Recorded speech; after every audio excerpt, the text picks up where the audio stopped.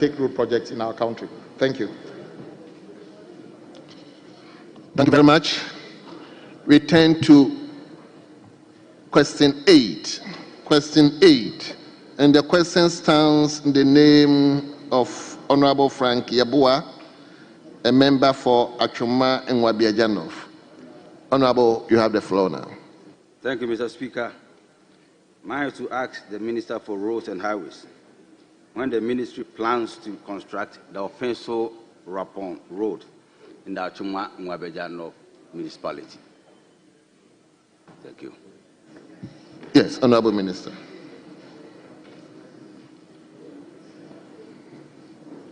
Mr. Speaker, the Offenso Rapon is captured on the Department of Federal Road database as Offenso Bonswa Wawase Federal Road, 33 kilometers, and Bonswa Rapon Adekrom, 14 kilometers.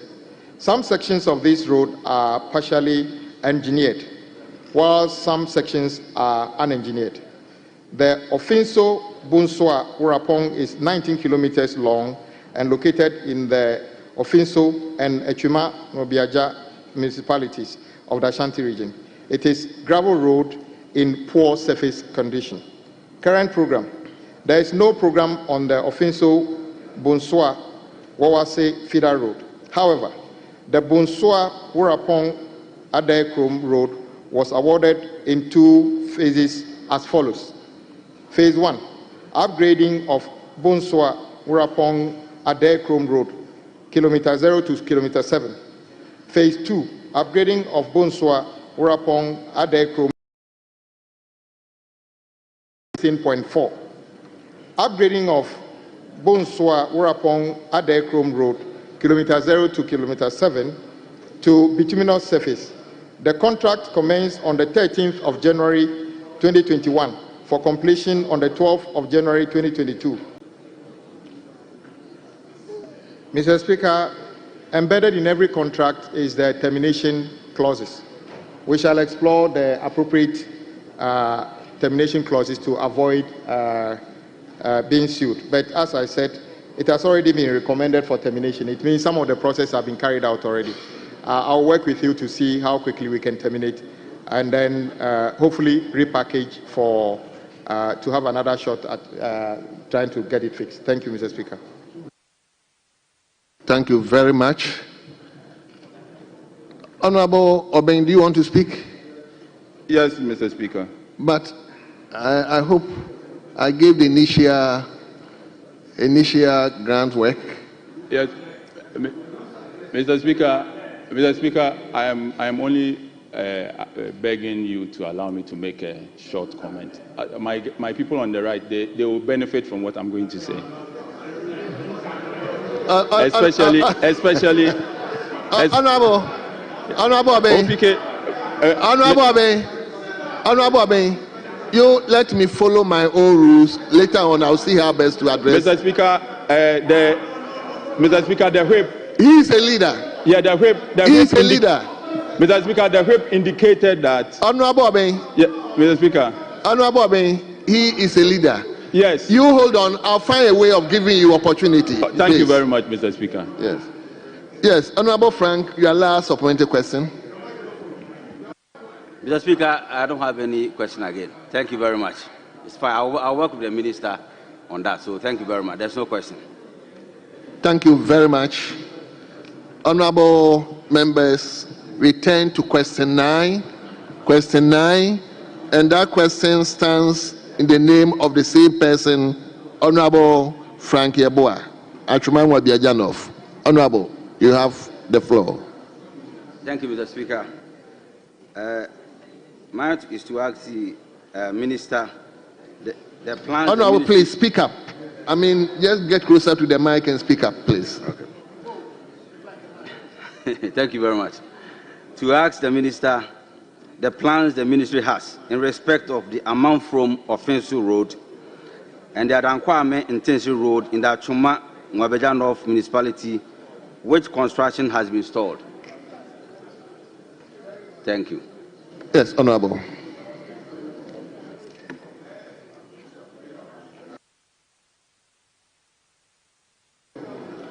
Mr. Speaker, amount from Offenso Road. Background, Mr. Speaker. The amount from Offenso Road forms part of the Abreport Junction, Barikese Offenso Road, which is a regional route 052.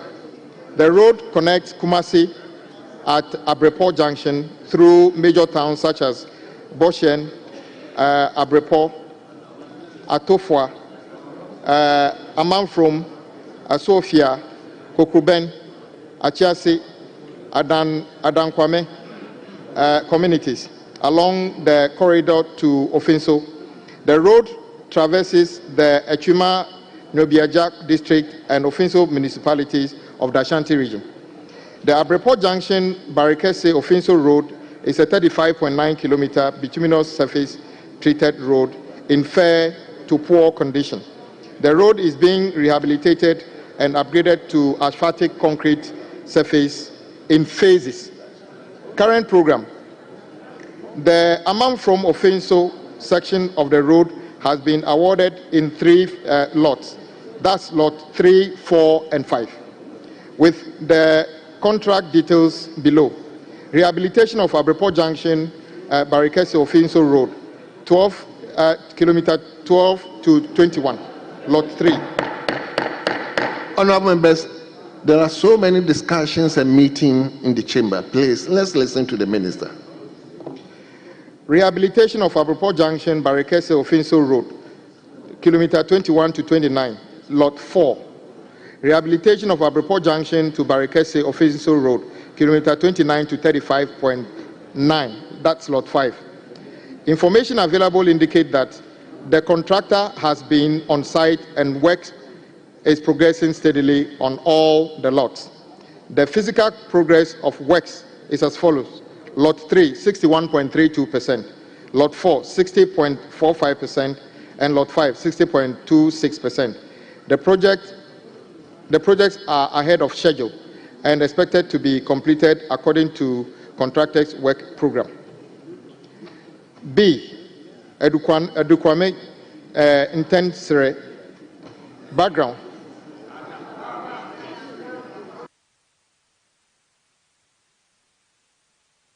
Thank you very much. Thank you very much.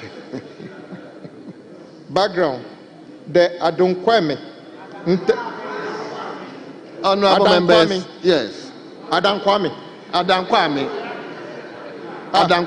But my name is Kwame. The way the Kwame is written is the same. So what's the Adankwame Intensere Feeder Road is a 13-kilometer long road. It serves as a connector road linking two highways. The Kumasi Barrick Road is section of the Abire Antwa Bonwe Road, which forms an integral part of the regional route 53. The road serves as a strategic link between Ejisu municipality and Kwabre East municipality in the Ashanti region. Current program.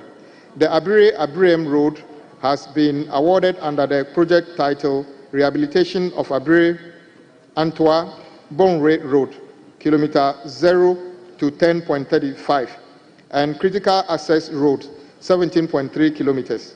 The works commenced on 28th December 2023 for completion on 27th December 2025. The contractor is on site and works are progressing. The physical progress so far is 42.63%. Wonu Ahonjo Asono Maso. Background. Wonu Ahonjo Asono Maso Road connects Bonre Abiriem Road at Krobo and traverses Sakura Wonu to Asomanso in the Kwabre East municipality of Ashanti region. The road is a 6.3 kilometer long and in poor condition. Current program. The Wonu Ahonjo Asono Maso Road has been awarded under the project title Rehabilitation of Krobo, Sakura, Wonu to Asomaso Road, 6.3 kilometers, and Critical Access Road, 7.87 kilometers. The contract was awarded on the 1st of October 2024 and is expected to be completed in 24 calendar months. Contractor is mobilizing to commence works. Thank you very much. Did he also ask you to take supplementary questions as well? Once I'm standing in his stead, I think it's okay that I do that. Mr. Speaker, I want to thank the Honourable Minister for the detailed answer he's given. Just to say that the Faudi to Kenyasi Road, that has been terminated. The people of Kwabri East want to find out from the Minister what steps he is taking to re-award this contract to a new contractor so that the gains that have been made on the road, because we realize that 62.11% of the road has been completed. And if the contract is terminated, what it means is that then we would allow this road to go bad. So what steps is he taking to re-award the contract to a new person? Thank you. Very well, Honourable Minister. Mr. Speaker, we shall review the current status under the relevant agency and find out, since it appears there are two other contracts going on within the area, we'll review and see if one of them, it will be appropriate to find a way of letting them get on with it if their contracts allow us to do so. So we'll explore that channel as well. Thank you very much. It is now the turn of the contractor who asked the question for the previous question. Honorable Davis Ansa Opoku, member from Preso. Now you may ask your own question. Thank you very much, Mr. Speaker. Mr. Speaker, I seek to ask the Minister for Roads and Highways the status of the Etibie and Chenrasi to Akwesimu roads leading to the paragliding sites. Thank you very much, Mr. Speaker. Honorable Minister. Mr. Speaker, thank you. TBA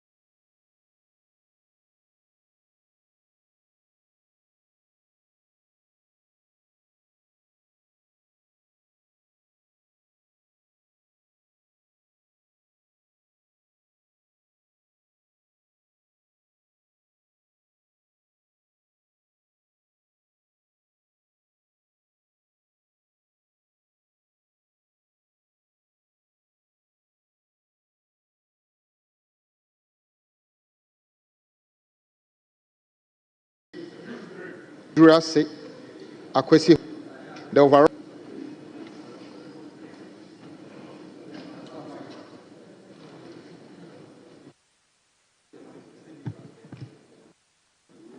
Thank you very much, Mr. Speaker. Mr. Speaker, I want to draw the attention of the Minister to the significance of this road.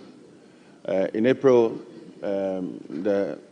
we will be in the Easter festivities, and paragliding brings a lot of money to the state. I mean, this paragliding thing, and we know that Easter, when we say Easter in Ghana, it is Kwawu Kwawu.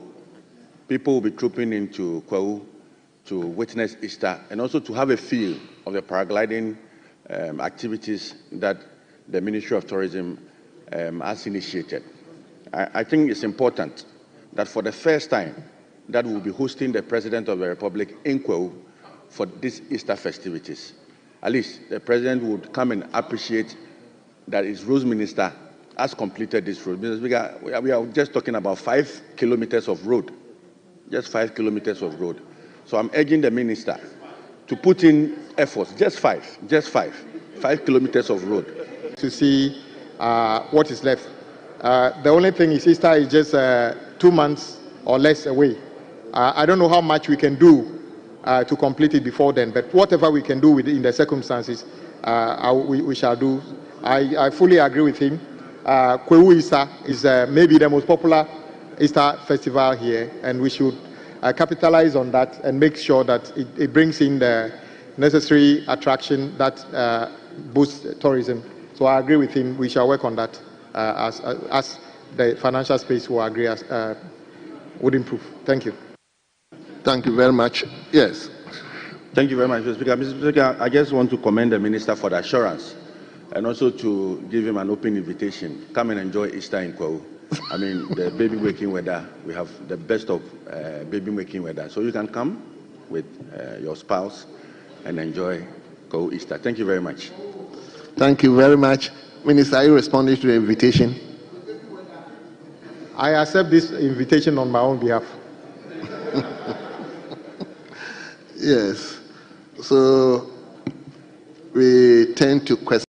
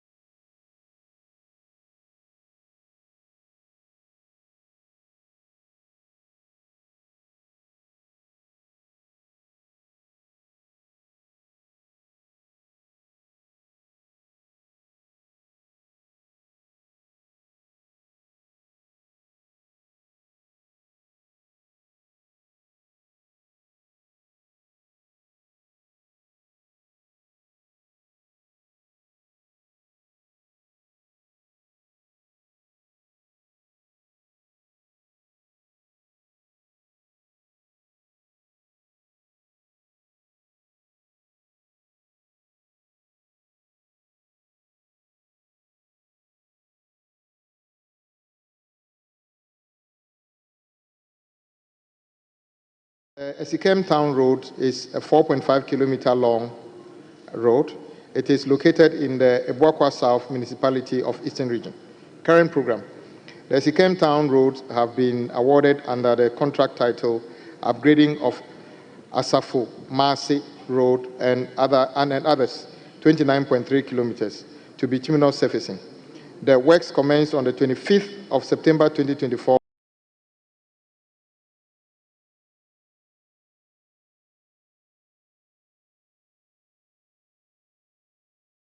Physical complaint. The contractor is currently on site and works are ongoing. Nkronso Town Road. The Nkronso Town Road is a 4.4 kilometer long road. It is located in the Ebuakwa South Municipality of Eastern Region. The Nkronso Town current program. The Nkronso Town Road have been awarded under the contract title Upgrading of Asafo Masi Road, a 29.3 kilometer road to bituminous surfacing. The works commenced on 25th of September 2024 and is scheduled to be completed on 24th March 2026. The progress of works is estimated at 55.77%. The contractor is currently on site and works are ongoing. Asafo Town Road. The Asafo Town Road is a 6.4 kilometer road.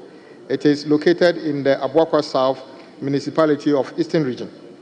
The Asafo Town roads have been awarded under the contract title Upgrading of Asafo Maso Road and others, 29.3 kilometers to bituminous surfacing. The works Apapam to Labicrom Road. The Chebi Apapam Labicrom Road is a 14 kilometer road. It is located in the Ebuakwa South Municipality of Eastern Region. Current program. The Chebi Apapam Labicrom Road, Afida Road, was awarded in two phases. Phase 1, upgrading of Chebi Apapam Labicrom Road, kilometer 0 to 7. Phase 2, upgrading of Chebi Apapam Labicrom Road, kilometer 7 to 14. Phase 1, contract commenced on 21st of May 2020 and completion date was expected to be 14th of September 2023, which has since elapsed. The progress of work is estimated at 50.77 physical completion. The contractor is currently not on site and works has stalled. An injunction has been placed on the contract due to delay in payment. Phase 2, the contract commenced on 13th of July 2020, expected to have been completed on the 15th of September 2022, which has since elapsed. Progress of work is estimated at 17.77%. The contractor is currently not on site and works have stalled. An injunction has been placed on the contract due to delays in payment for works done.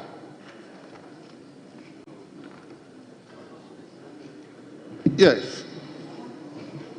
Supplementary question, yes.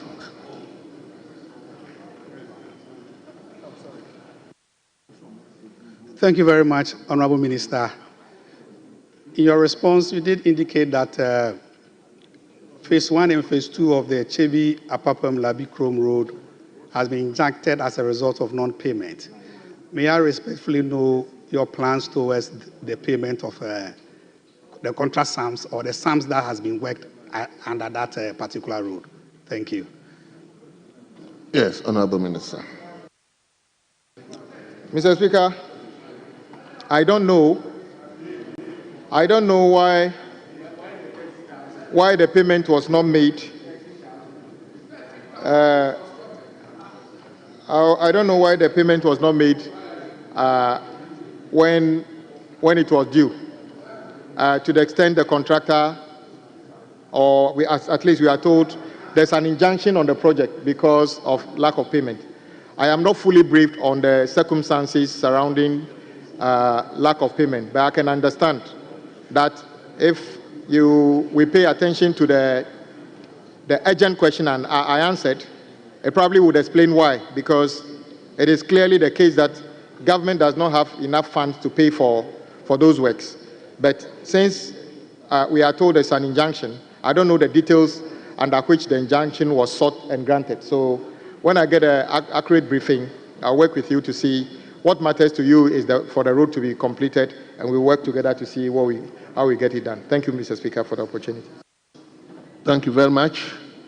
Yes. Thank you very much, Right Honorable Speaker. Honorable Minister, thank you very much for your candid response.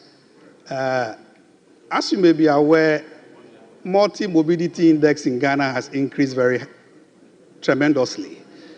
And one of the key factors has to do with upper respiratory disorders.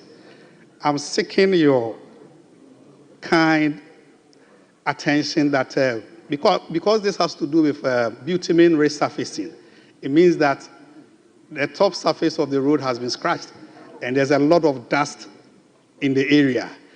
I crave your indulgence that please keep a very good eye on these roads for the people of Abuakwa South.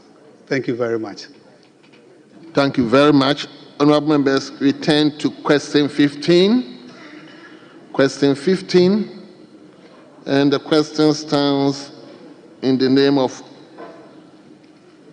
Dr. Abdul Kabiru Tia Mahama, member for Wale Wale. Honorable, you may ask your question now. Thank you very much, Mr. Speaker. Mr. Speaker,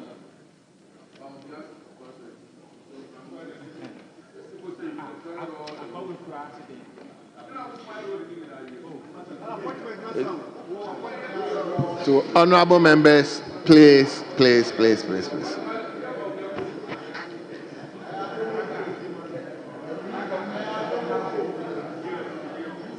Yes, Honorable Kabilo, you have the floor. Mr. Speaker, I thank you very much for the opportunity to ask the Minister this question and to ask the Minister for Roads and Highways when the following road projects would be completed. 1.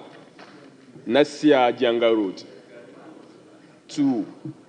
Nasia Parugu Mimima Road. 3. Wulugu Passenger Route. 4. Bimsi Nayoku Gadbine and Mimima Boayene Road. Thank you, Mr. Speaker. Yes, Honorable Minister.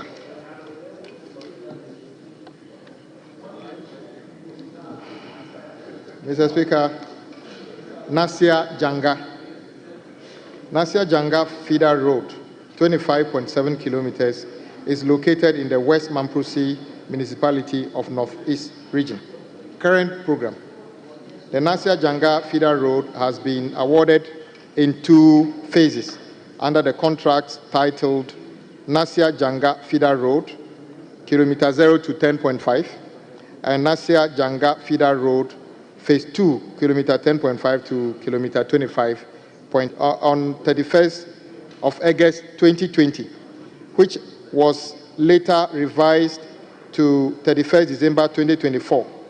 The progress of works is estimated at 75 physical completion. The contractor is currently on site and the work is ongoing. Phase 2, the contract commenced on 9th of December 2024 for completion on 8th of June 2026. The progress of work is estimated at 21.7%. The contractor is currently on site and is working. Nasia Barigu Mimima Road. Nasia Mimima Feeder Road is a 34-kilometer long engineered network in the West Mamprose Municipality of Northeast Region. The road is F-based in poor condition. Current program. The Nasia Barigu Mimima Feeder Road was awarded on 25th of October 2024 for completion by 25th October 2026. The contractor is mobilizing to commence works. Wulugu Pansekpe Road. Pasekpe, this end. Pansekpe. Okay. The Wulugu Pansekpe Road is a 35-kilometer long road. It is a regional road, Route 116, with a gravel surface in poor condition.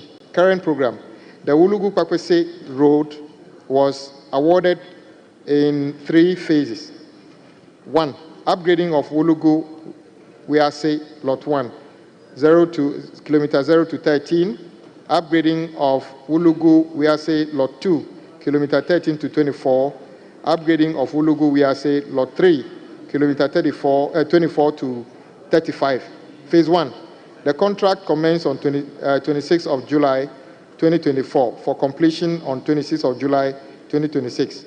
The progress of works is estimated at 13.43 physical completion. The contractor is currently on site and works are ongoing. Phase 2. The contract commenced on 26th of July 2024 for completion by 26th July 2026. Progress of work is estimated at 18.43%, and the contractor is currently on site and works ongoing. Phase 3. The contract commenced on 26th of July 2024 for completion on 26th of July 2027. The progress of works is estimated at 17.62 physical completion. The contractor is on site and works ongoing. Bimsi to Nayoko Gagbini. Background. Bimsi Nayoko Gagbini is a 5.2 kilometer feeder road in the West Mamprose Municipality of Northeast Region. The road is F-based and is in poor condition. Current program. The road is under feeder road and forms part of the upgrading of Walawale Wungu Feeder Road, 3.5 kilometers, and others, 25.45 kilometers, total 28.95 kilometers, to bituminous surface. The project commencement day is 29th November 2024 for completion on 28th November 2026. The progress of work is estimated at 55%. Physical completion. The contractor is currently on site and works ongoing. Mimima Bwayini.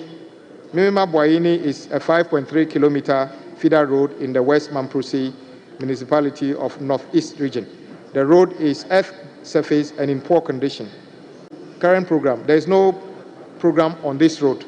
Engineering design studies will be carried out by the end of the second quarter of 2025 to assess the appropriate intervention, after which it will be considered under the 2026 budget allocations. Thank you.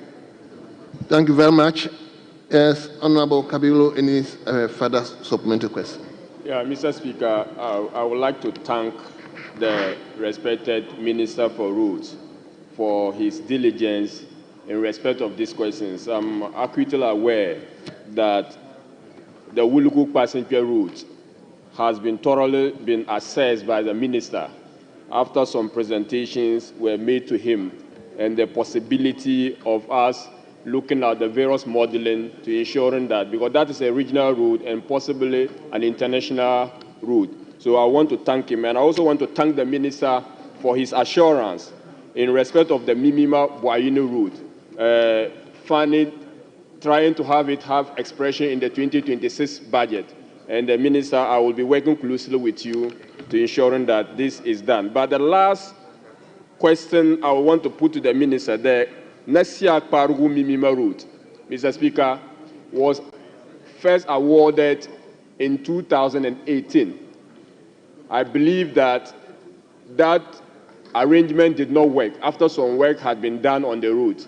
I want to know whether this has been brought to the attention of the Minister and whether or not this current arrangement, we could expedite the process to ensure that the time lost between 2018 and 2024 would have been catered for in the implementation of this program. But that said, I'm also aware that the contractor is a very diligent contractor and he will do a good work if given the opportunity. Thank you. Yes, Minister. Mr. Speaker, I thank my colleague, and then I would review the additional information is provided with the agency head to make sure the interventions capture exactly what he's talking about. Thank you very much, Mr. Speaker. Thank you very much. We take question 16.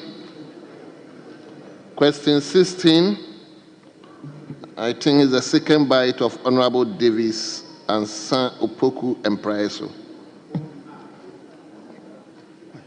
Ula. Thank you very much, Mr. Speaker. Mr. Speaker, I seek to add the Minister for Roads and Highways, the plan of the government to construct the Adorso to New Jerusalem Road leading to Begoro in the eastern region of Ghana. Yes, Honorable Minister.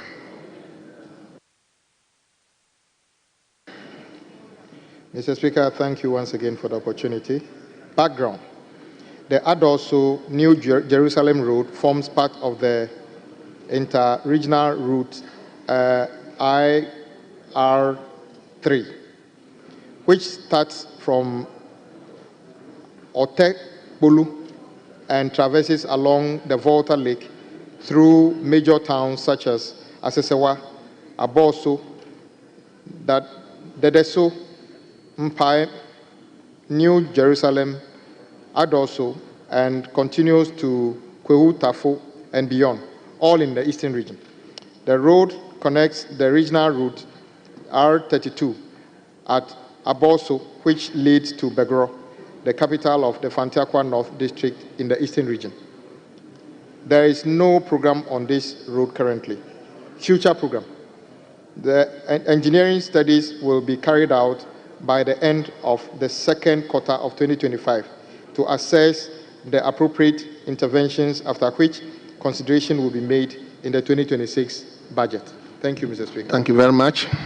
Yes, Honorable Mr. Speaker, on the 14th of February, in this very house, we approved a loan facility amounting to about 350 million for the Afram Plains Road.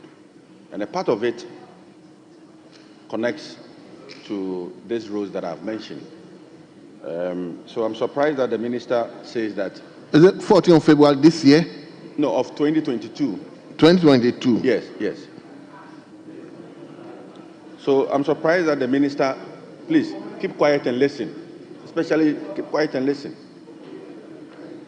I'm surprised that the minister says that there's no program on the road, because I know that this contract was awarded to Contractor Construction UK Limited for an amount of about 150 million euros, and to construct from Bunsu leading to Adoso, and all these roads that we have mentioned is captured in it. So if you say there's no program, are you able to tell us what that means? Thank you.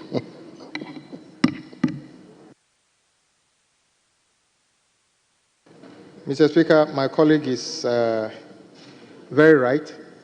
That was the Parliament before this one. We approved a significant amount of money for not only the roads, but some bridges. But my colleague is aware, fully aware, that by the close of that year, the Minister of Road and Minister of Finance came here and vied that amount of money to be applied to other roads. Maybe you forgot about that one. That is what made this program stalled. But the truth is that the road mentioned is very critical.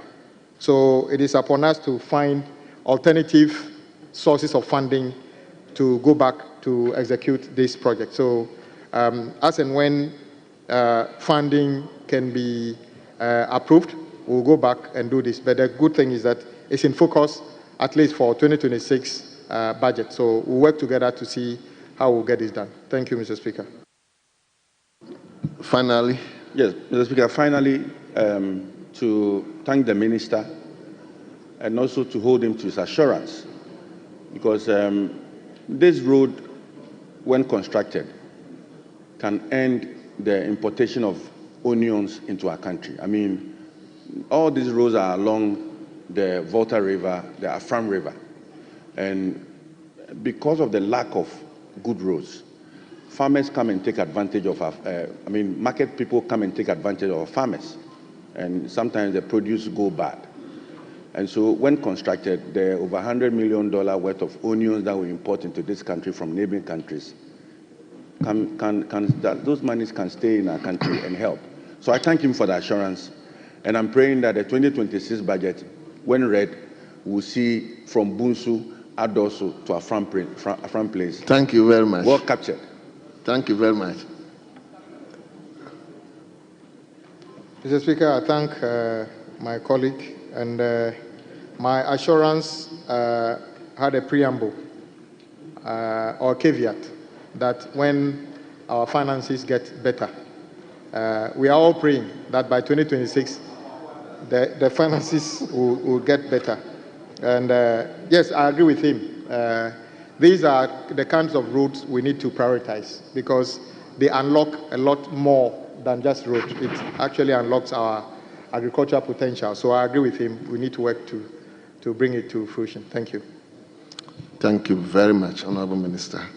Now we take the final question. Final question from Honorable Tweneboa Kodria Fukuo, a member for Manso Nkwanta.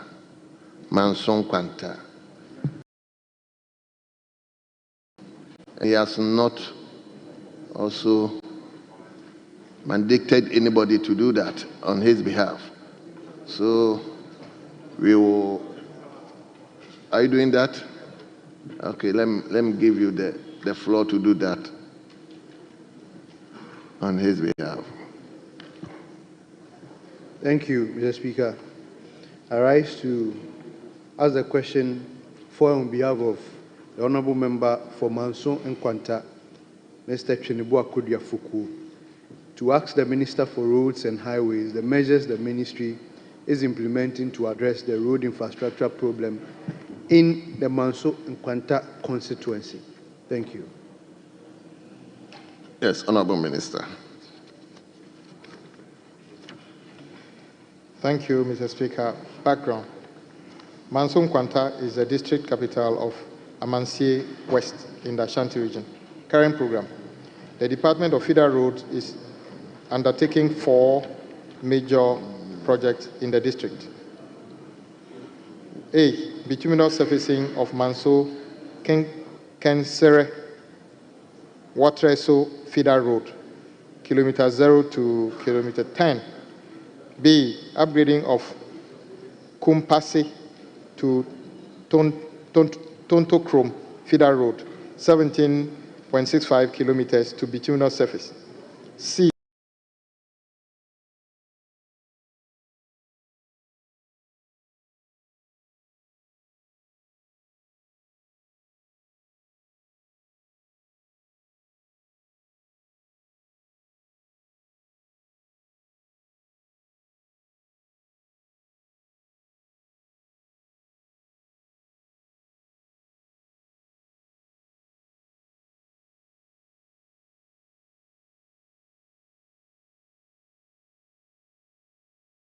Kensere Watreso Road has been awarded under the project title Bituminous Surfacing of Manso Kensere Watreso Feeder Road.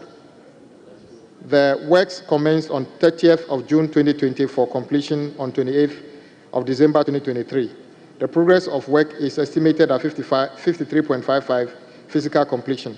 Work stalled due to delay in payment for works done. Upgrading of Kumpase to Tontochrome Feeder Road. Current program. The road has been awarded under a contract title Upgrading of Kumpase Tontochrome Feeder Road, 17.65 kilometers to bituminous surfacing. The project was awarded on the 15th of November 2024. The contractor is yet to commence work. Upgrading of Pechi number 2, Tontochrome Feeder Road, 1.4 kilometers, and Pechi number 1 and Pechi number 2, a total of 4.6 kilometers to bituminous surfacing.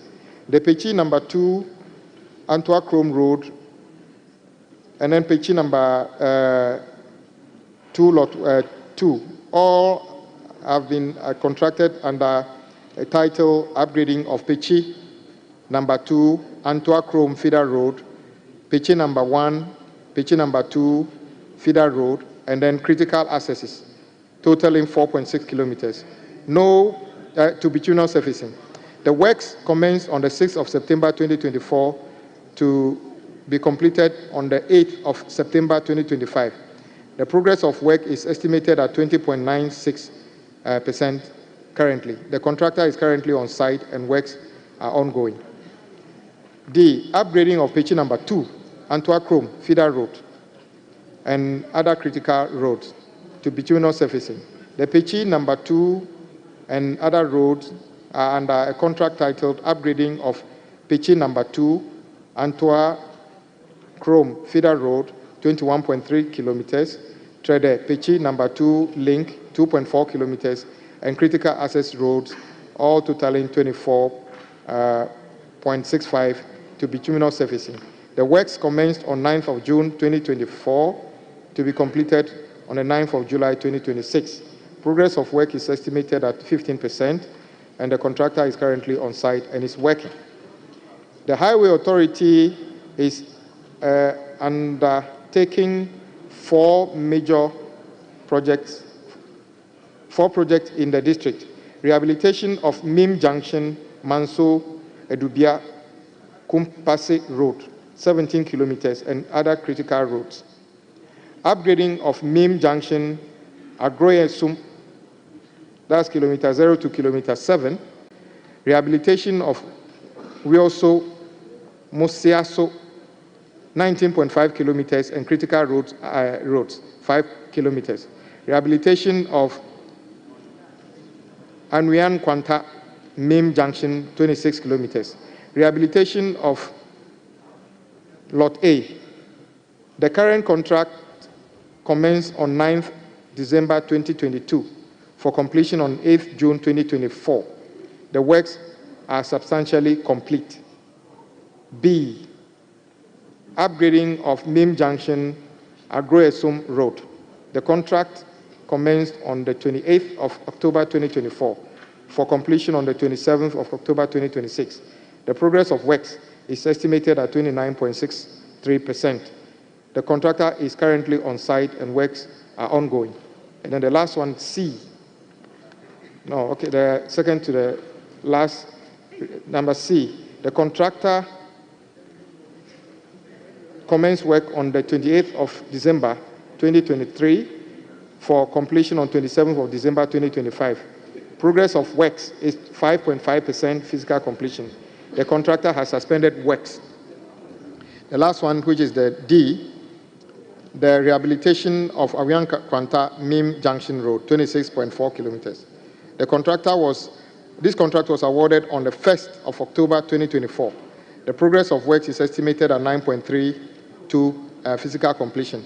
The contractor is currently on site and works ongoing. Thank you, Mr. Speaker. Thank you very much, Honorable Minister. Honorable Minister, I believe what I observe in the 8th Parliament,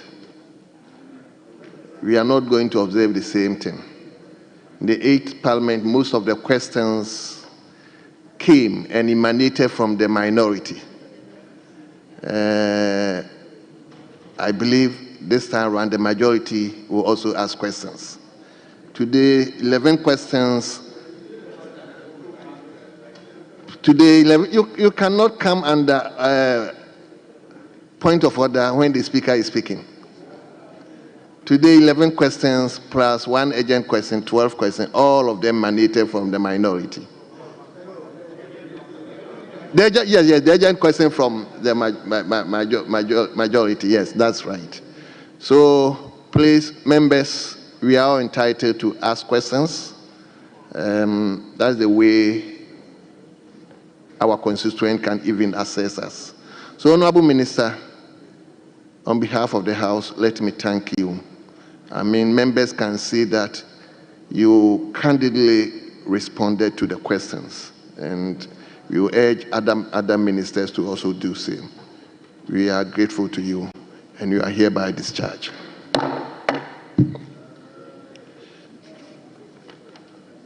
Honorable members, before we go back to item 6 in today's order paper, let me create the indulgence of the House to acknowledge our children who have come all the way from Bono region. Is that not the case? From Yamoransa Model Labs? Yamoransa Model Labs. And yes, they are being led by Jonathan Amponsim, who is the senior project associate, and they are coming from Doma West constituency. Doma West constituency. And I guess the member is here, Vincent? Yes. Yes. I hope you take care of them. Mr. Speaker, with your support, I'll take care of them. Very well. Very well. Yes. We thank you for coming all the way from, is it Sampa area?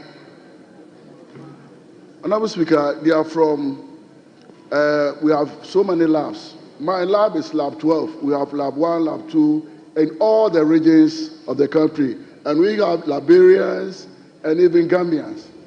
Oh. And it's an annual event. It is robotics. They do robotics competition and whole other things. Very well. And it's funded. I'm the promoter. We have promoters around. I know Honorable Elizabeth Ejari is a promoter for Bono East. I'm for Bono. There's another one for, it's all over the country. Very well. So this is an annual event. Oh, very well. Thank you very much. Yes, Chief Whip. Thank you very much. Speaker, I have my 2 schools from Southern actually. And we participated annually. And this year we came second. And so, let me see you. Yes. So, like my brother, Honorable Vincent Opon said, it's a national event. And Speaker, I think this House should take cognizance of this program. Because, yes, I can make preliminary comments on the matter. And it produces young scientists. And this is how nations grow. This is how you create people who manufacture their creativity. So this House will pay attention to this program. And then we need to encourage the agencies to sponsor it. They'll go to places, they'll go to the Silicon Valley and do wonders. Then ask Honorable Yabuama to sponsor. Yes, Honorable Yabuama, you and I, we must co-sponsor next year's program and ferry them to Silicon Valley in California. I thank you for the opportunity, Mr. Speaker. Thank you. Thank you very much. To all of you them. are welcome.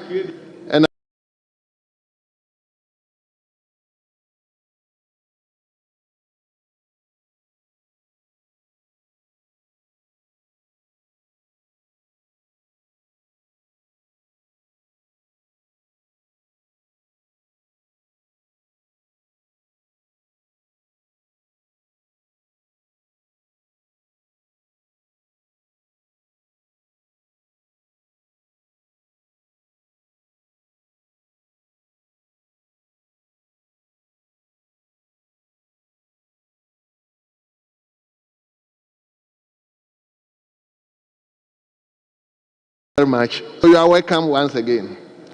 Yes, honorable members, let's welcome the leader of the House to give us the activity for the ensuing.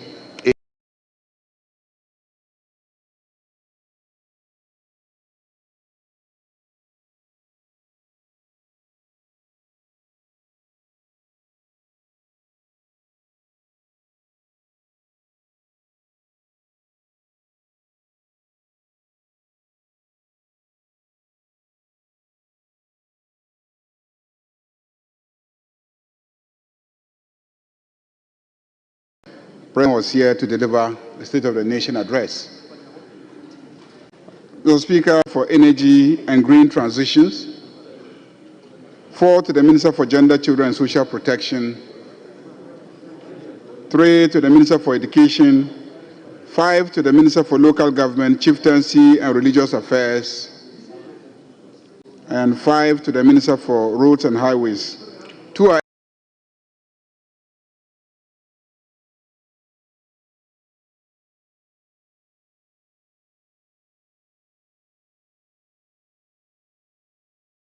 honorable members, papers and reports may be laid. Motions and resolutions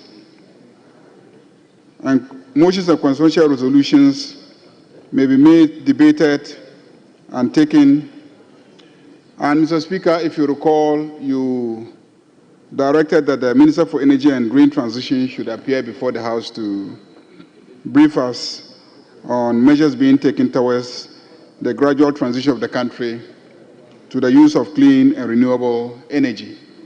So the Minister has been scheduled for Tuesday, 4th of March 2025. For that purpose, we urge the Minister to avail himself so that we'll be briefed. Thursday, 6th March 2025 is the Independence Day and is a public holiday and will be observed as such, as a statutory holiday, so this House will not be sitting. So, Speaker, the major business for next week will be the debate on the message on the state of the nation. So, Speaker, a motion to thank His Excellency the President for the message on the state of the nation will be moved on Tuesday, 4th of March 2025. Honourable members are therefore urged to participate actively in the debate. The time allocation is as follows: that the majority leader and minority leaders will have 40 minutes, other 40 minutes. Other leaders will have 20 minutes, leadership of committees will have 15, and honorable members will have 10 minutes. Mr. Speaker, the committee considered the issue of the number of members to be recognized from each side of the House to contribute to the debate each day, but could not reach a consensus.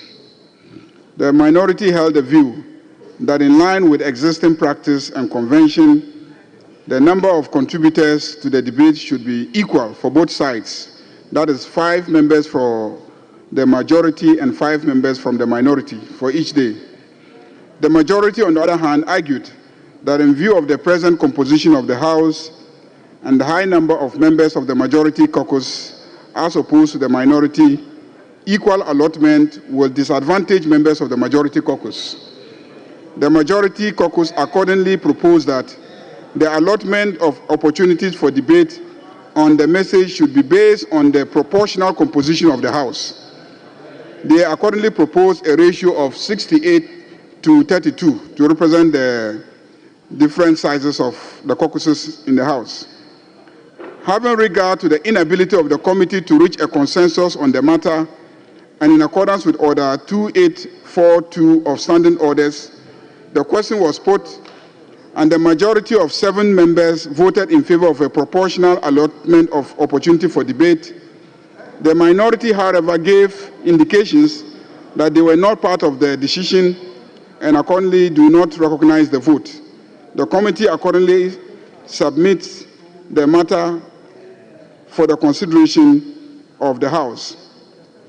The sitting time is 10 a.m. starting Tuesday, 4th of March, and the time may be extended depending on the schedule of the day. Mr. Speaker, in accordance with Order 216(2) and subject to Order 67, the committee submits to the House the order of business for the consideration and adoption by the House. Thank you very much, Mr. Speaker. Thank you very much. Honourable members, the business statement for the ensuing 8th week has been read to us by the Leader of the House. It is now before the House for consideration. So if any member has concerns, there is a time. As it stands now, I can only see the minority ship. All right. Mr. Speaker, I think I will start and my colleagues will come. You want to start and your colleagues will come? Yes. Then Mr. why Speaker, don't you allow your colleagues to come, then you take the final lap? Mr. Speaker, I have concerns. Let me raise my concerns. What I'm saying is, normally, per our practice, fine. Per our practice, normally when the leader of the House of the caucus speaks, we don't normally go back. So if you allow the members to speak, then you give the final. Or if you want to change it, that's Mr. Speaker, in the case of business statement, there are so many matters. So any member can speak to any matter. And I think it has been the guidance of the House. Mr. Speaker, let's hear you. Mr. Speaker, listening to the Leader of the House and the Majority Leader on page 2 with item 5, debate on the message of the State of the Nation. Mr. Speaker, I don't know where this is coming from, to the effect that we are going to debate on the message of the State of the Nation based on proportions. This is alien to the House. It has never been practiced from our 4th Republic, from the 1st Parliament, the 2nd Parliament, the 3rd Parliament, up to the 9th Parliament. We have never set proportions in this House as basis for debates, Mr. Speaker. So when the majority leader was saying that they even took a decision in terms of voting, that is actually not the procedure. He is a senior man of this House, and he knows. Even the 7th Parliament, when the MPP had a majority of 169 and the NDC was 106, we never used proportion in terms of debate. It has never happened. So why is it that at the moment we are going to say that to debate on the state of the nation, you are going to use a proportion and you brought your own proportion? Mr. Speaker, in any case, what are you afraid of? If 5 of you speak and 5 from this side speak, what are you afraid of? Because you believe that the message that the president presented is the state of the nation. So, Mr. Speaker, with all due respect to the leader of the House, I think this part of the business statement should be expunged from the record because it's alien to the rules. And if you come and look at our standing orders, if you check Order 115, it tells you Order 115, Mr. Speaker, with your permission, I'll just read Order 115, where it talks about time and manner of speaking. Order 115 says that, subject to the discretion of the Speaker on Order 1693B, a member who intends to speak shall rise in the member's place and address the chair while standing only at the catching the eye of the Speaker. There is nowhere in our standing orders which will tell you that you should use proportions when you are going to speak on the floor of the House. And we should not entertain this because we will be setting a very bad precedent. We'll be setting a bad precedent. And we on this side, we will not be part of this. We will not be part of it. And we will not entertain this because it has never happened. And we will not allow you to set a wrong precedent to us. So it's wrong. And Mr. Speaker, we will definitely not be in agreement with any proportion. If we are to debate on the message of the state of the nation, if 5 on this side is speaking, 5 on the other side will speak, there is nothing to be afraid of. You don't need to say you are going to use proportion. We will all speak and we'll all debate the message the president speaks, but will not use any proportion to be able to do that. I thank you, Mr. Speaker.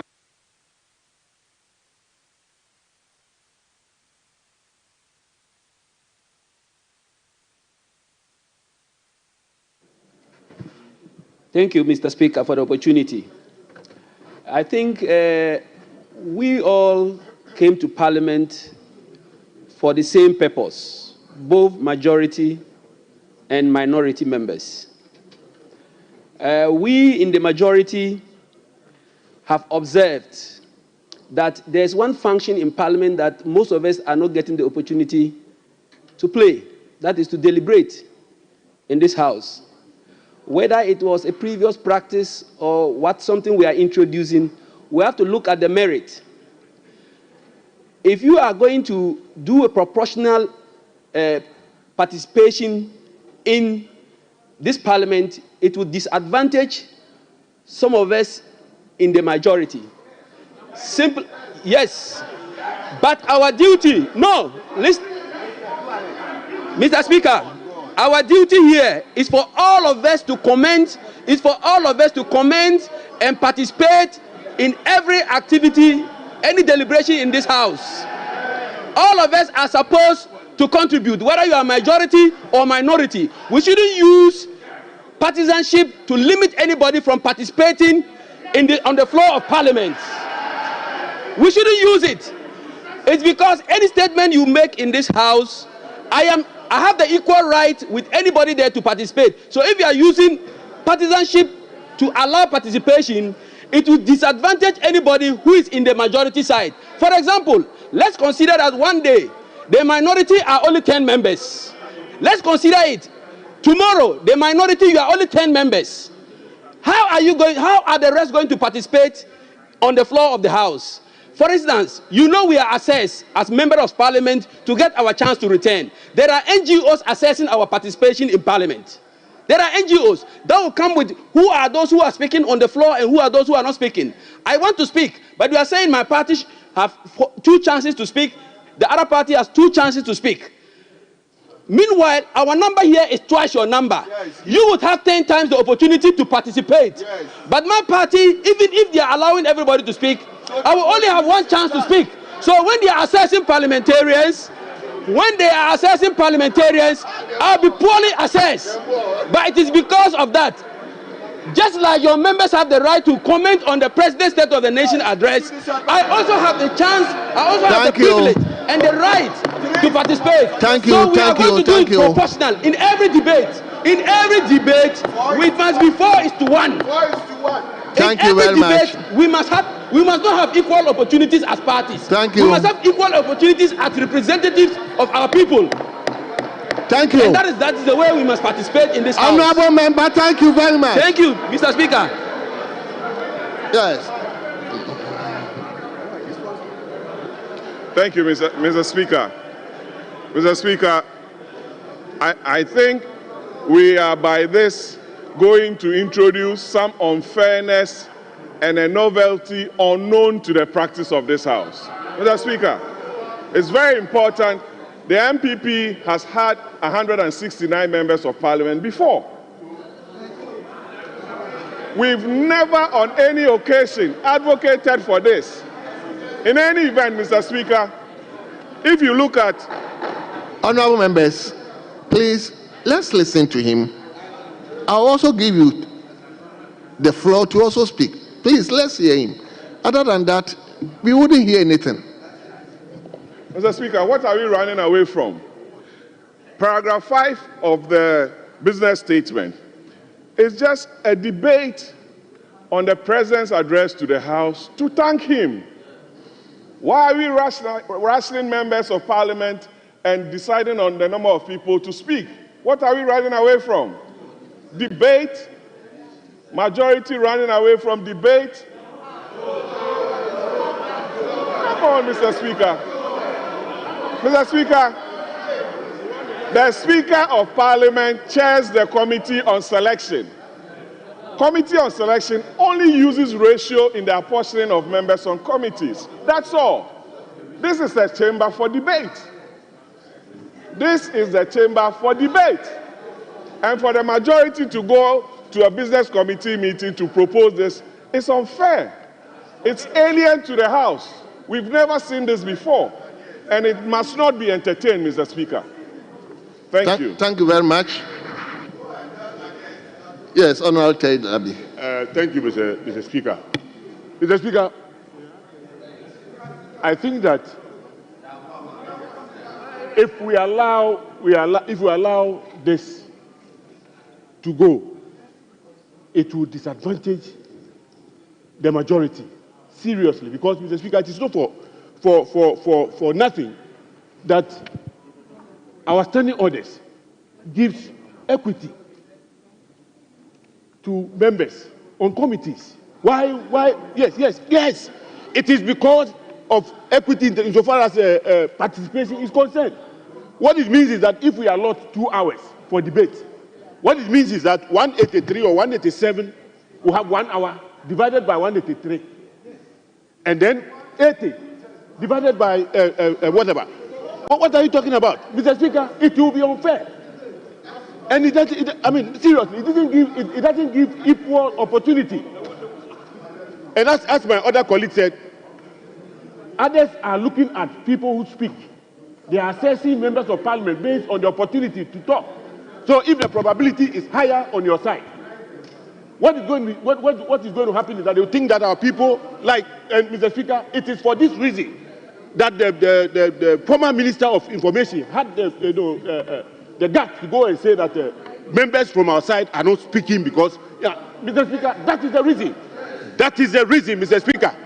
So, Mr. Speaker, I think that for the sake of equity, we need to go by the proportion so that everybody would have opportunity to speak, be it on at the committee or on the floor of Parliament. Mr. Speaker, I think it's just fair. It is just fair. Thank you, Mr. Speaker. Thank you, Mr. Speaker. Mr. Speaker, I have 2 points to make. One on this proposal for proportionality, and then one on something else which I believe should be programmed in the business statement for next week.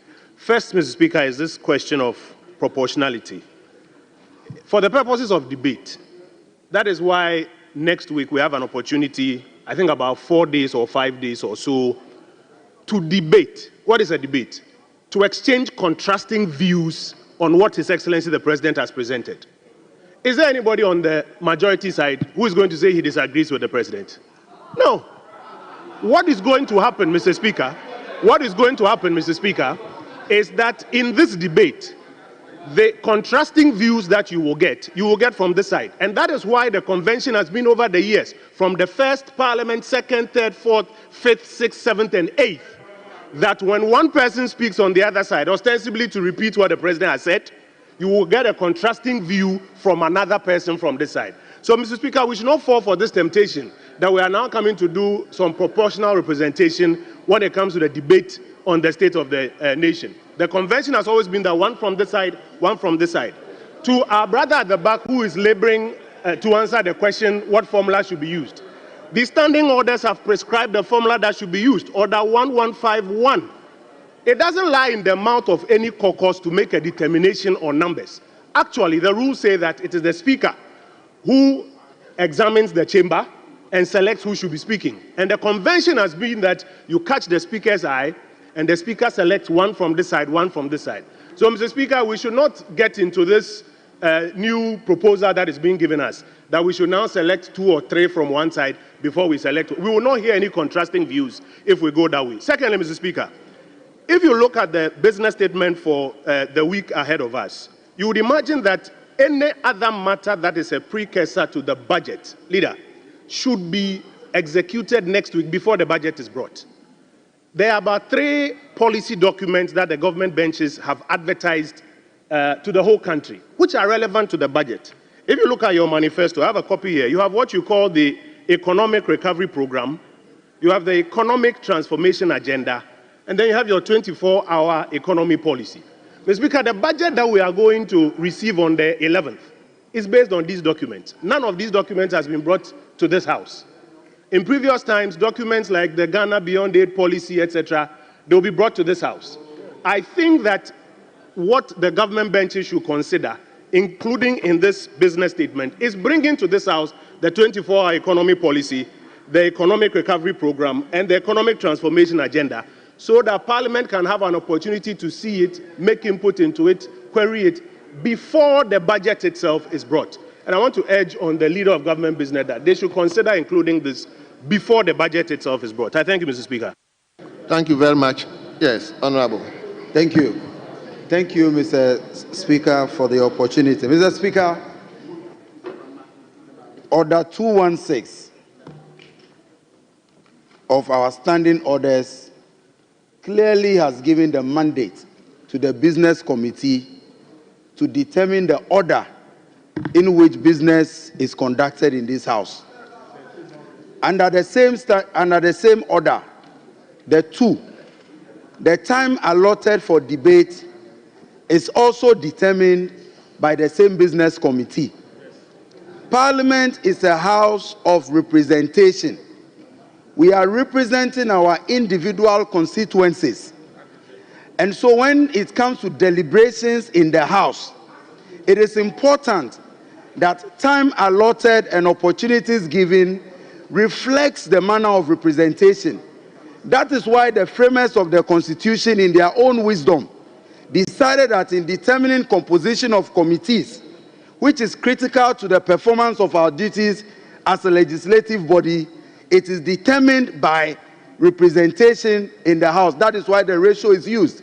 So it is only proper that we have this determination done in such a way that because we have the majority and the numbers are so huge that we are more than twice the number of the minority, in the debate of the state of the nation, it is proper that we are giving more slots than the minority is given to debate. So, Mr. Speaker, we support not just the debate, all other proceedings. Mr. Speaker, we in the majority stand firmly behind the majority leader in proposing that in the debate of the State of the Nation's address, the majority be given more time or more slots than the minority. Thank you.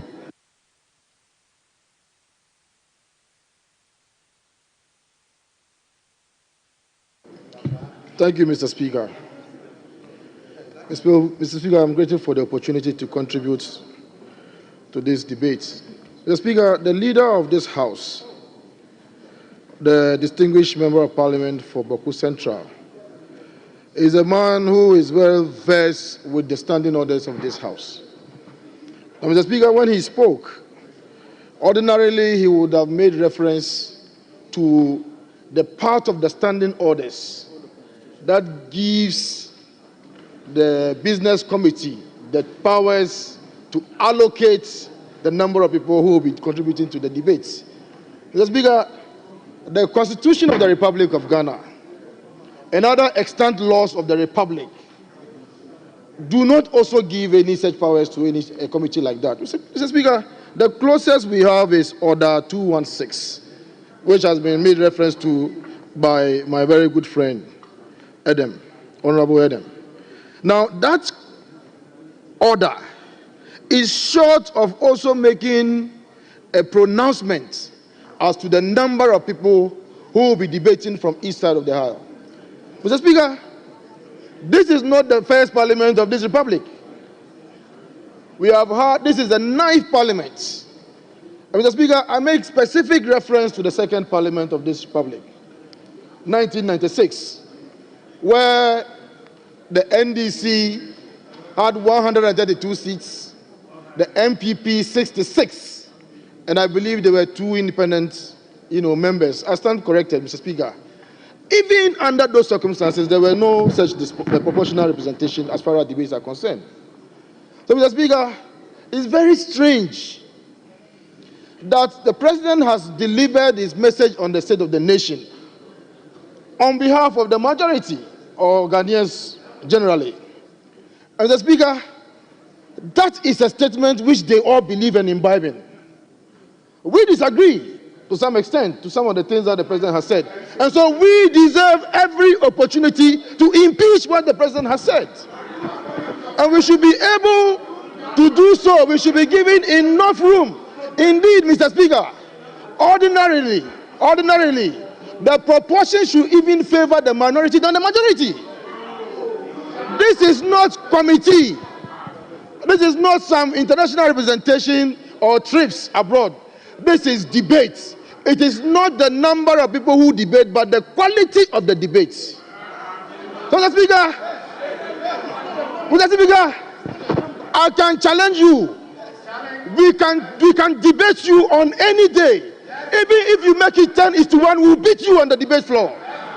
Mr. Speaker, in this hallowed chamber, we are ready for you, but we are not ready for you to trample upon our rights.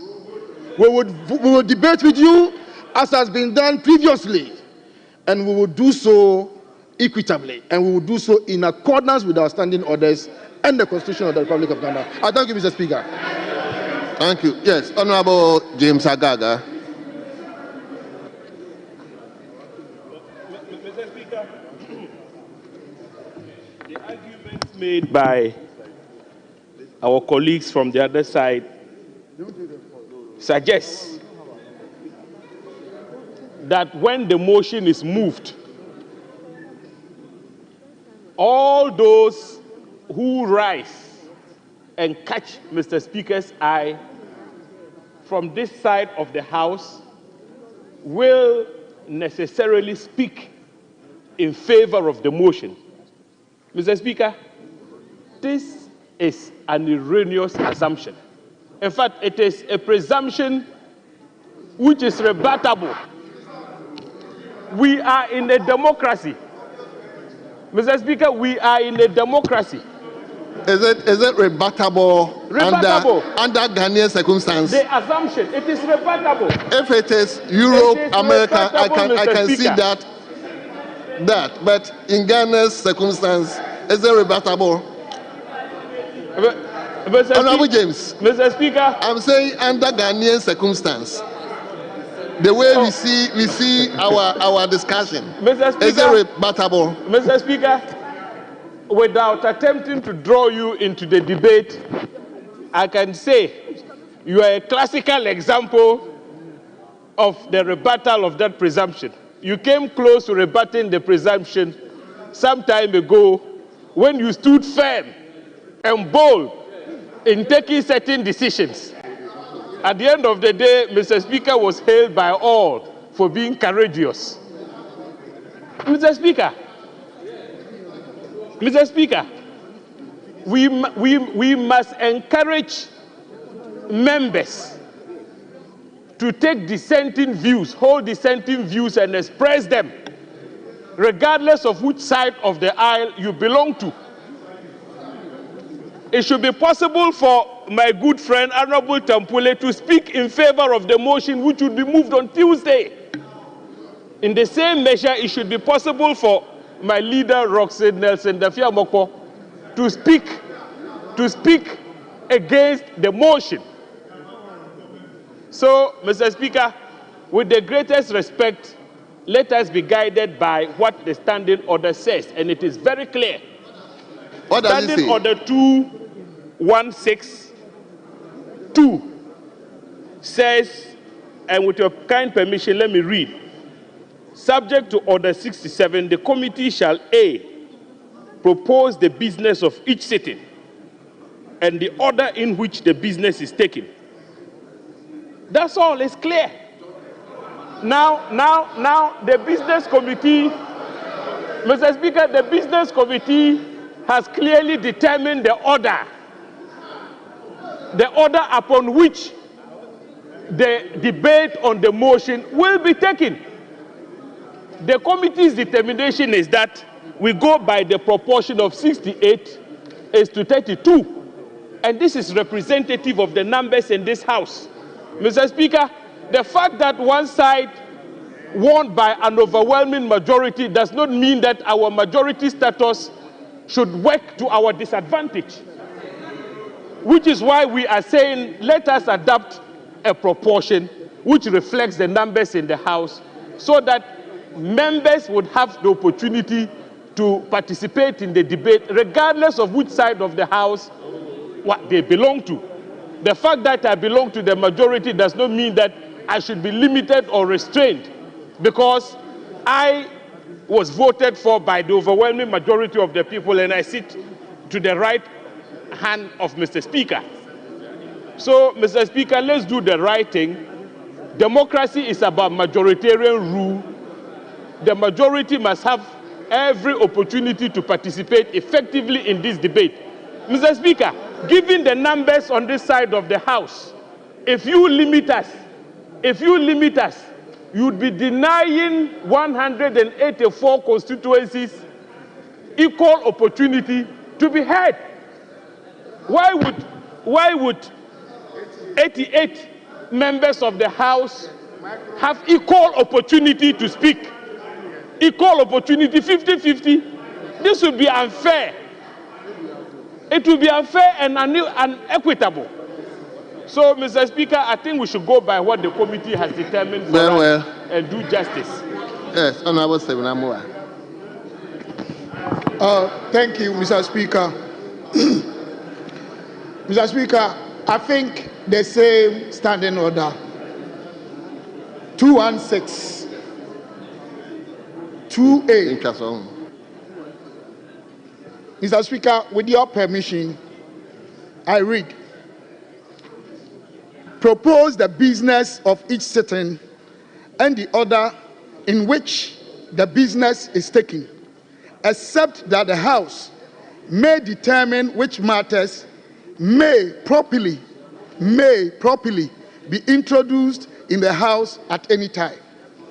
Mr. Speaker, I think this extract is so clear without any ambiguity. Unless somebody wants to undermine the very law that has conferred on us the power that we want to abuse in this House. It is so clear that the business committee, they will make the proposal or the propositions, but it is the House that will determine which matter should be actually dealt with and the adverb properly. So it doesn't lie within the jurisdiction of the business committee to impose on us anything which is unlawful. I think we've come too far to accept any imposition of one party's interest. We are here, at least I understand that the Constitution, the standing orders or conventions are the very tools that actually guide us in this House. Looking at 1996, we had different numbers in terms of ratios. And we could not use that as a yardstick to make the decisions, Mr. Speaker, they want to make today. I'm advising my brothers from the other side that we want to live in peace. We want to adhere to the democratic principles that have brought us this far, and that has earned Ghana the reputation we have on the continent of Africa. If they think they want to abuse their number and by doing that impose on us their interest, we will not allow that. We will resist any form of imposition, any form of intimidation, any form of threat that will undermine the very democracy and the constitution that is leading us. So, Mr. Speaker, all that I'm saying is that we will not sit down and allow anything that will be done in law. They say mela fide, in bad faith. I think the good people of this country voted for us to position ourselves in a way that they will learn from us. The students were here, the media, they are here. Now, because of your numbers, are we practicing autocracy or democracy? Are we practicing military rule or we are practicing democracy? Please, respectfully, we want to work together in harmony. We want to harmonize the interests of every Ghanaian. Equality, as the Constitution says, Article 17, must be respected. We cannot decide anyhow because we have power. We cannot decide anyhow because we think we are yielding power that Ghanaians have given us to distort and destroy the beautiful democracy we have. Don't let anybody think our numbers, they'll intimidate us. Don't let anybody think because we have these small numbers, they'll behave in a way that we will succumb to their threat. We will not be controlled by cowardice. Mr. Speaker, I'll end by this. The very Bible that we read, God has assured us and given us. God did not create us with the spirit of timidity nor fear, but that of boldness and courage. Do not be afraid, my people. Do not be dismayed. For the Lord your God is with you. And we will stand on the authority of God and the democracy and the constitution and the standing orders and live up to expectation. Thank you, Mr. Speaker. Thank you so much. Honorable members, please. If I continue to listen to almost everybody who speak to it, and it appears the same thing. Anybody who speaks from the right will speak to the same point, and as well as my group from the left will also speak to the same point. So let me listen to leadership, and I'll have my own conclusion about it. Yes, Minority Leader. Mr. Speaker, thank you for the opportunity. Mr. Speaker, this morning, because I had some other engagement outside of the precincts of Parliament, the Chief Whip on our side stood in for the caucus at the usual business committee meeting. He has fully briefed me of what transpired. Well, regrettably, the majority leader did not give me a heads up on the intention of the majority on this very matter. But that is to be expected. We are in a political enterprise. Sometimes it is normal to hide some of your cards. So, though it's a surprise, but it's normal to me. It's okay. Mr. Speaker, let me make some few references, and I will leave the matter to our good conscience, to posterity, and for all to think through. Mr. Speaker, when I was a majority leader, and at a point close to elections and after elections were to take some decisions in this House, the minority then resisted, and through the resistance they referred me to the Hansard of 2016 after the election, where my predecessor, the respected Manso Nkwanta, had made some strong arguments about the transition and the fact that they had lost elections certain decisions were to be placed on ice. And they were fortified by that to say that government business could not continue. I've listened to the forceful argument by Honorable Edem Agbana. I've also heard my own friend, the Honorable James Agaga, talking about the majoritarian rule. Fortunately, everything said today will be part of the Hansard of this House.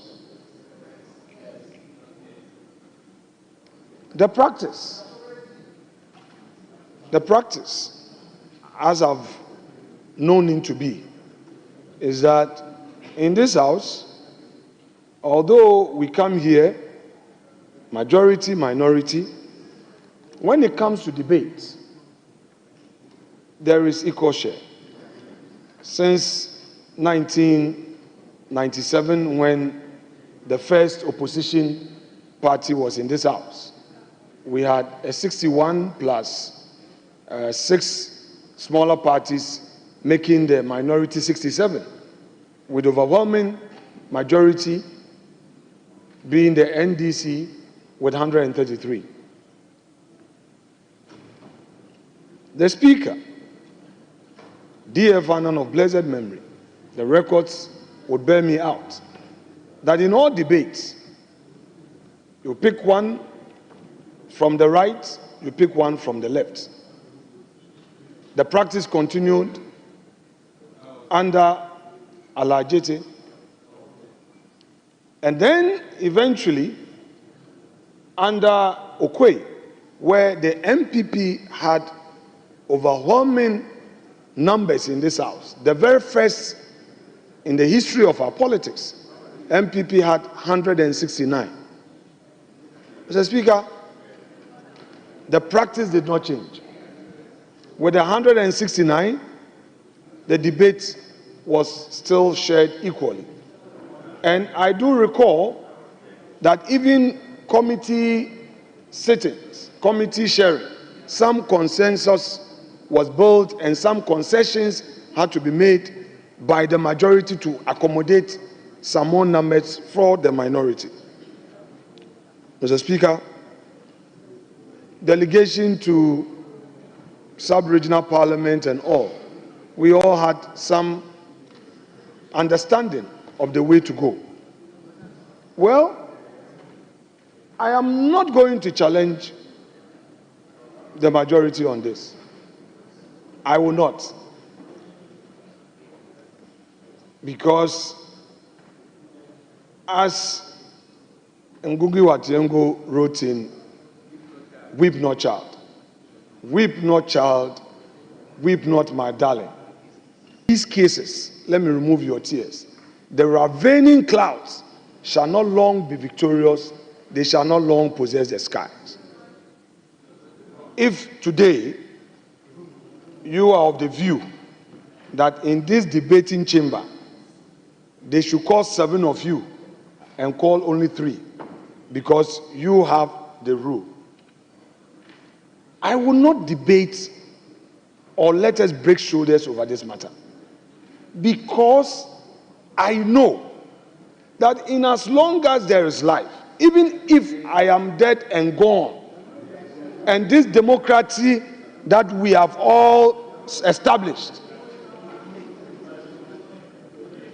is in force, the MPP will someday come into power. Be it 4 years, 8 years, 50 years, 100 years, NPP will someday come. And the records of this House, will be the guiding rule. So, Mr. Speaker, I would strongly urge upon the majority leader that some of these new presidents that they are introducing, they must be measured in the way they are introducing these presidents. Because we are watching We are taking notes, and a day may come that references will be made. I have tasted that bitter pill. When you referred me to some of the actions of the then opposition leader in this house in 2016, and you said that is the basis for you even preventing Supreme Court nominees from being considered on the House floor.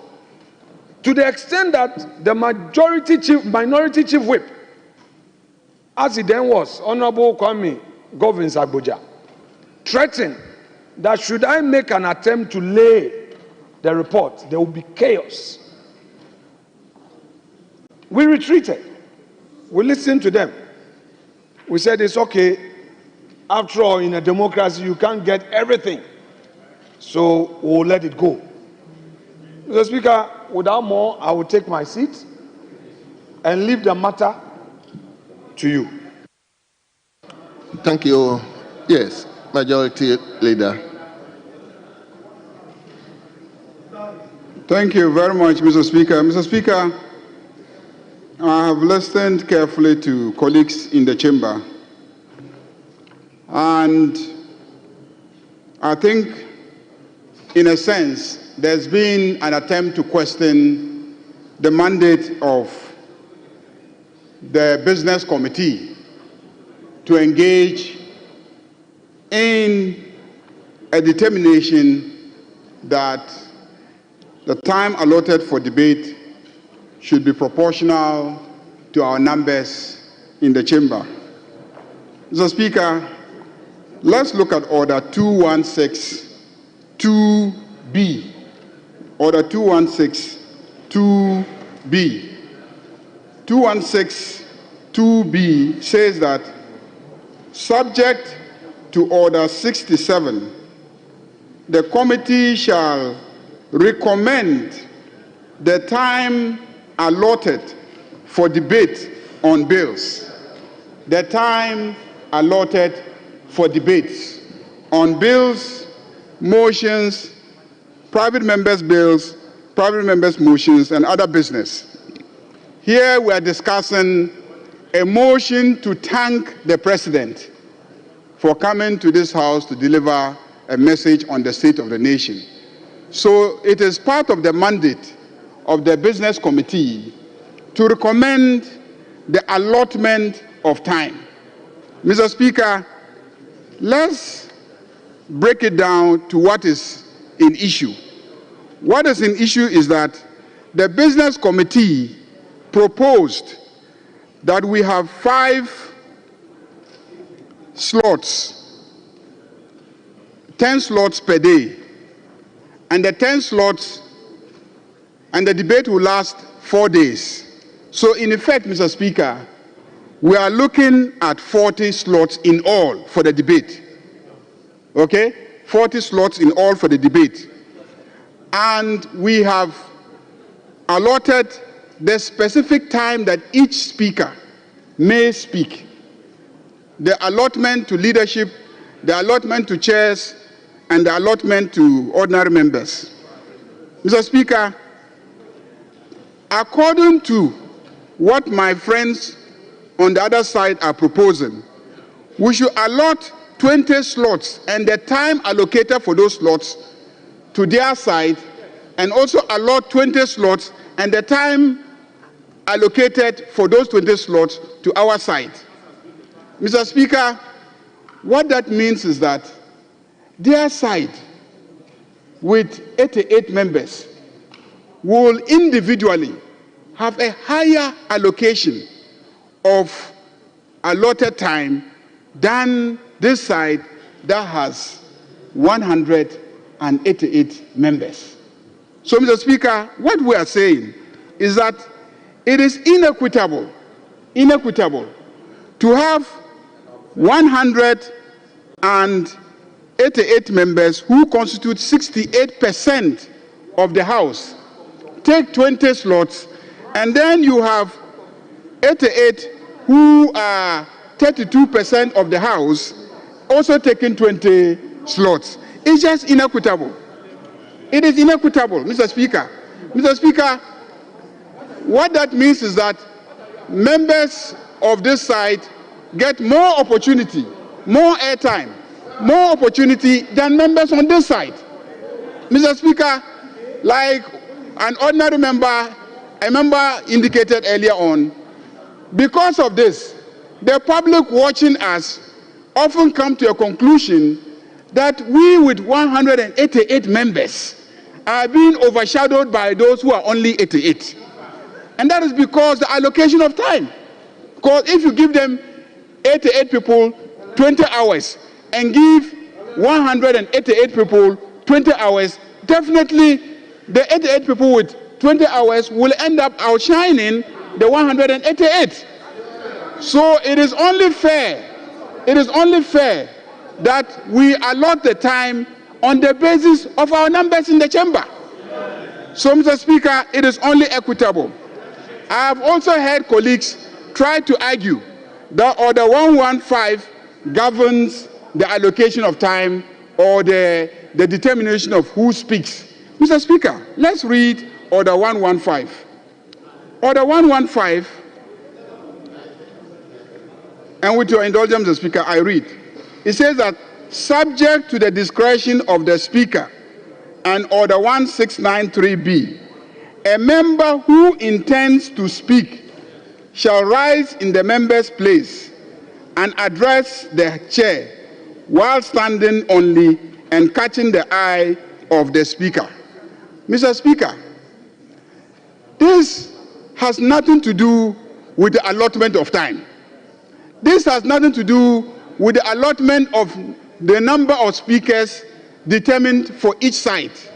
Mr. Speaker, it has always been the practice of this House that we agree on the number of speakers on both sides. We always agree. This is not the first time. At all times, we agree, okay, this side 10, this side 5, or this side 5, this side 5. We always agree. So you can't say that, to now say that the agreement should be varied equitably, then we are taking away the power of the Speaker to recognize somebody standing so that he can give the person an opportunity to contribute. So, Mr. Speaker, 115 has nothing to do with this decision. Indeed, this decision is wholly governed by 2162B. So it is obvious. Mr. Speaker, let me conclude by saying that whatever it is, let's be fair. We have a lot of new members on this side, and we also have new members on this side. When we restrict the allocations the way that you are proposing, what it will happen invariably is that it means that a member on your side gets 2 opportunities when a member on this side gets only 1. And that's not fair. That's not fair. A member on your side gets 2 opportunities when a member on this side gets only 1 opportunity. That's not fair. Mr. Speaker, let me get to the subject matter. A debate on the state of the nation presented by the President. There are 2 sides. There's a side that will be seeking to disprove what the President has said, and there's a side that will be seeking to confirm what the President has said. Mr. Speaker, let me indicate that we on this side stand by our position that when it comes to government business and we are allotting time, let's allot it equitably so that we have, based on our numbers, a greater allocation of time than your side. And that is why during the committee meeting, we had our disagreements, and when according to the procedure spelled out in our standing orders, we put it to a vote. And 7 votes in favor of that proposed allocation of time, and then 4 on your side decided not to participate in the vote and asked that the record should indicate that they protested and they disagreed with the decision. But 7 of us voted in favor of the position that you have 68, that we have 68% of the time, and that you have 32% of the time, reflecting the different sizes of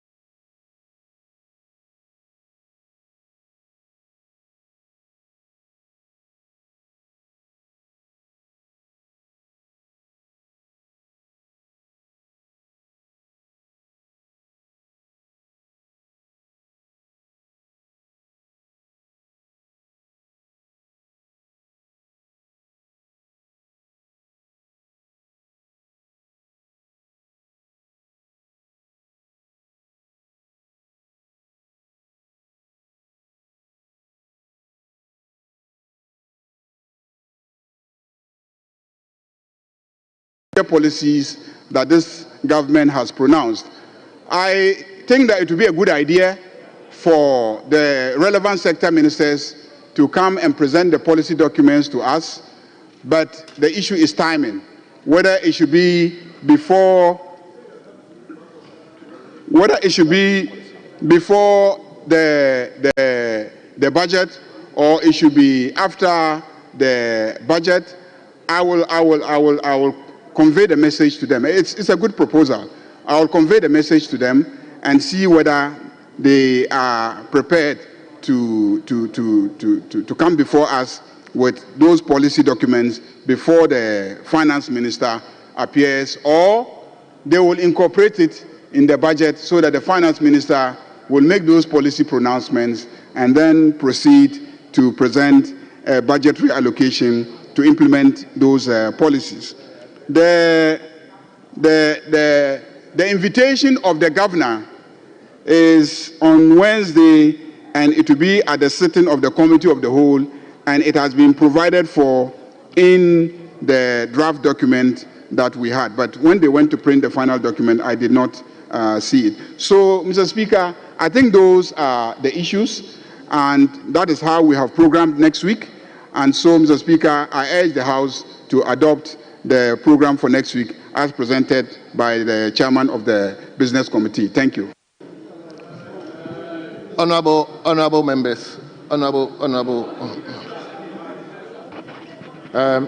you, Mr. Speaker. Mr. Speaker, I want to invite you to the Constitution. I want to invite you to the Constitution in Article 104. And with your permission, I read. Mr. Speaker, except as otherwise provided in the Constitution, matters in Parliament shall be determined by the votes of majority of members present and voting, with at least half of members of Parliament present. Mr. Speaker, on page 2 of the business statement, the conclusion part, it reads that the minority, however, gave the indication that they were not part of the decision and accordingly do not recognize the vote. The committee recommend the committee accordingly submit the matter for the consideration of the House. The consideration of the House implies we need a decision quorum, which is 138. I invite you, we cannot take that decision at the moment. We don't have 138 members in this chamber, and we cannot take a decision because the committee recommends for the House to adopt it. And I invite you that, Mr. Speaker, we can approve the business statement and stand down this very matter because it is for the consideration of the House. And in Article 104, we don't have 138 members present to take that decision. Mr. Speaker, I so invite you. Thank you. Well, honorable members, I think this issue, you wouldn't allow. Yes, will you let me hear you? Speaker, I have listened to the Honorable Second Deputy Minority, First Deputy Minority Chief Whip. He has read the Constitution to you. He has not conveyed anything other than that to you. The invitation has not been done. Mr. Speaker, he has not told this House how many we are. He hasn't. I have counted. He has not told the House how many we are. If we are not 138, how many are we? So Speaker, it is inaccurate for him to suggest to you and to the House that we are not 138. For we are, and we are more than. For we are, and we are more than. So he cannot merely and whimsically say that we are less than 138 and that is it. He has not backed it with any evidence. i.e., having done the head count personally as a whip and showed the evidence. Me, I have. And we are more than 138. So, Mr. Speaker, I will invite you to disregard his submissions as if same was never done at all, and put the question, Mr. Speaker, so we can deal with this matter. Mr. Speaker, thank you. Mr. Speaker. Mr. Speaker.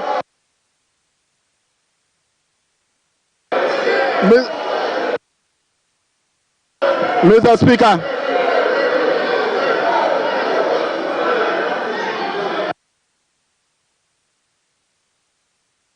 Mr. Speaker, in raising the constitutional matter, Mr. Speaker, in raising the constitutional matter, I made it clear that we are not 138, Mr. Speaker. When inviting you to the constitutional provisions, I told you that we are not 138. On this side, they are 40. On this side, they are 28. On this side, they are 17. We are less than 100, Mr. Speaker. We are not 138.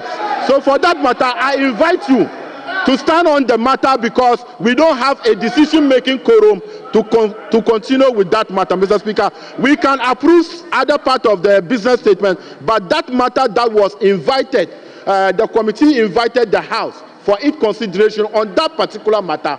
The committee invited us, and we are not 138, and based on Article 104, we cannot continue, Mr. Speaker. I invite you to do the right thing. Mr. Speaker, as a lawyer as you are, you should do the right thing and respect the Constitution in the provisions in Article 104. I so invite you, Mr. Speaker. Thank you.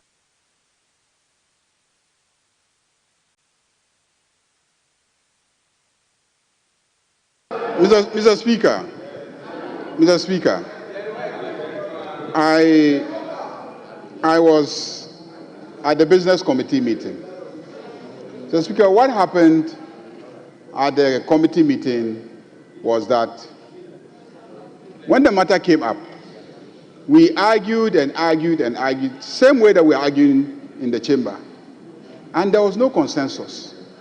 So I referred them to the appropriate orders 2842 and said, if you cannot come to a consensus, which is what the rules say, that you should decide by consensus. If you cannot come to a consensus, then you will have to put it to a vote. And the chairman, Honorable Ricketts, he was chairing. I was there. I'm the chairman, but I was not chairing, but he was chairing. He put it to a vote. Voice vote first. A voice vote first. Then there was some disagreement. We said, let's do head count. They said they didn't want their heads to be counted. They didn't want their heads to be counted. So I even encouraged them to cover their heads so that we'll count the other available heads. On a lighter note, Mr. Speaker, we joked about it. So we counted. And the majority side, we were 7. And then they said they wanted it recorded, that they protested. To say you want something recorded, that you are protesting against it, that you don't recognize it, doesn't mean that a vote was not taken. It also doesn't mean that you didn't lose the vote. Because the rules are clear that you put the matter to a vote. You either win or you lose, or you abstain. You didn't want to abstain, also didn't want your head to be counted. So how are we to go about it? So we said they should count those who were voting for it. So they counted, and 7 voted for. And there were 4. So we assume that naturally the 4 were either abstaining or voting against. So the matter could not have been referred to this House to take a decision. There's no way that the matter was referred to this House to take a decision. No matter what the secretary wrote there, because of this same matter, we said the secretary should tell us exactly what our conclusions were at the meeting. Because we didn't want a situation where we will get to the chamber and there will be a dispute as to what had actually happened. So the secretary then indicated to us in their presence the conclusion that there was a vote, and the vote was 7 in favor of, and we didn't know whether the 4 were abstaining or they were voting against, but they wanted to record it that they were against the position that we had taken. And that is it. There was no decision there that the matter was being referred to the House to decide. So, Mr. Speaker, that provision is hereby amended. Because there was no decision. And there are members who were there. If they are in this room, unfortunately, Mr. Speaker, in order to raise a question of quorum, I noticed people walking out in droves. And so those who were members are no longer in the chamber to confirm exactly what happened. But, Mr. Speaker, that was what happened at the committee meeting. So the matter wasn't referred to this House to take a decision. So it is amended. And if there is a dispute, the clerk should be invited here to come and confirm whether what I'm saying is true or not. That was exactly what happened. No referral was made to this House, Mr. Speaker. No referral was made to this House. So it is hereby amended to that effect. We've taken some time on this. The same way, Mr. Speaker, that the Bank of Ghana component of our conclusions was also omitted. If you read what you have, the Bank of Ghana decision to invite the Bank of Ghana here on Wednesday was also omitted. And yet, if you ask them, they will tell you that they took that decision. So that's why I had to subsequently, amend the report to incorporate that. So I hereby amend the report to also delete any indication that the matter was referred to this House to take a decision.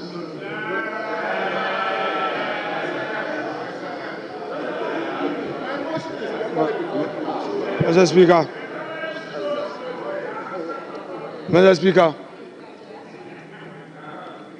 My suggestion to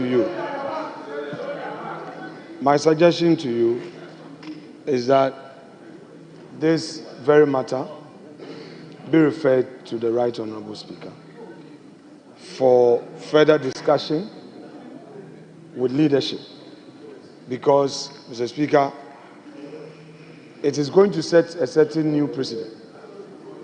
And you are a member of this House, and you are as a second Deputy Speaker. I suggest that let's go and discuss this matter with the Right Honourable Speaker, and then we can make progress. If he, as the head of this assembly, finally exercises the discretion that whatever is being said by the majority should be the new practice, then we have it on record, and then we are guided accordingly for tomorrow.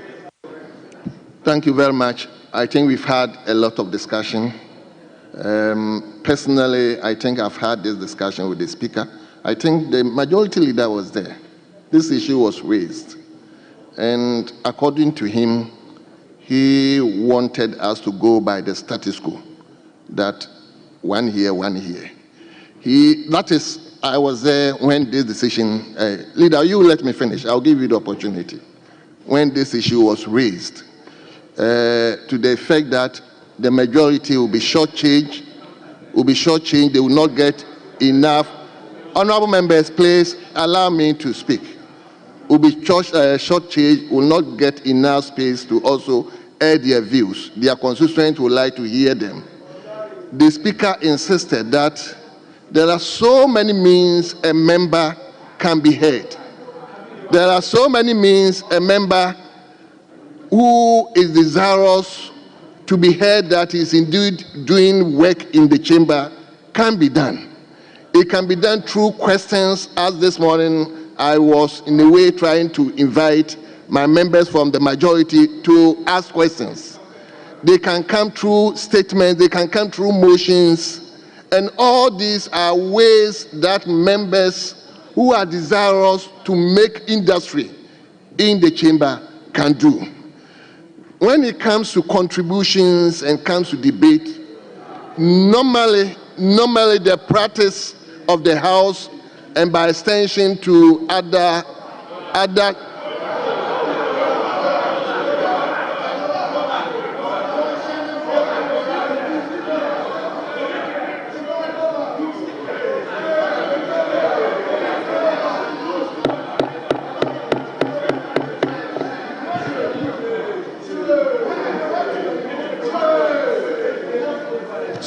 Honorable members, what I'm saying, I'm not changing anything. I personally would like to go by the status quo, but the business committee has taken a decision. I think what the minority leader is saying is to refer to the speaker again. I think is in order. But honorable members, please allow me to finish.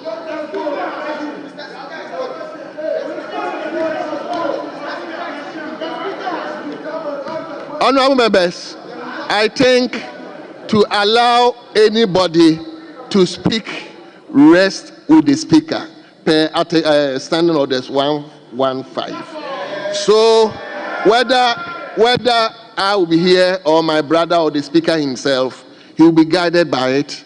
And I think as to whether you allow members here to speak more or it will depend on the speaker. So please, I think we don't need to split our heads over this.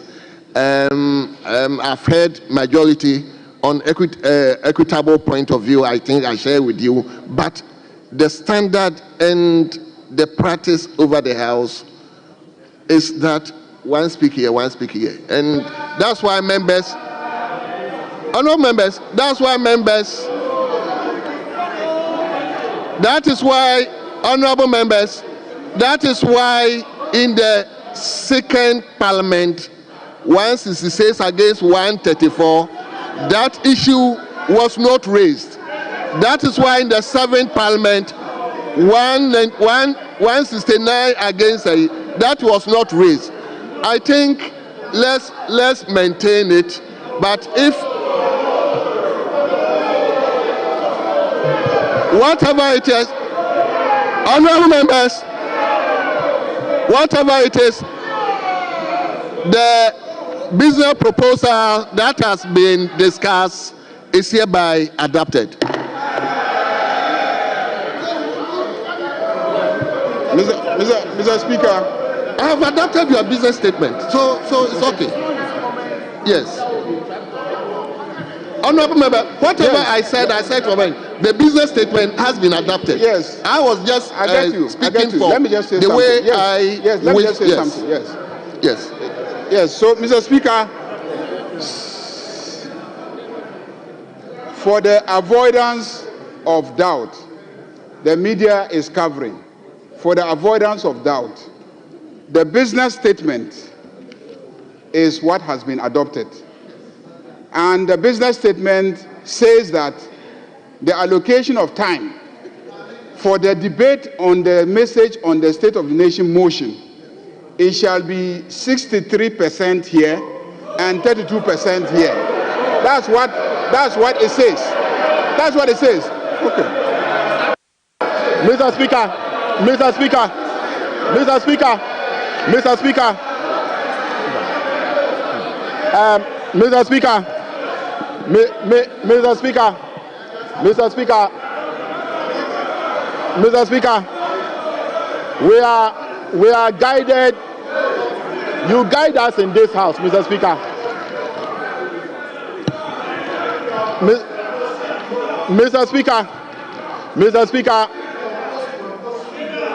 Mr. Speaker, I think you guide us in this house. Mr. Speaker, I don't want to say what the minority leader said. He has recorded. Mr. Speaker,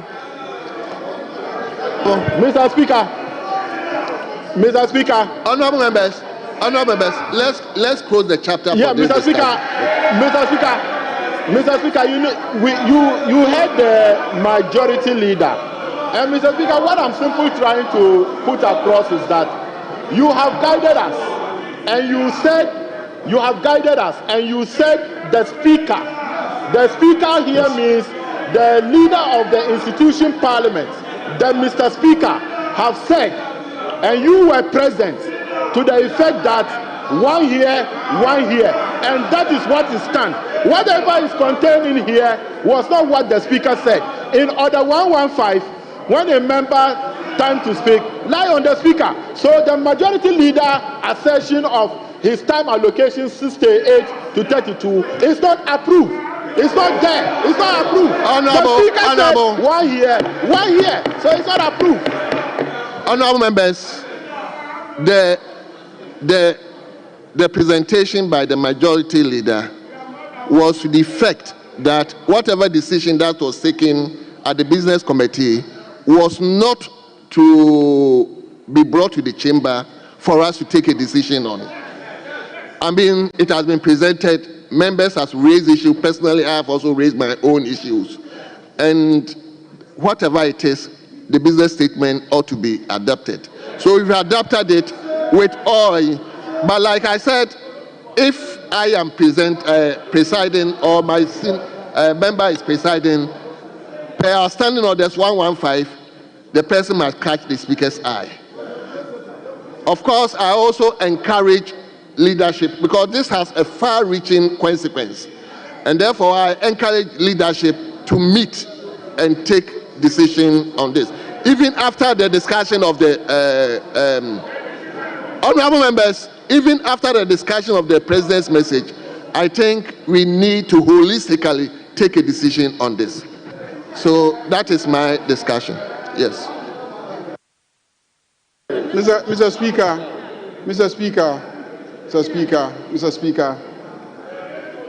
Speaker, I beg you. We speak not just to ourselves in this chamber, we speak to a nation. There's a whole country watching us, a whole world watching us. Boko is in the world. Mr. Speaker, what happened today is that we brought the report of the business committee to be adopted. One of the items in the report is how we allot time for the debate on the motion on the state of the nation next week.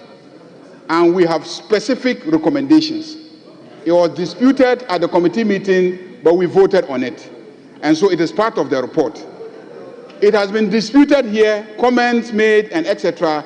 You yourself have expressed your reservations, but in the end, you put the vote, the question to us to vote and adopt it, and we have voted and we have adopted the report. So the report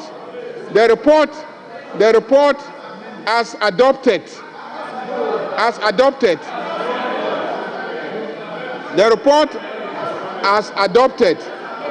My understanding, Mr. Speaker, is very important because the journalists are going to report it in the news today. My understanding is that the decision of the House is that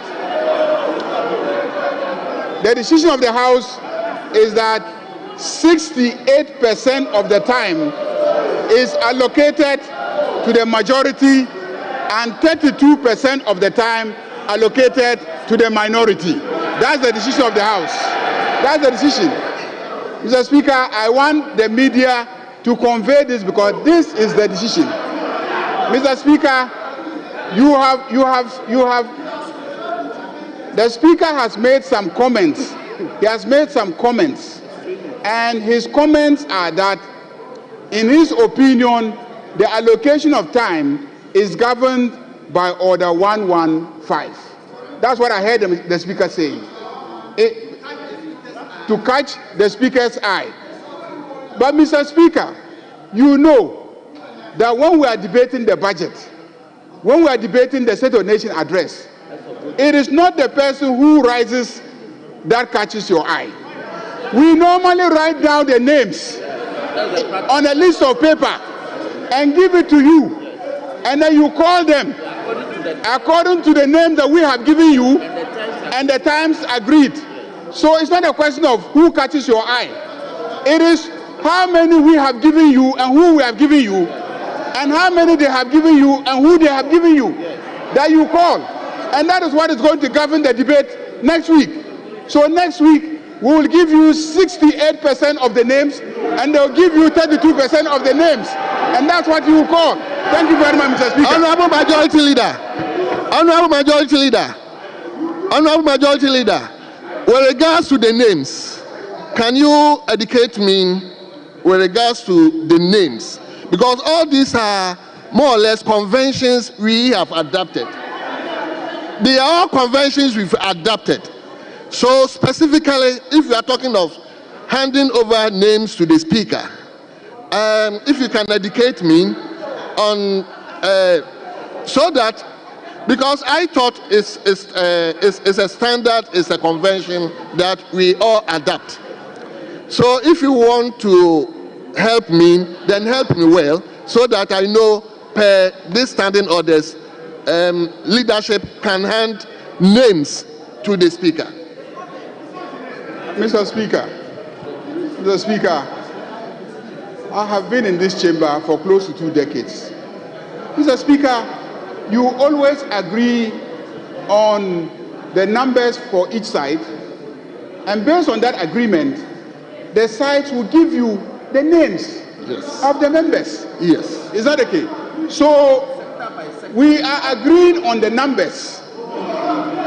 Mr. Speaker, because there was no consensus, so we voted and used our numbers, and so we have concluded that you are taking 32% of the numbers and we are taking 68% of the numbers.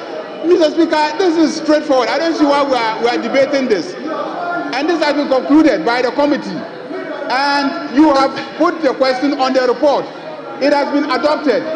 The only issue I have, Mr. Speaker, is when this House has taken a decision, and after the House has taken a decision, you are running commentary that appears to undermine the decision of the House.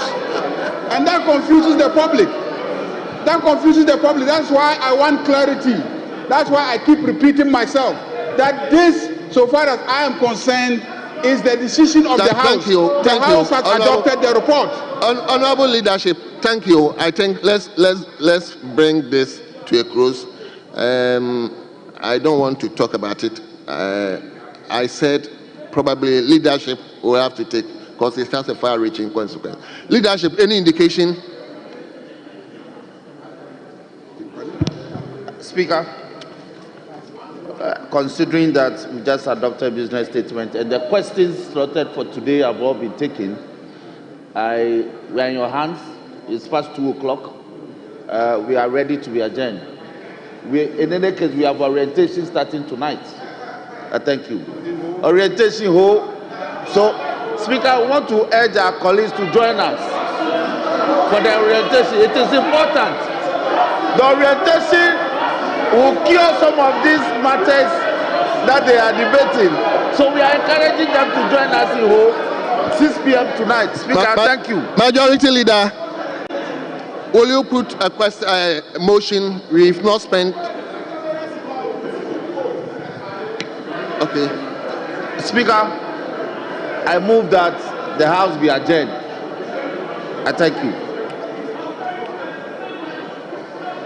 Leader, say what by seconding, say whatever you want to say. Speaker, I will not second the motion now, just to make a comment.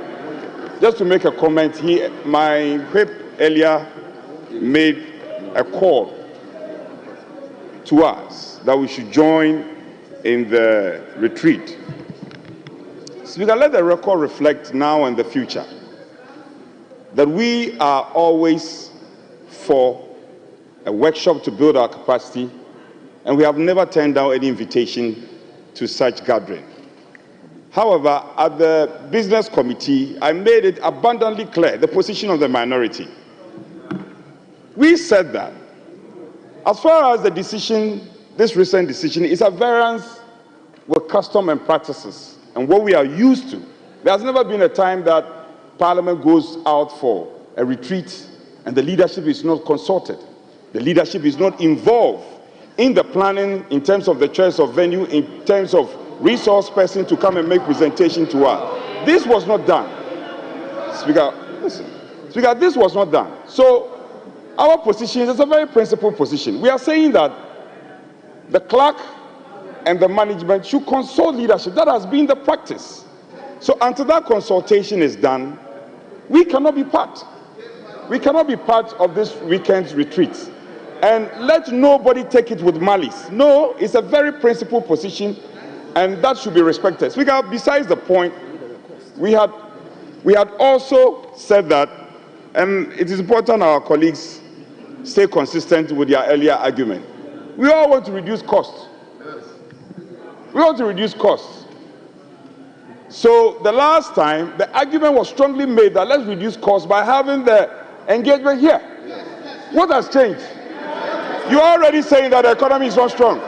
You already made the argument that the economy is not strong. So, Speaker, simply put, we want to reduce costs. So to that end, the retreat respectfully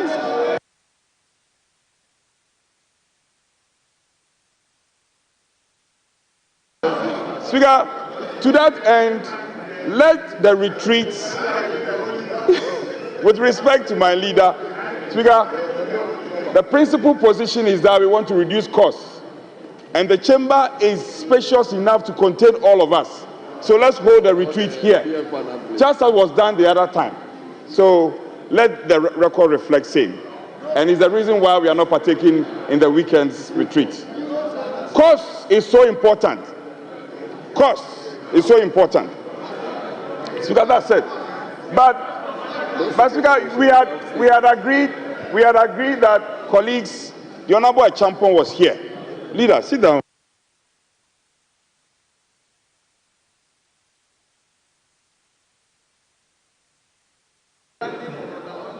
Well, I don't know. Okay, well, he can come on the 1 to 2. I don't have no problem. Are you advising him?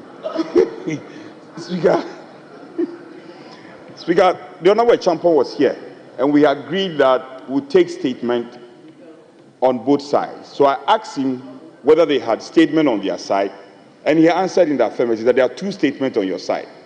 Yes, and we also have some statements. Speaker, we'll leave the decision to you to decide the number of statements to be admitted.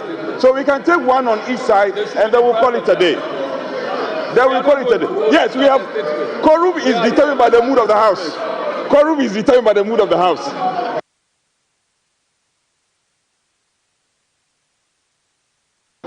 Yes, Leader. Thank you, Mr. Speaker. Mr. Speaker, I understand what my honorable brother is trying to say. Ideally, you would expect that the clerk would have engaged you. But I think there's something quite unique this time around, because we ourselves, we were not invited to anything. But then, of course, we like who, so we are going to go to who. I mean, it's a matter between you and the clerk to resolve this issue. It should not happen that way. But I will encourage you that you come to who, so we will be there. And hopefully we'll be waiting for you. Hopefully we'll show up. Thank you. The leader wanted people to dance the whole dance. Yeah.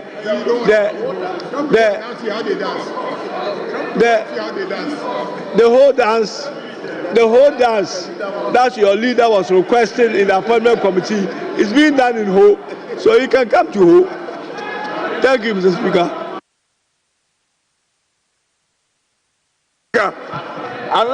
Unless, assuming without admitting that our colleagues are not taking a cue from what His Excellency the President has given, even the celebration of Independence Day, it is being done at Jubilee House for a very good reason, to reduce costs. Yes. You are here, you want to increase costs.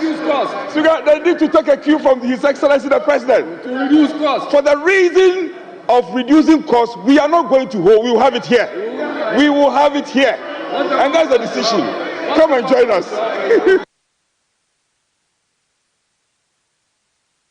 Yes, Leader. Mr.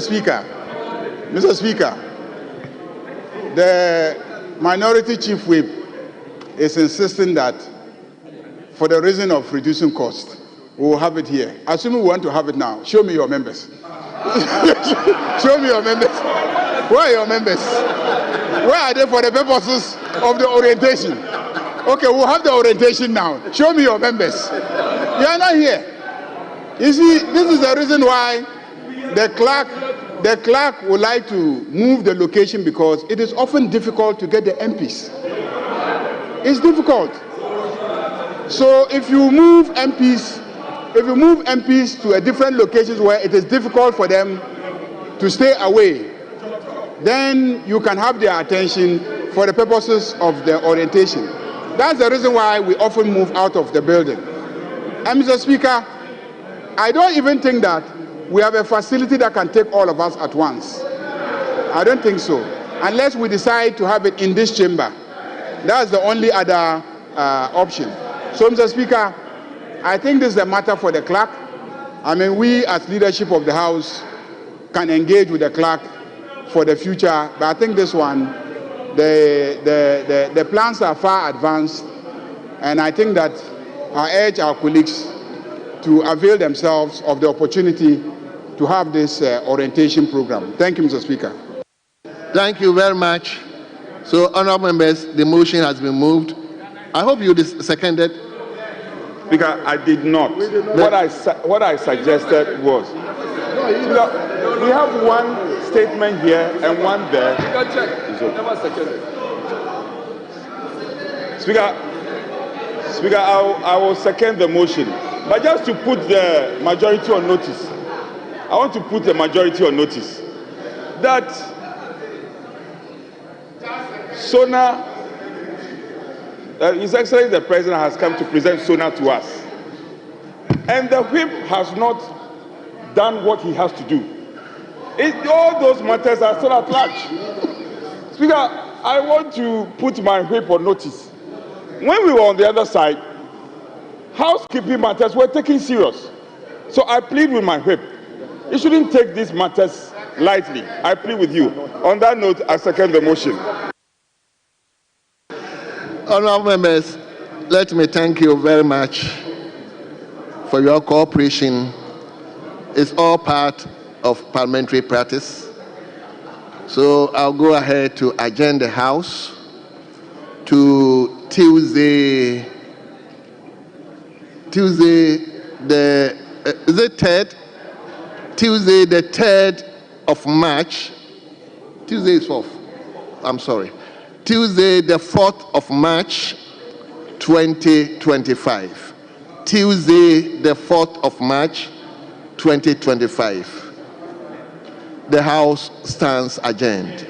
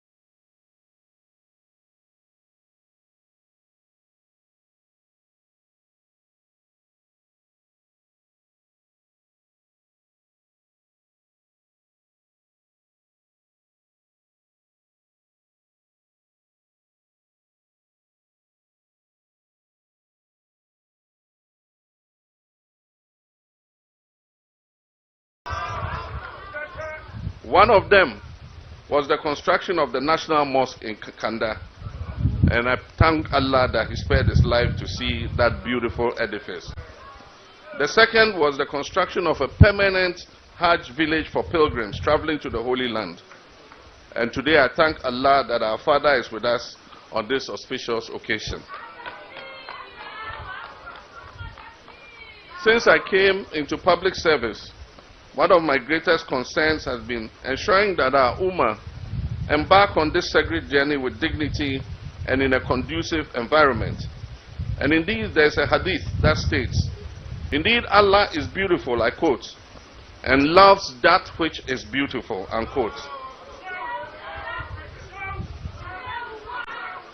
In 2009, when President John Evans Atta Mills of blessed memory commissioned me as his vice president to supervise the Hajj operations, I found a very pathetic situation in which pilgrims were left to sleep in the open at the Elwak Stadium. Many of them were bitten by mosquitoes and came down with malaria even before boarding their flights for the Holy Land. I therefore, with a team, set out to remedy the situation with Alhaji Bene and his group by setting up a temporary Hajj village using tents next to the Elwak Stadium. This improved the condition of pilgrims while they prepared to embark on the Hajj. Following an aircraft overshooting the runway at the Kotoka airport, the temporary Hajj village had to be moved from that site, and it was brought to its current site close to the Accra Polo grounds. Each of these temporary structures was an improvement over the previous one, but none of them fully met the dignity and comfort that our pilgrims deserve. During all this time, we were engaged with the Ghana Airport Company Limited to provide land for a new and permanent Hajj facility to be built. I therefore today give credit to all those who have worked, including members of the past administration, to bring us to this point where we can cut sod for this complex facility that will guarantee the safety and comfort of our pilgrims before they leave for the Holy Land. Today we gather here not as politicians, but as one people, Ghanaians who genuinely seek the welfare of our Muslim brothers and sisters wishing to embark on the Hajj. We're taking a bold step forward. This new Hajj village will serve as a modern, well-equipped and dignified facility for our departing pilgrims. Fellow citizens, as you were told, this edifice includes a fully air-conditioned pilgrims hall to ensure comfort before departure. And so this is like a terminal building, a smaller version of Terminal 3. And so they'll be checked in there, and then they'll be taken straight to the aircraft to board and depart.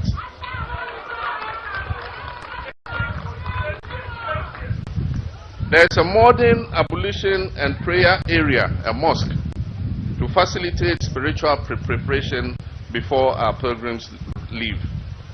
There's a well-organized accommodation, comfortable accommodation, to allow the pilgrims to rest peacefully before their flights are ready. There's a dedicated health facility, a modern clinic, to provide medical care and screening before they depart. There's a market and catering facilities so that they can be well fed before they leave.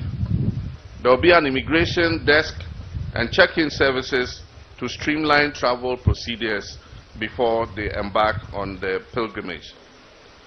This project has been on the drawing board for a long time, and I thank Allah for allowing me to see this beautiful dream fulfilled. My thanks go to the management and staff of the airport company, Madam Yvonne and her staff, for making this project possible through what is a land swap agreement. And I thank our brother, the owner of Meshes Mawum's Construction, who are the promoters of this project, for their perseverance and diligence in bringing this project to commencement. My dear brothers and sisters, as I said, this project is for the welfare of all Muslims, notwithstanding political affiliation. And it is my fervent hope that we'll gather again here once more 24 months from now to commission this beautiful edifice to the glory of Allah. May Allah bless this project, may Allah bless this initiative and grant it success. Wa assalamu alaikum wa rahmatullahi ta'ala wa barakatuh. And before I resume my seat, I wish to extend my thanks to our Muslim ministers and MPs. They at the beginning of the holy month of the Ramadan and the fasting, have brought to me 7,650 bags of sugar and 2,650 bags of rice to be distributed to the Muslim Ummah for people who do not have food to eat during the Ramadan. And so we'll do that presentation too here. Immediately after this event, we'll hand over these products. I want to thank Alhaji Muntaka Mubarak and all his colleague Muslim ministers and MPs for this kind gesture. Thank you very much. Assalamu alaikum.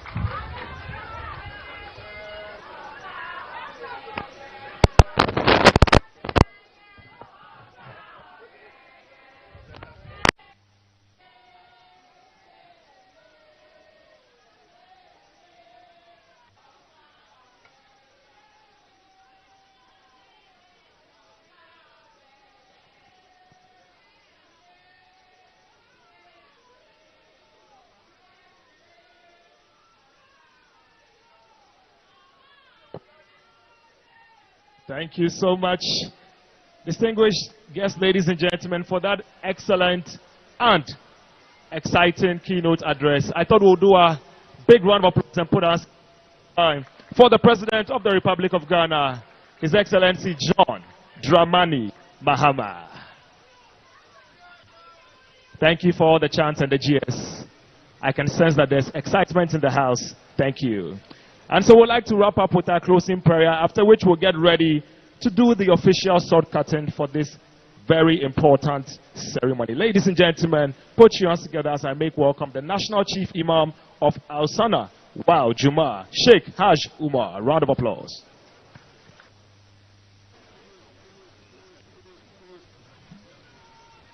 Assalamu alaikum wa rahmatullahi ta'ala wa barakatuh. Babu shakka malam wai ni zai karshen addu'a. Mun gode ma Allah jalla wa ala da ganin wanga rana da aka bani labari cewa za mu zo a gwada muna inda za yi Hajj Village. Ni na ce fili za mu zo mu gani. Da shigowa na sai ga karfuna filoli sun tsaye na ce ai an kare. Allah ya kara haka nan. Allah ƙara haka nan, wanga bawan Allah da Allah ya ba mu shi, in dai ba mu zama mutane ba mu zama.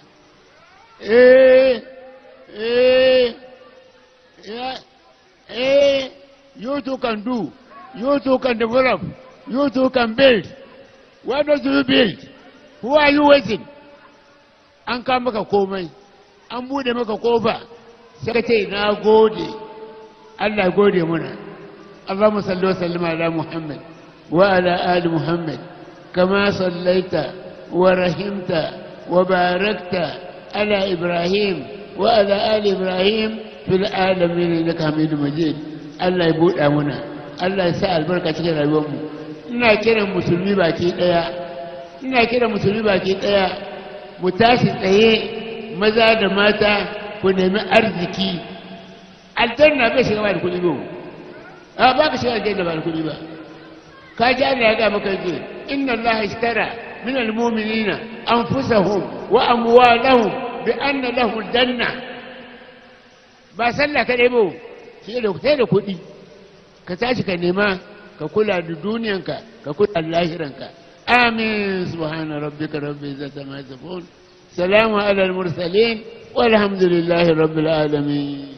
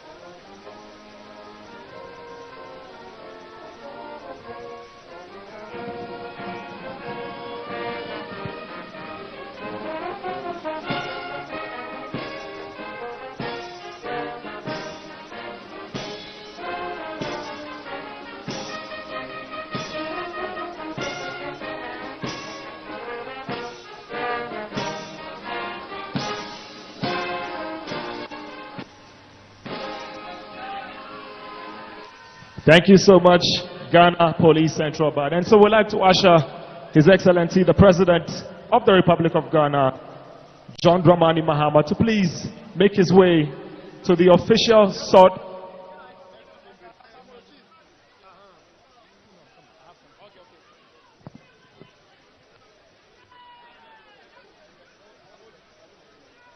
And so we'll move to the official sword cutting location, which is located to the left-hand side of the high podium. Thank you. Let us respect protocol and security, ladies and gentlemen. Thank you. لقد فاز من كان الرسول إمامه سما سود بالذات فوق منازل محمد وجاء بقولي فاصلي غير خازلي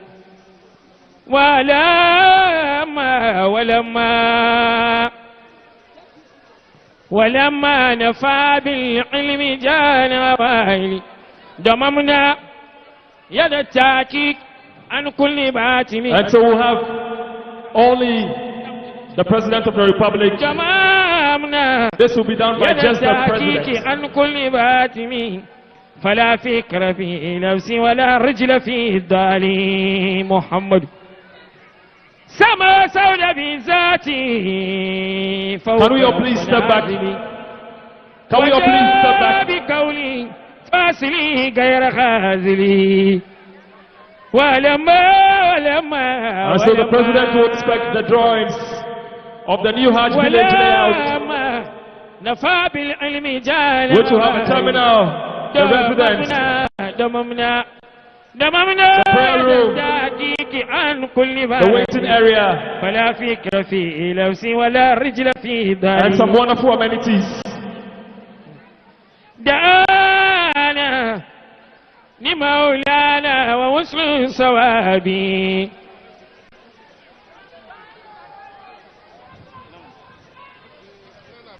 Alright, so right after this, His Excellency will get ready for the official sword cutting. And as this is the construction site, we have a shovel ready for the President. وذكرنا بالخير ووالما بي فما زال في الدنيا وعند مغابي ينيء الغاجات ترم ببابك فيلقون أمنا في الممات وفي المايا نبي على كل غنام مقدم نبي على كل غنام مقدم محمد نبي نبي So we have our President and going through a briefing on the project by the Director of Projects, Reverend Solomon Ajaku. هو الشمس نورا هو الشمس نورا والنبي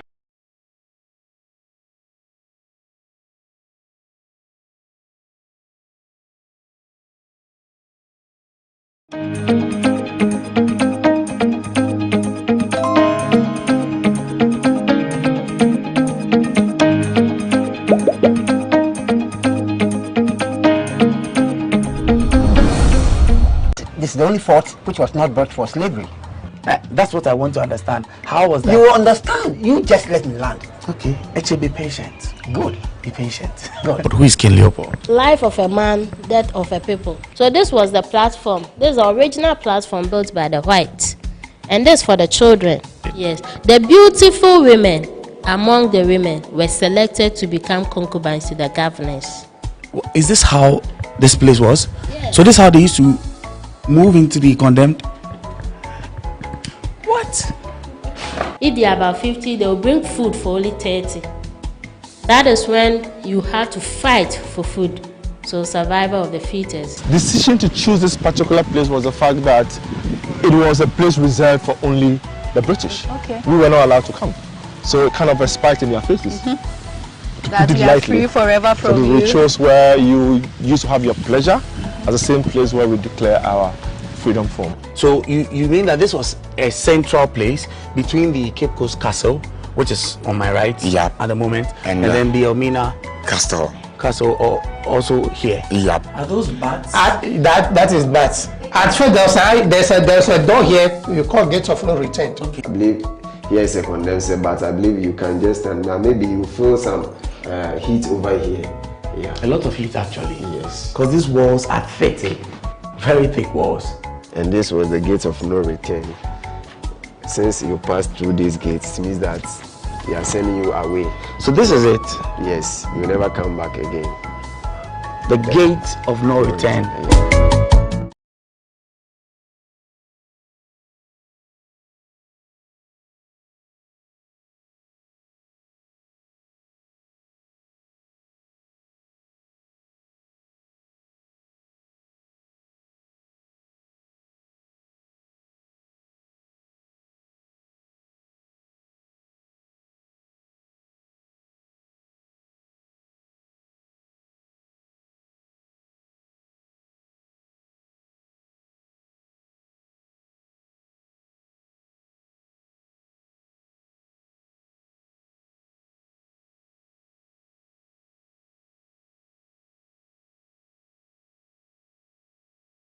إلى ذاته وسوم إلى ذاته ما شئت من شرفي وسوم إلى قدره ما شئت من عظمي فإن فضل رسول الله ليس له حد فيورب عن ناطق بفمي فإن فضل رسول الله ليس له حد فيورب عنه ناطق بفمي لو ناسبت قدرته آياته زمان أيسمه إذا يدعى دارس الرمم لم يتئنا بما تأيه به إرسل علينا فلا نرقم ولا نجم آية الورى آية الورى Amir, they want you here, Amir. Amir, you can pass here, come. Thank you, Amir. وسم إلى آتي ما شئت من شرفي إلى قدره ما شئت من عظمي فإن فضل رسول الله ليس له حد فيورب عنه ناطق بفم فإن فضل رسول الله ليس له حد فيورب عنه ناطق بفم الصلاة على النبي الكريم.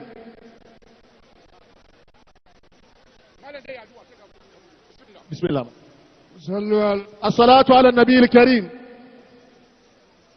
اللهم زدنا ولا تنقصنا. اللهم زدنا ولا تنقصنا. تعذبنا وفرج همومنا واكشف همومنا وانصرنا ولا تخذلنا واكرمنا ولا تهنا واسترنا ولا تبعنا وآثرنا ولا تسر علينا وعفضنا ولا تلجينا فإنك على كل شيء قدير.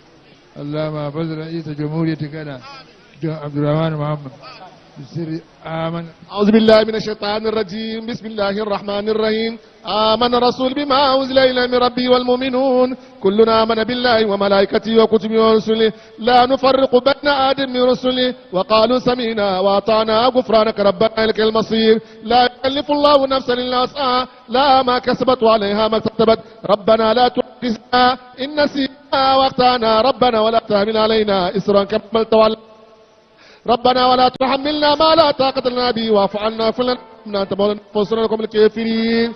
التكبير التكبير التكبير.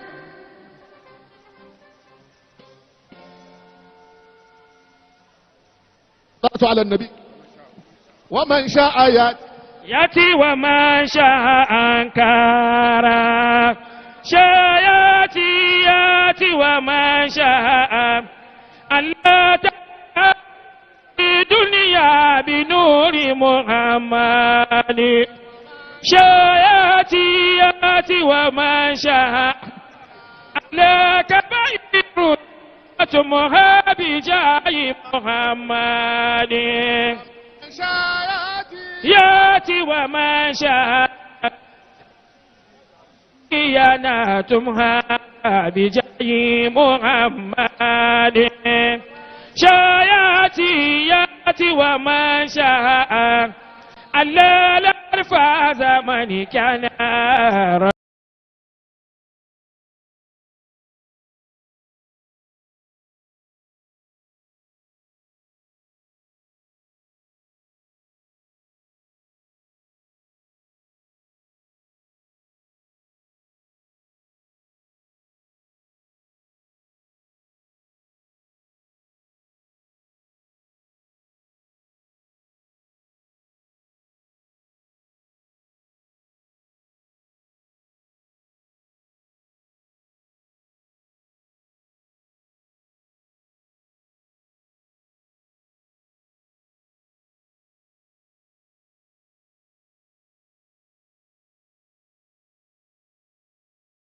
threat to the democracy we have in this country in the long term.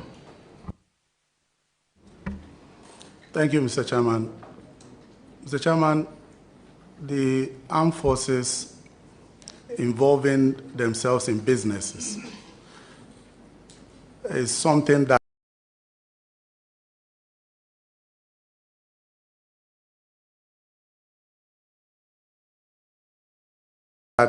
for me has a constitutional constitution that establishes the Ghana Armed Forces. It is very clear that the Ghana Armed Forces can engage in activities that will contribute, that have practiced that and have been successful. So, Mr. Chairman, I am going to the ministry as a deputy minister to assist my minister to deliver on the vision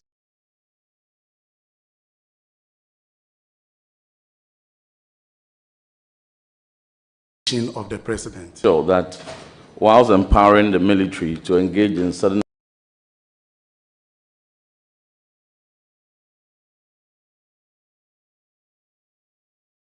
businesses, they do not cross the line into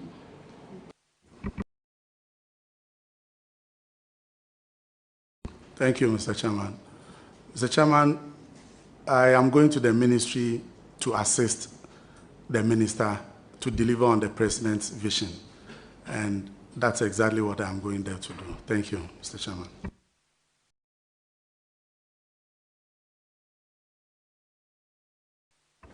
bold announcement that national service personnel are going to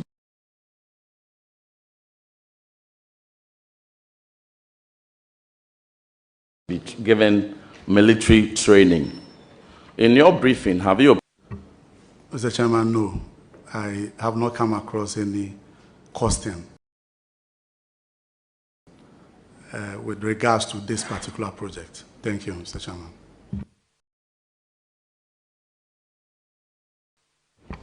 And as a follow-up, well, once you haven't, in all fairness, you haven't obtained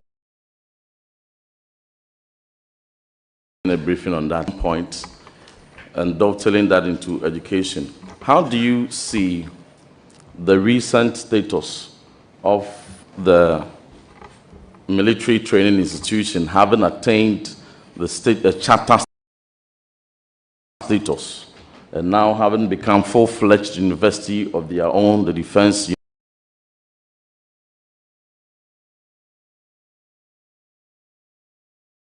University? How do you see that position, given an institution that can build capacity of both civilians and uniformed personnel in the SAM region?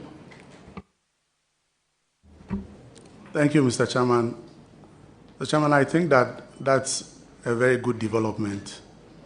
because for the Ghana Armed Forces to function effectively, there must be training, effective training, in order that the men, as we have, will be up to date with current trends of threats across the globe. And so I think that what you have made known in your question is a very, very positive development. Thank you, Mr. Chairman. I wish you all the best. Godspeed. Thank you. I'll give the floor to James Agalga, Honorable.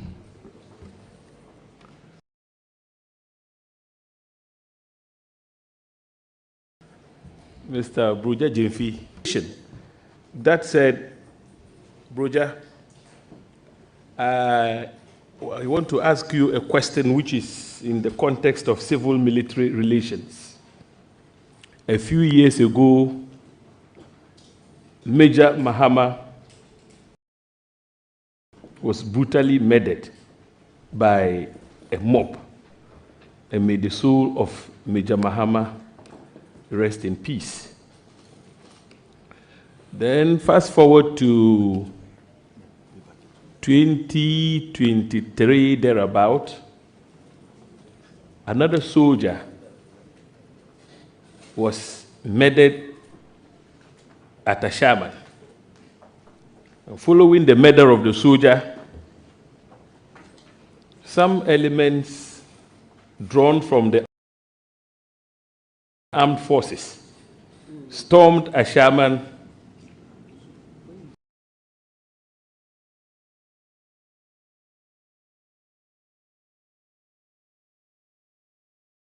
and brutally assaulted anybody who cared in the process. Being mistrust between the military on the one hand and the civilian populace.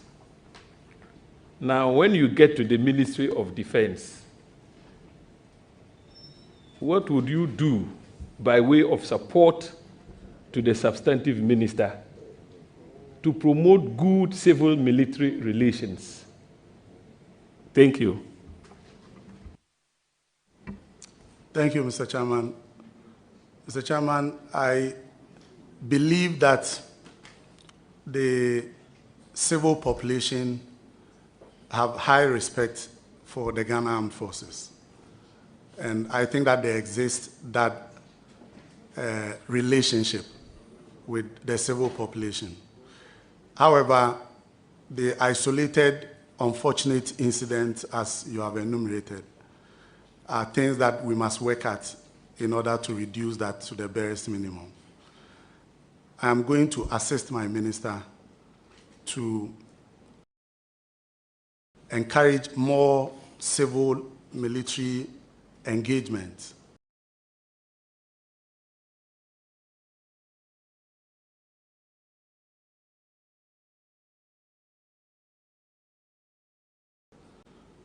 The ministry and the respect that we must have for our security institutions. So, Mr. Chairman, I'm going to the ministry to assist my minister isolated incidents. Thank you, Mr. Chairman. Thank you, Honorable Nominee.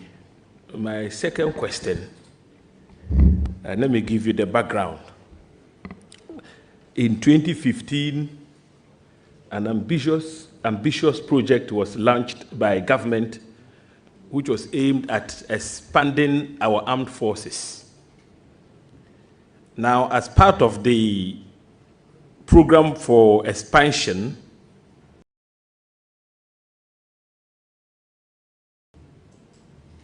our armed forces were supposed at the time to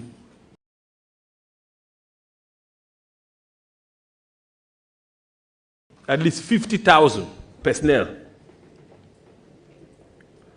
Now, there was supposed to be a corresponding inflation in ranks to the extent that at least Ghana could now have a 4-star general.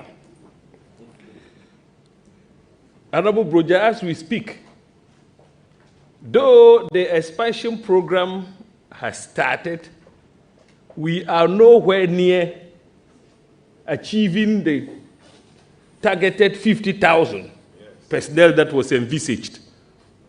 But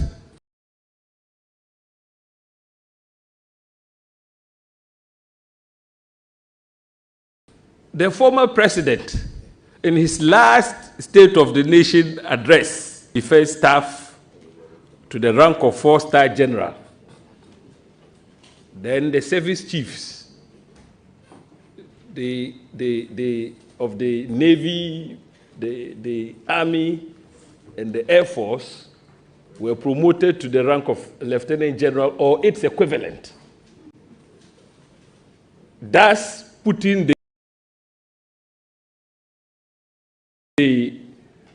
when you are approved, what would you do about this situation where the cat has been placed before the donkey? Thank you very much, Honorable James Agalga. Your answer to the question. Thank you, Mr. Chairman. Mr. Chairman, I'm going to the ministry to assist my minister to deliver on the president's vision.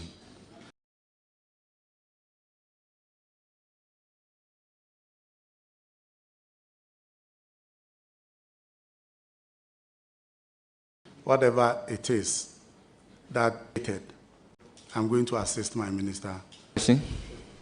Yes, Honorable Brogya, at the personal level,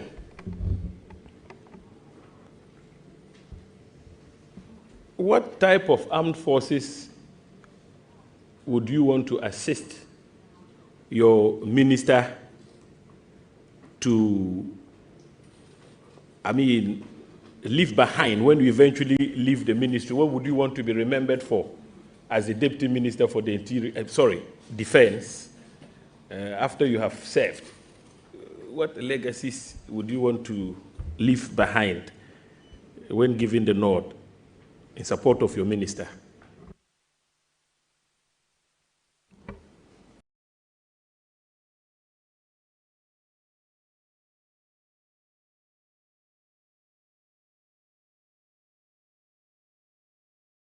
Mr. Chairman, I want to be of the president. I hope that we will leave behind an armed forces that is ready for combat, well equipped and tooled to face any external aggression. Thank you, Mr. Chairman. Congratulations. Thank you. I will proceed to give the floor to Kofi Amankwamenu. Honorable Kofi Amankwamenu. Thank you very much, Chairman. Congratulations,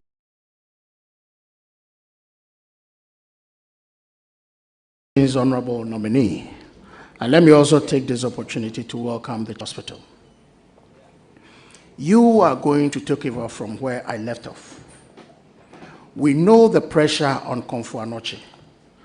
And one of the hospitals to ease the pressure on Komfo-Anokye is Afari, which is dear to the heart of many. But I believe that by way of briefing, you know the problems associated with Afari. What are you going to do differently to ensure that we get this hospital in operation as early as practicable? Thank you, Mr. Chairman. Mr. Chairman, the Afari Military Hospital is one project that is very dear to the heart of this government.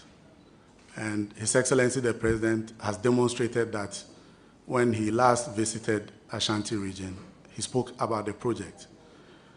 My yet-to-be boss, by the grace of God, if this committee recommends for my approval, has also visited the hospital recently. And that shows the commitment that this government have towards that project. In the State of the Nation address, he reiterated his desire to ensure that Afari Military Hospital is completed with speed. And so I will be at the ministry to assist my minister to complete that project. Thank you, Mr. Chairman. Thank you very much, Mr. Chairman.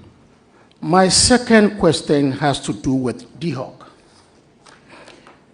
Currently, the Ghana Armed Forces, by way of DHOC, is involved in the assembly of armored vehicles at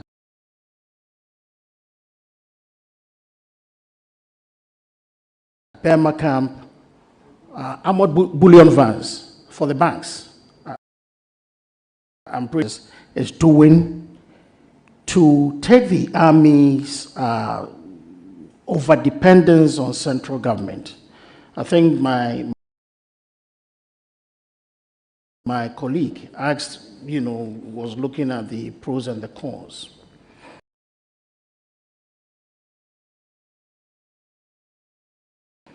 What but now is able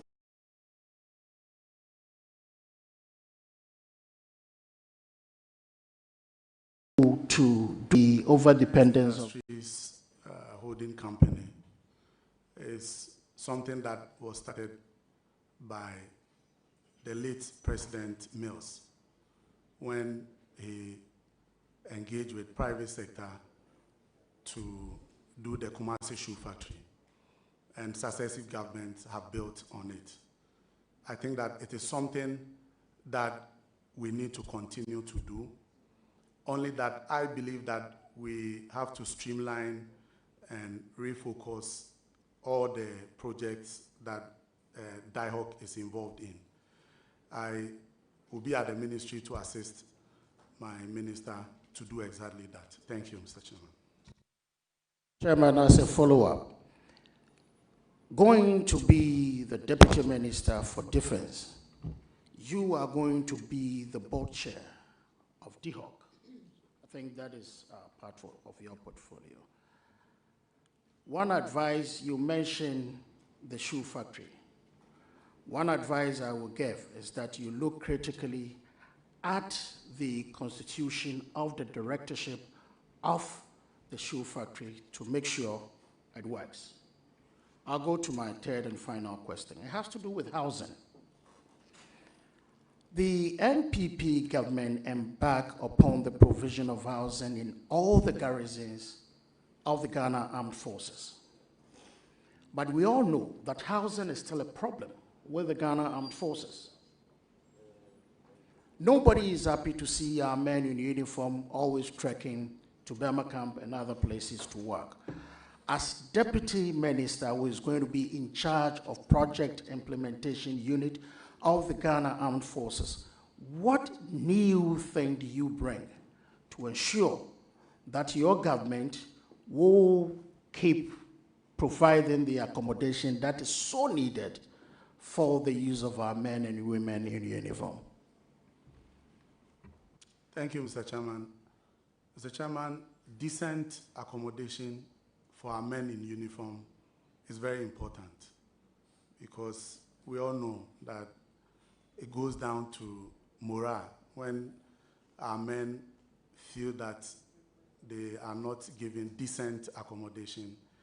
It dials down the spirit. And so I think that all the projects that are at various levels of completion must be completed. And if possible, others also started.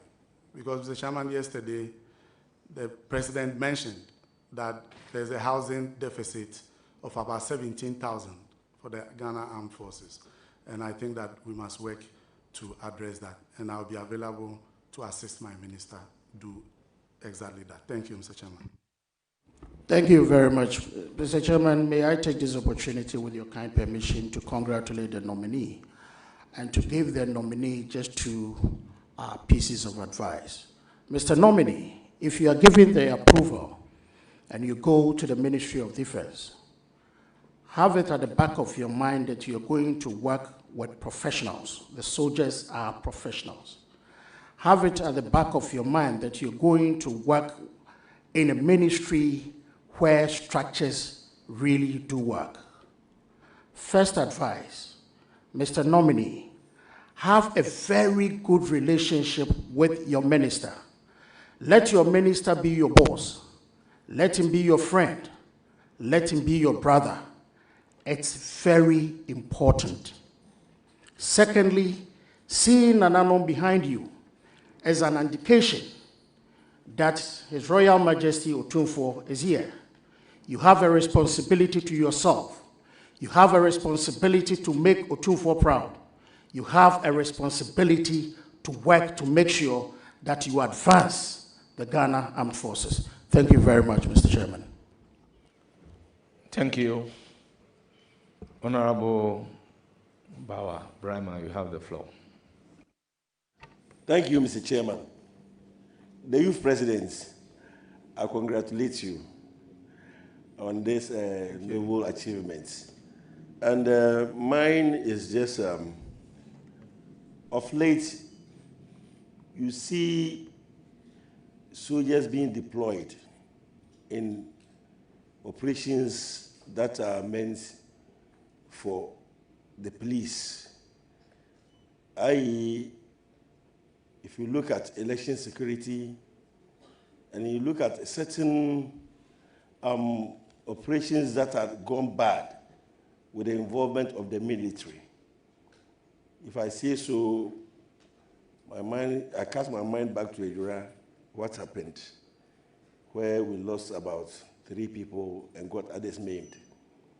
So what will be your advice to your minister so that at least the soldiers could be restricted to their traditional duties of at least protecting the nation against external aggression? Thank you, Mr. Chairman. Mr. Chairman, we all know that the Ghana Police Service has the primary duty to maintain law and order within the borders of our country. However, the Ghana Armed Forces also has some responsibility towards maintaining the territorial integrity of our country. And so anything that has the likelihood to degenerate and affect the territorial integrity of our country, the military may be called in. I agree with you that the traditional duties of maintaining law and order must be left for the Ghana Police Service to handle. And the military only comes in when there's a need to restore. And so I'm going to the ministry to assist my minister, and my minister is on record before this committee that he's going to ensure that the military is only brought in when the situation is beyond the control of the Ghana Police Service. Thank you, Mr. Chairman. Mr. Chairman, that will be all for me, except to wish my brother the best of luck, and also just to admonish him that at least I know he's a humble person, and that he will cope on very well with his sector minister. May Allah be with you, my brother. Thank you, Mr. Thank you. It's now the turn of Honorable Hajj Ayamba. Thank you, Chairman. Congratulations, my brother. Thank you, Hajj. I've known you all this while. You've always worked hard. And that has earned you this nomination. I hope, just as one of my colleagues has said, you are going to put that effort when you get there so that we will achieve our aim. And when I say our aim, it's not only now, 100 years to come. And we will continue to be there. It will all depend on your hard work. However, those you are going to deal with are professionals, and professionals for that matter in uniform. A uniform that wherever they appear, no matter what good deed they are coming with, people already have the perception that, what are these people looking for? Always the negative thing is portrayed about them.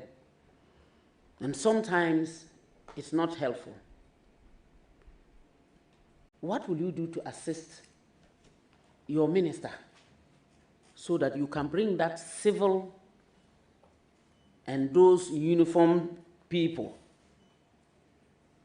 a good relationship and rapport, so that at the end of the day we will see them as persons who are there to support us and not people who are always there to maybe manhandle us or something of that sort? What will you do?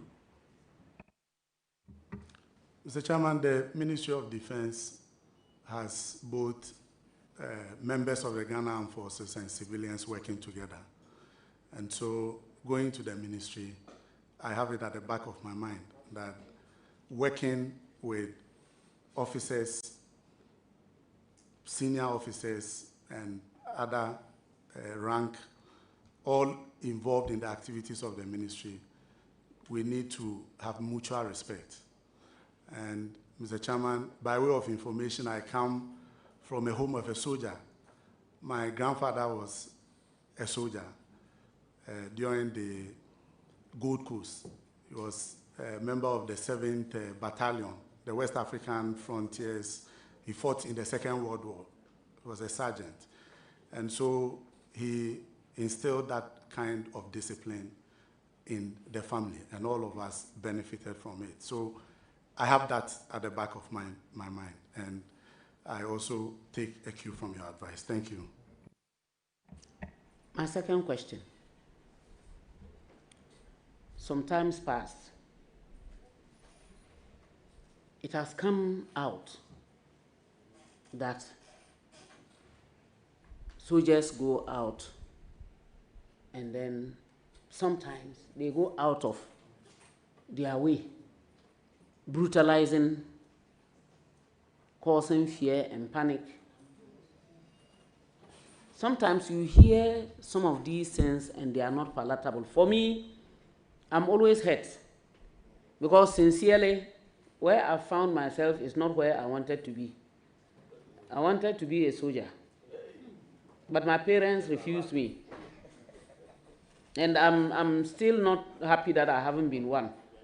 So when I hear people saying all kinds of things against them, I'm not happy. But some of them too go out of their way. What will you do to ensure that at least wherever they get to, they should try to calm down and listen or find out before they take action? Because it's not the use of the rod always that would make things good. What will you do to enable that happen? Thank you, Mr. Chairman. Mr. Chairman, I already answered a question that relates to what Honorable Hajj has raised. But I also believe that we can deepen the civilian-military relationship by increasing the activities that brings civilians and our men in uniform for a good cause. We are able to, as civilians, we're able to access military hospitals. I have friends whose parents or have no relation in the military but attended military schools, armed forces schools, and all that. So we need to do a bit more. And I even think that DIHOC is also another way of engaging that partnership between the private persons and the military. So I'll be available to assist my minister to do that. Thank you, Mr. Chairman. Mr. Chairman, last but not the least, when you go to the army and you take the numbers in general, the number of women are very few. I know normally they will say, oh, they haven't shown interest. They are not there. They are this, they are that. No. This time, we have an act, we have the law. The law says that you people should support. Because you are deputy, that's what I'm saying, you should support. If it were the minister, I would have told him. You people should support so that at least the 30% we get it. I am in no way saying that you should throw away, because the military is a place where you cannot just take maybe a sick person and go and say you should go and do training. I know that. What will you do in your own way if you have the opportunity to support your minister so that at least, basically, all women in the country who may apply to get into the military are taken, so that we'll be able to get that 30% from the military? Mr. Chairman, once that's a legal requirement, I'm going to assist my minister to work towards that. And I think that we must also understand the special needs of women and the support system that must be created for them. And so I'm going to assist my minister to achieve that target. Hajj, thank you. Thank you too for thanking me. I wish you all the best. And then I will say, work hard, and inshallah, we shall get there. And for the signature, I won't give it to you. Thank you very much. Honourable members, it's now the turn of Honourable Roxanne Nelson. Eche Kwame Dapamoko. Chairman, thank you very much. Minuya. Yes, leader. Akwaba. Major also leader. Memoramu.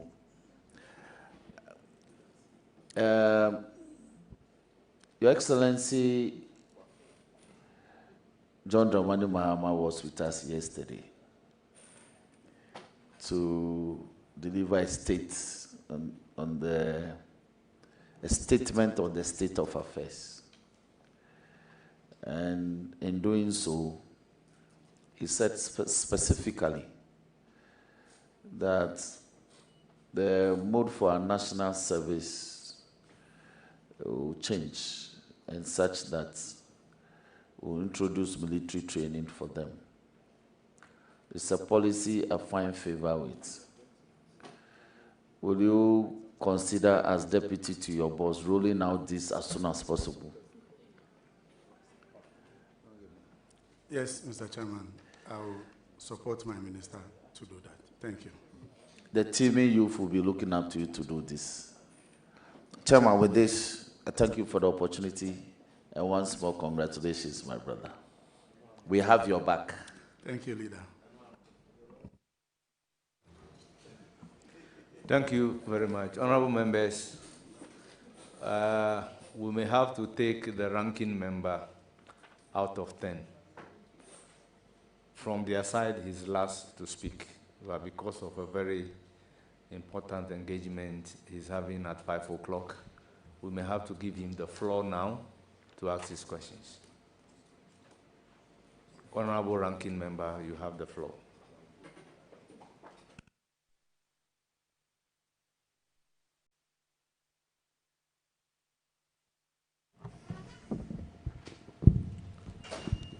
Honourable nominee,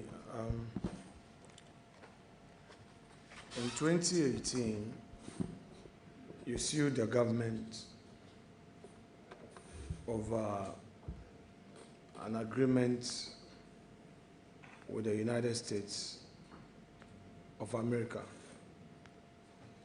a military base in our country. You confirm being the plaintiff in the suit? Yes, Mr. Chairman. At the time you issued the writ, or you caused your lawyers to issue the writ, had you read the said agreement? In all sincerity. Mr. Chairman, I had an idea about the content at the time.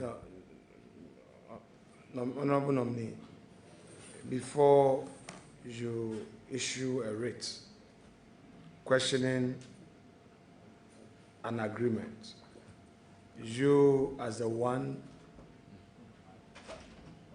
pursuing a legal relief should have read in full to convince yourself that the details are not in the best interest of the country. And my question to you is that, had you any opportunity to read in detail? Just be honest with the facts.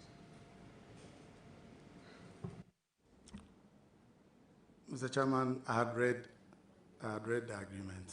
Maybe not in detail, but I had read the document. So, in your reading of the agreement, what did you find?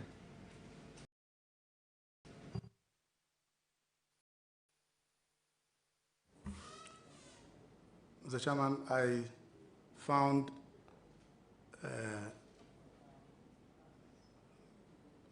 the agreement between the United States government and the government of Ghana on military cooperation.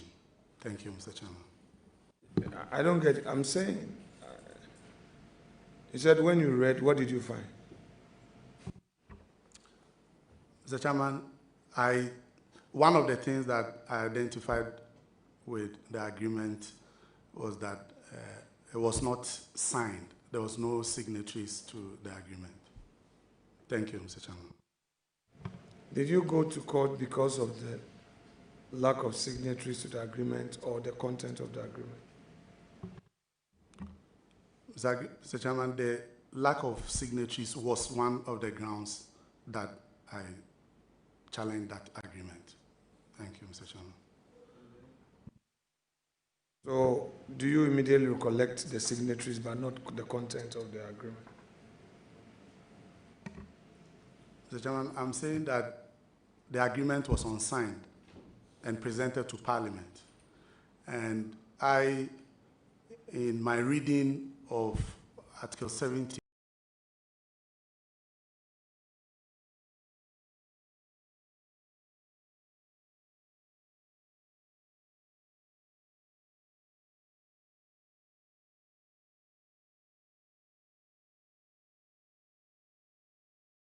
I believe so, that an executed agreement shall be presented to Parliament.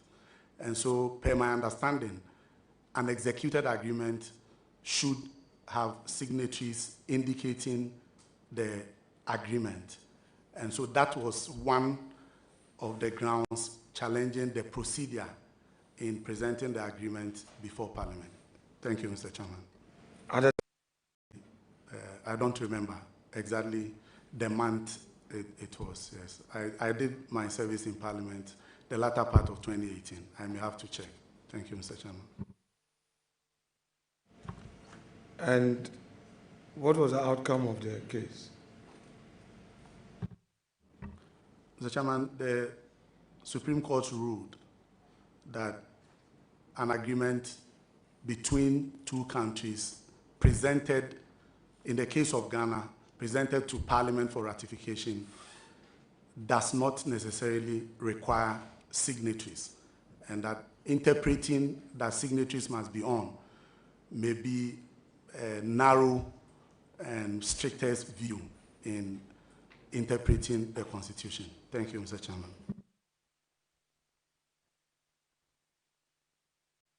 You have a document with you, a 2-page publication.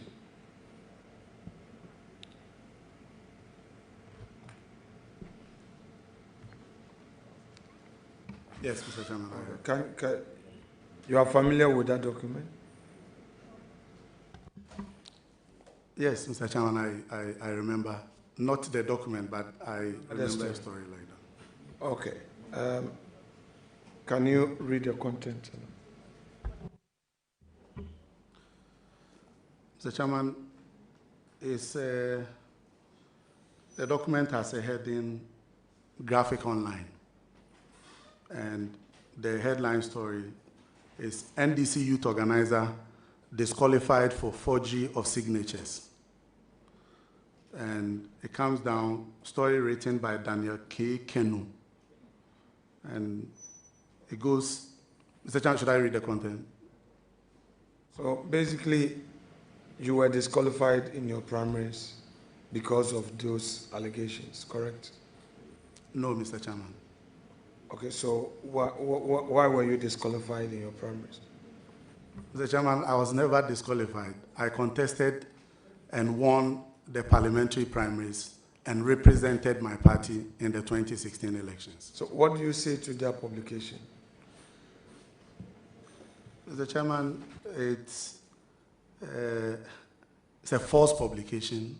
It has no merit, and even the fact it does not support exactly what. Check the date of the publication. So the date is September 23rd, 2015.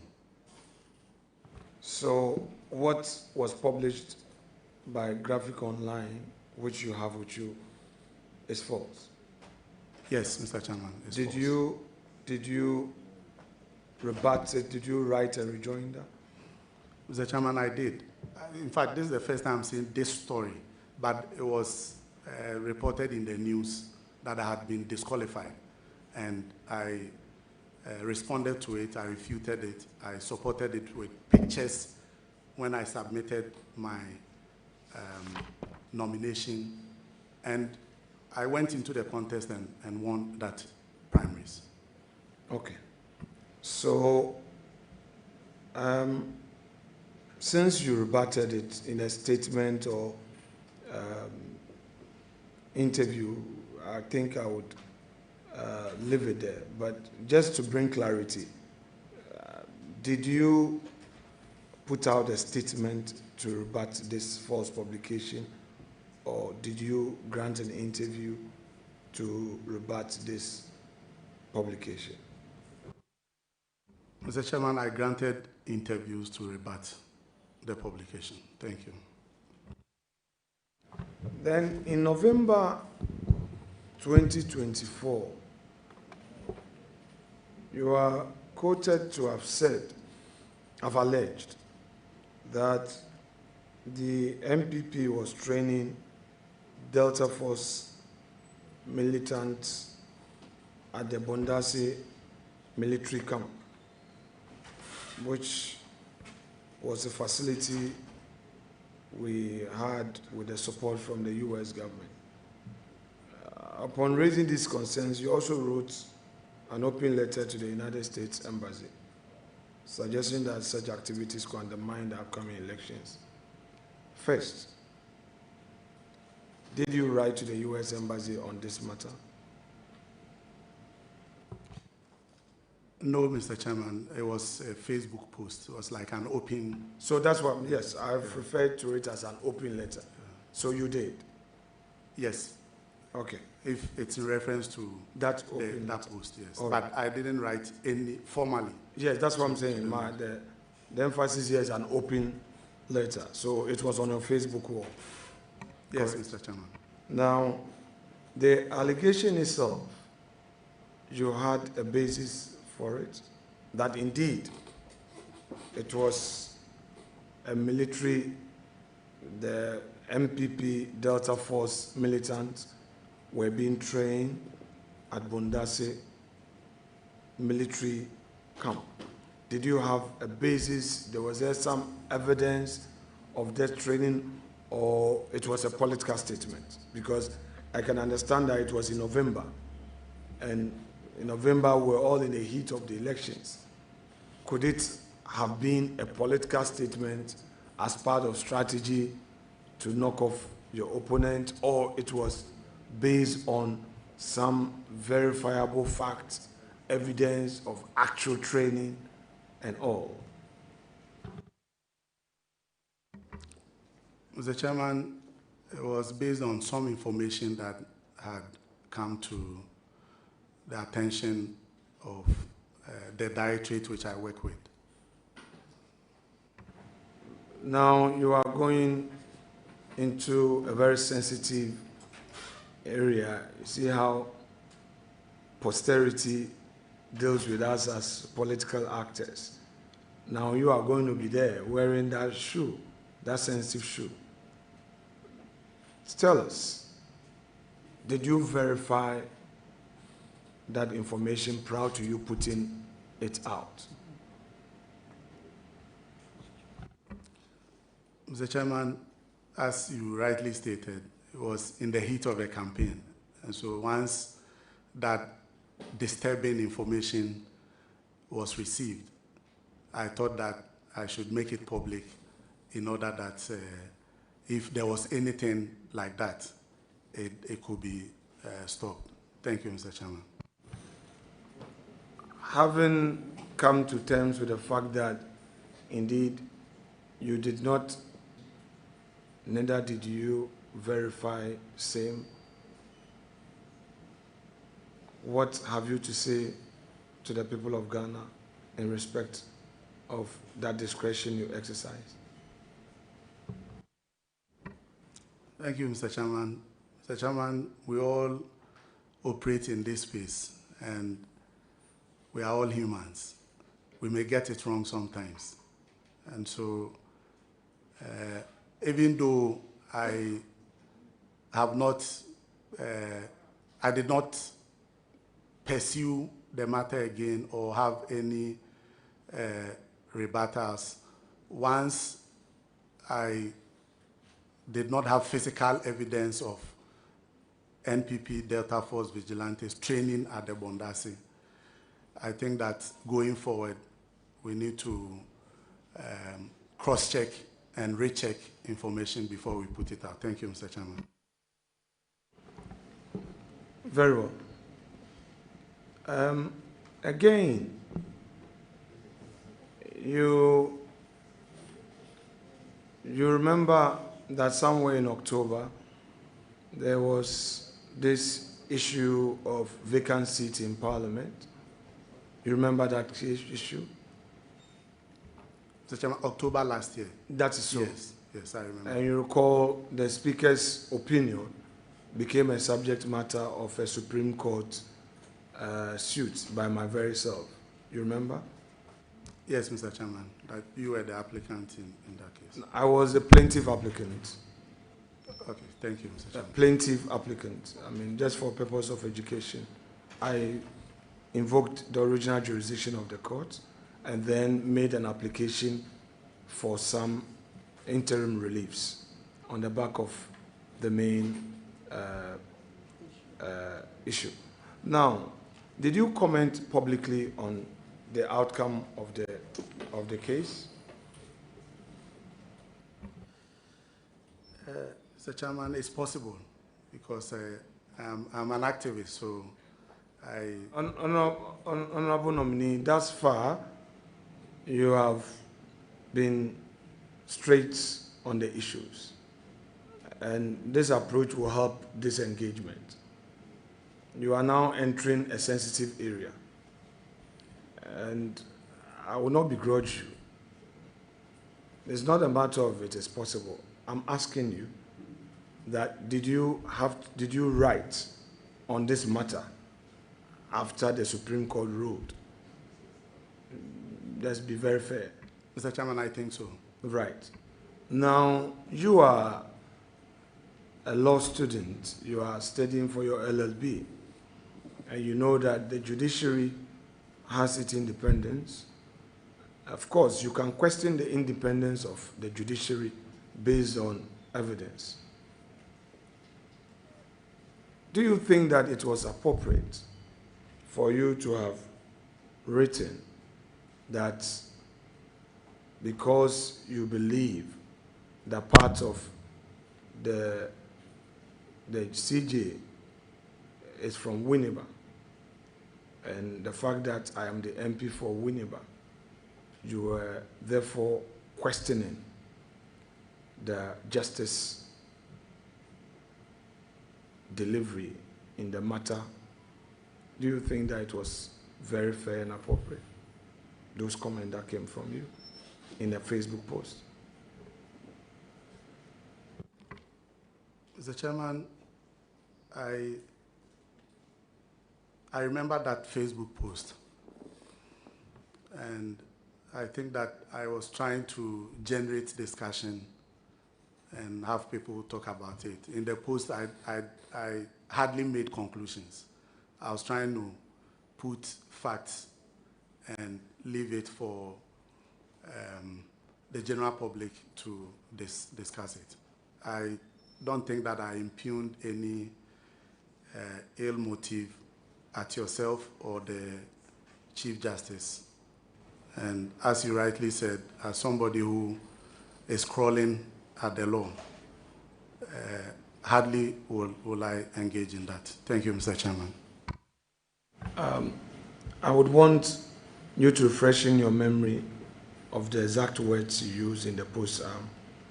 I want Chairman to review your post before we bring it to you, and it normally will require his leave. So I want to follow that due process. All right, thank you.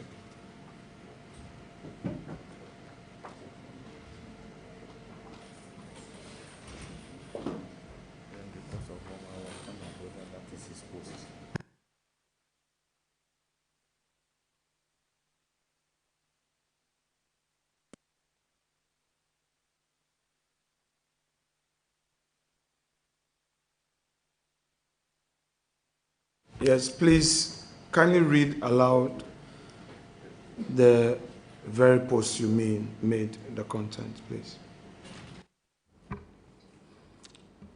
Mr. Chairman, this is a post I made on the 20th of October 2024. I posted, "Is this true?" with 3 question marks. And I said, "Facts, not emotions." No, the JSC who sat on Friday to injunct an action that had already taken effect. These justices were all appointed to the Supreme Court by one person, outgoing President Akufo-Addo. 1. Gertrude Saki Tokono, JSC 2019. Mariama Owusu, JSC 2019. Ernest Geu, JSC 2022. Yao Asaridakun, JSC 2023. Kwame Adibu Esiedu, JSC 2022. Another fact of notice is that the case was filed on Friday, called on same Friday, moved on same Friday, and detailed ruling given same Friday. Also note that the plaintiff is a minority leader and MP for Efutu, Winneba in brackets. If you care, confirm for yourself that the presiding justice hailed from Winneba. You may form your own opinion to determine whether or not what happened is politics or law.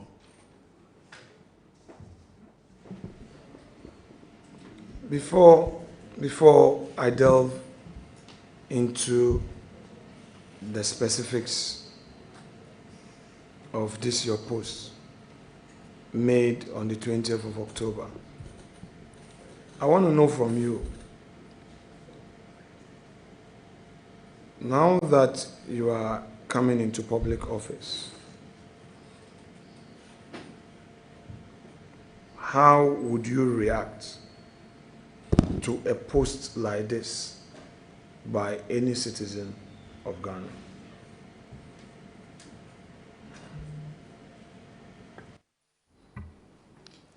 Mr. Chairman, I think that generally citizens have the right to air their views, and as far as it is not injurious to me, I will take it in good strides. Thank you, Mr. Chairman. So let's deal with the paragraph that comes after the name Kwame Adibo Asiedu JSC 2022. In other words, that paragraph that starts with another fact. Now, at the time you were doing this post, did you know the nature of the particular application you were referring to, which was filed? Did you know? You were a law student. Did you know the application that had been filed? Mr. Chairman, if my memory serves me right, I think that it was an application to set aside a ruling by the Speaker of Parliament. I think so. So, yes, rightly so. But what I'm saying is that the very nature of the application, had you cited it? No, Mr. Chairman. So, on the basis of not knowing the nature of the application, don't you think that describing the application as having been filed Friday, called same day, moved same day,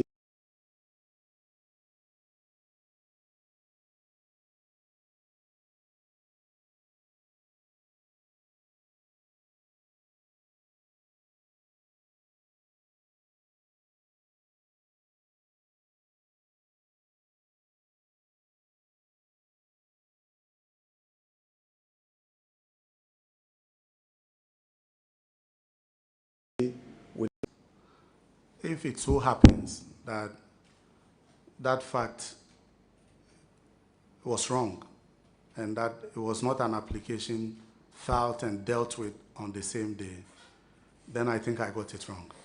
Thank you, Mr. Chairman. Yeah, but let's situate it properly. And just for the purposes of education, I don't know the level of legal education thus far because you say you are not done.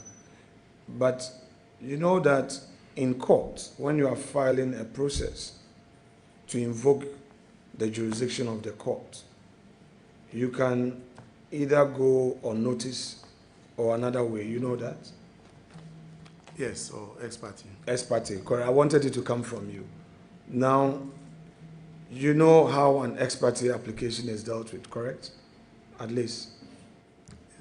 The basics I know. What is it? If you know, share. If you don't know, it's fine. I'll provide you that information. If you know, you can share. Whatever you know about, you can share. Mr. Chairman, is where a party goes before the court. Right. Without the notice of the supposed party to the case. Correct. So when you go, it means that you are invoking some agency, correct? Yes. Good. Therefore, there is nothing wrong with a call for a court to hear you same day and determine the matter if you are going ex parte, correct? Yes, Mr. Chairman, I agree with that. Right. And at the time you posted this, you did not know whether the application was on notice or ex parte, correct? Yes. So I'm letting you know that this application was an ex parte application. And with what you've explained thus far, what do you say to this very paragraph of your post?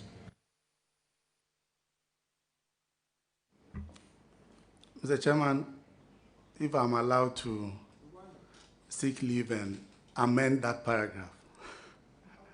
Oh, this is a post you have on social media. So I'm just giving you the opportunity because now you are in public life. All right, the shoe has changed. So I just want you, in all fairness, what have you to say to this? Mr. Chairman, if I knew that it was an ex parte application, probably that paragraph would have been put in another manner, not to create the impression of what the current paragraph seeks to create. Thank you, Mr. Chairman. I appreciate that. Your next point also note that, read it, your next paragraph, read it. The last but one paragraph, Mr. Chairman. Yes, please. Okay.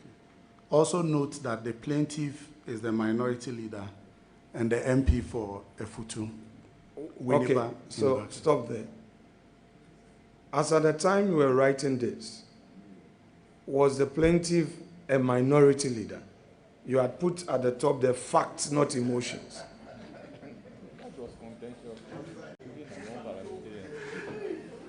The chairman, this is a because there had been a ruling. No, it's not a there was a ruling by the Court of Justice. The highest court of the land had made a determination. You are a law student. You want to join the noble profession. You want to be called to the bar and become a practitioner in our court and to defend human rights and the Constitution. I'm asking you, at the time you wrote this, was Afenyo Markin the minority leader? Or it was a political statement? Mr. Chairman, there was a political twist to it. Thank you, Mr. Chairman. We also defend you as a minority leader. That's how we occupy majority seats. So to the now, it is one thing saying that I would describe the majority leader, Afenyo Markin, as a minority leader. And another thing, writing the minority leader, Afenyo Markin, and having a caption fact.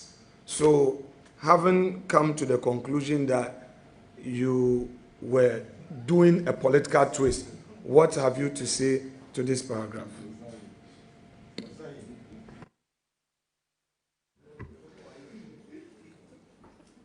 Mr. Chairman, I want to take back the use of a minority leader. I think that it was unfair to the Honorable MP for Efutu, who the court had ruled, setting aside the decision of the Speaker. Thank you, Mr. Chairman. Very well. We are done with that. Chair, please.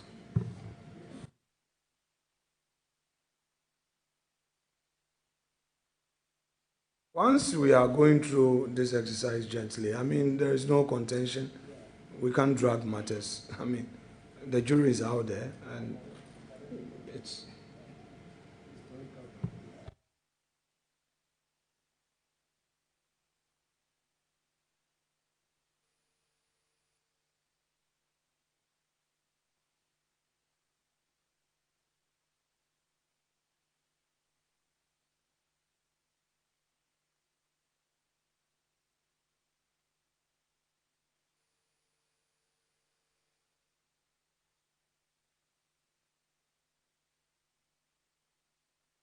Ernest, I'm not exacting a pound of flesh, just for you to know that I believe that the quality of mercy is not strained and always drops as a gentle rain from heaven upon the earth beneath. So don't worry. Is that okay? We are in this together, all right? I'm fine. Very well. So what you are reading now, what is before you now, was also one of your posts you did in 2019, August 22nd, correct? Yes, Mr. Chairman. Please read the post aloud.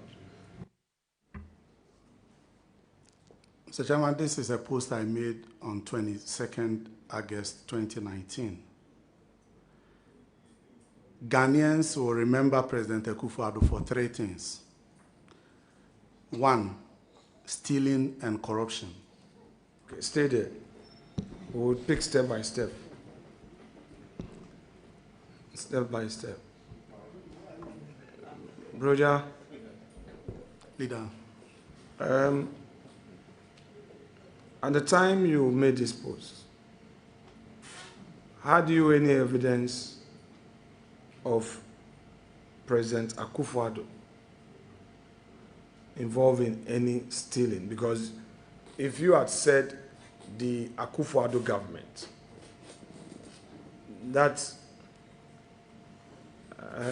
honorable member who has just joined Parliament,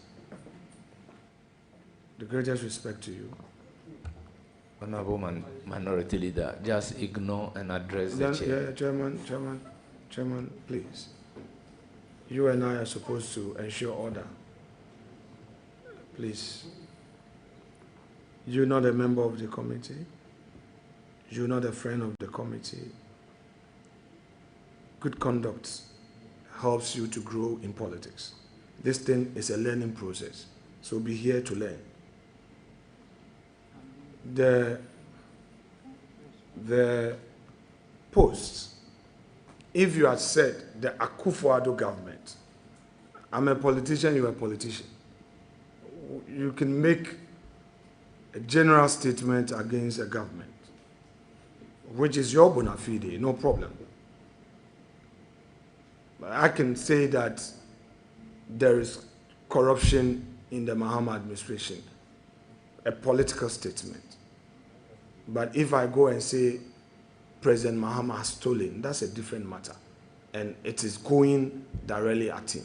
Or if I say Brogya Genfi will be remembered for stealing, that's a different matter. So I want to know from you that this very post, Akufo-Addo remembered for 3 things. 1, stealing and corruption. Had you any evidence of any stealing by Nana Addo Dankwa Akufo-Addo, the then president of Ghana, at the time you made this post? Mr. Chairman, the post was actually in reference to the government of President Akufo-Addo. But I think that the government did not show up. Brogya, I have the character reference from 3 important people. I have it here as part of the due diligence we did. They describe you as a very meticulous and diligent person. I have it here. I was going to read that to you as part of your virtues to encourage you in your ministry. Encourage you in your work as a deputy minister. You are very diligent and you are also meticulous. This post has been on your wall since 2019. We are in 2025, February 28. 28 February. You don't think that you can do better than what you've just said? You don't think you can do better than that? Thus far, you've done fairly well. Don't think that you can do better than this. You are now coming into public service. The man you described with these words turns 81 very soon. All right? He's human as you are. What have you to say to him? I know you can do better than this. Mr. Chairman, we are all learning and growing in politics. I think that there is more room for improvement. Thank you, Mr. Chairman. Now, when you say, Ernest, when you say there is more room for improvement, are you making a general statement of more room for it? There is a specific matter related to you, and I need you to respond if you at all want to make amends. But don't make a sweeping statement, Mr. Chairman, we are learning, there's more room for improvement. For the time being, you are the one on oath, and there's a specific matter related to your post against the former president, Nana Addo Dankwa Akufo-Addo. I said, what do you say to that? And I know you can do better than this. Mr. Chairman, what I mean is that the intent at the time was to refer to the government. And so once that was omitted and you drawing my attention to it, it tells me that we are growing and we can do better. I was not... Therefore, it tells you that we are growing and we can do better. Therefore... Mr. Chairman, therefore, given the opportunity, I would not put it as I did. In other words, the benefits of hindsight. Is that what you want to say? Of course. Mr. Okay, sure. So, on point 2 and 3, I take those as very political statement. I don't take it against you. You talk about family and friends, cronies government. It's a political statement. 3, profligacy in government, political statement. I do not take it against you. However, don't you think that this statement, these 2 points you made, were just too much alleged? Because in government today, you realize that there are families, relations, who by virtue of their role are getting appointment, correct? Mr. Chairman, with the first part or the second part?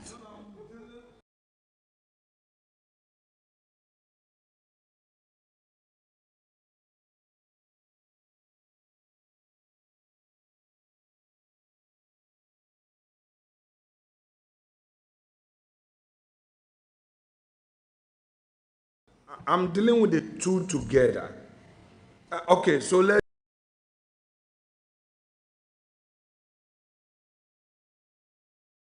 do the first one. I agree, you are right. Let's leave the third one, the last one out.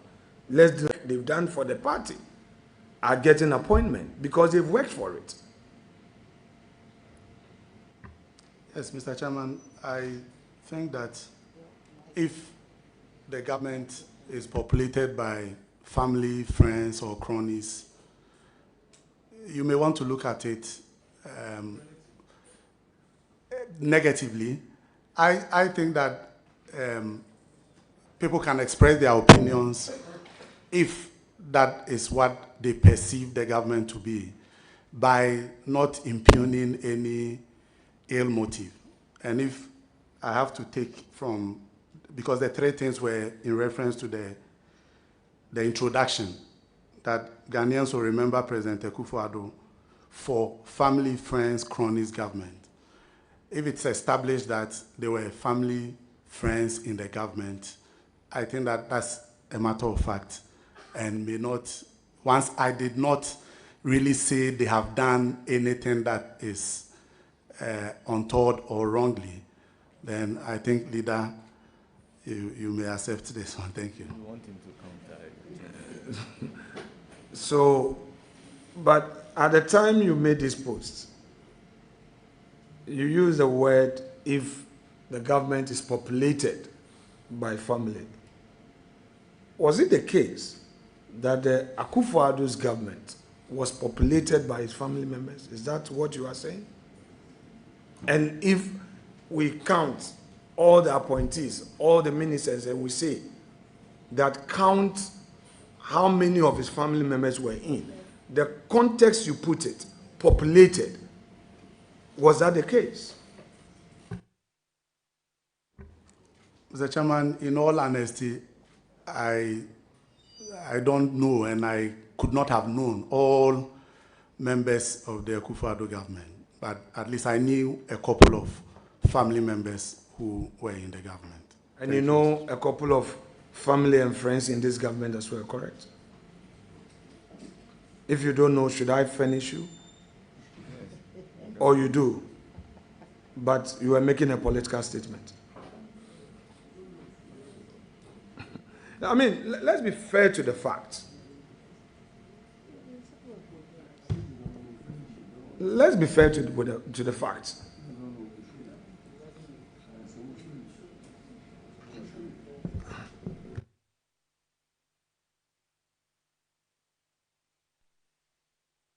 Yes, I've put the question. I mean, answer and let's go, whichever way you want to look at it. Mr. Chairman. Were you making a political statement? You should confirm. Which one do I answer first? It's okay. It's okay. Let's Thank you, make Mr. progress. Chairman.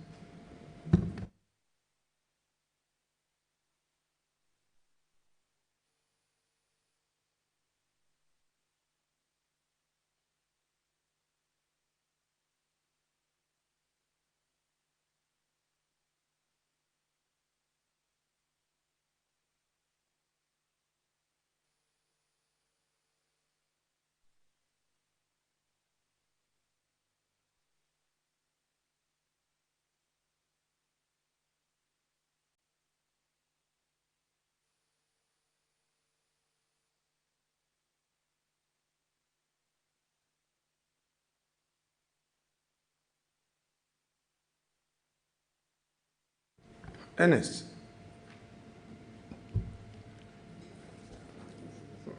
what at all from this post, what at all was your problem with the Chief Justice of the Republic?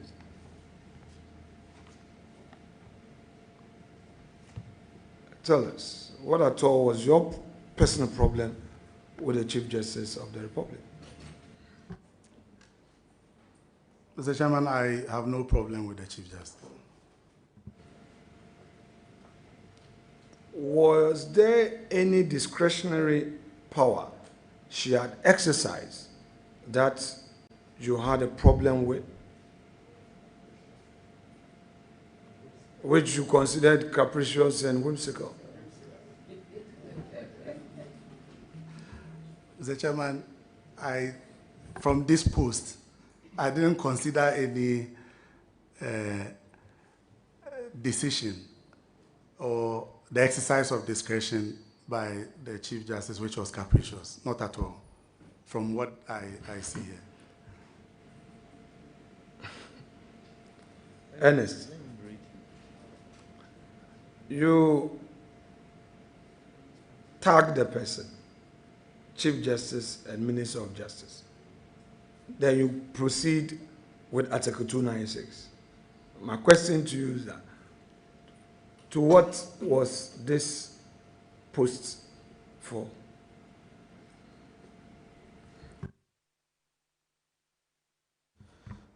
Mr. Chairman, I was...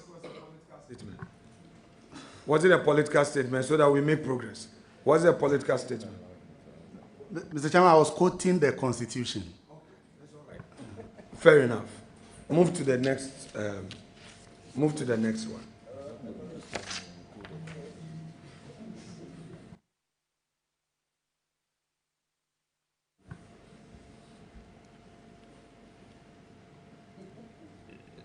The one you posted 20th July 2017. Mr. Chairman, this was a political statement. It was a political statement. Yes. So nothing was cooked at the MPP headquarters? No.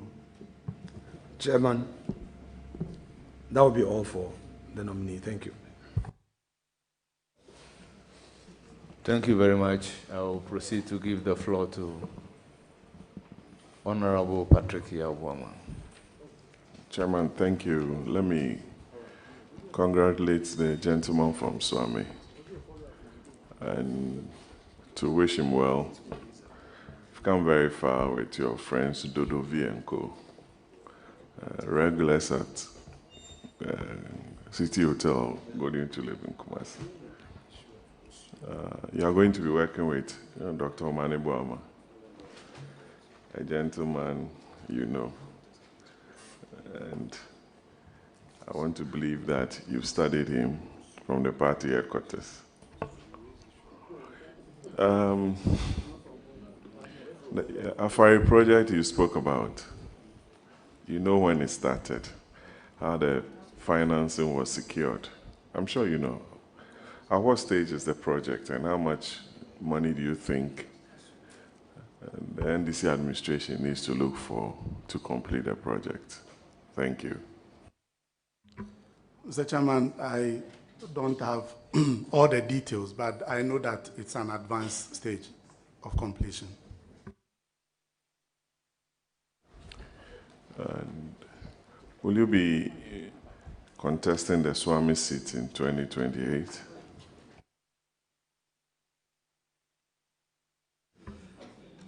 Mr. Chairman, I have no such intentions, but I am advised that in politics, never say never. I hear you. But just to wish you well, I don't have any further question for you. And go and make Otumfuo proud and Ashanti proud. Thank you. Thank you very much, Honorable Patrick Yawwa. Well, Honorable Jerry Ahmed Shaibu.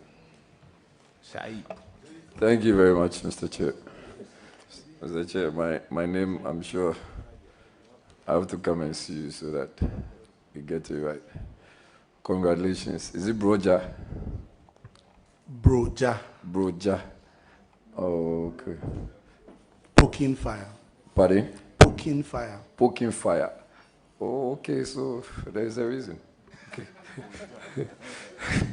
So I read on, yes, there is. I'll tell Chairman. Chairman, right now I'm not in the hot seat. I'll tell you. But yeah, so I read on CTFM's online portal that you had made a statement with reference to or in respect of the elections, and had particularly said that the police were on the side of the MPP, and they were sneaking in some special people, including Honorable Anodompe. Do you remember that?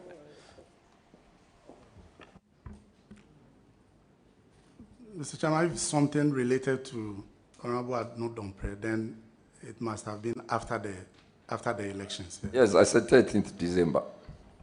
Yes, I remember. So my question now is that you're going in as Deputy Minister of Defense. Do you still have a posture that the police or any security agency can be on the side of one group of persons like a party?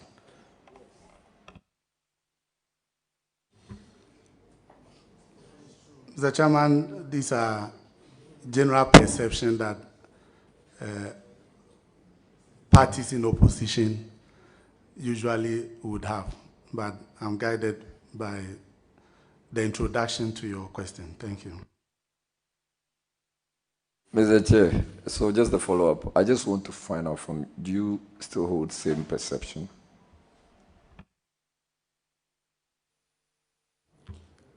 Mr. Chairman, the NDC is in government now.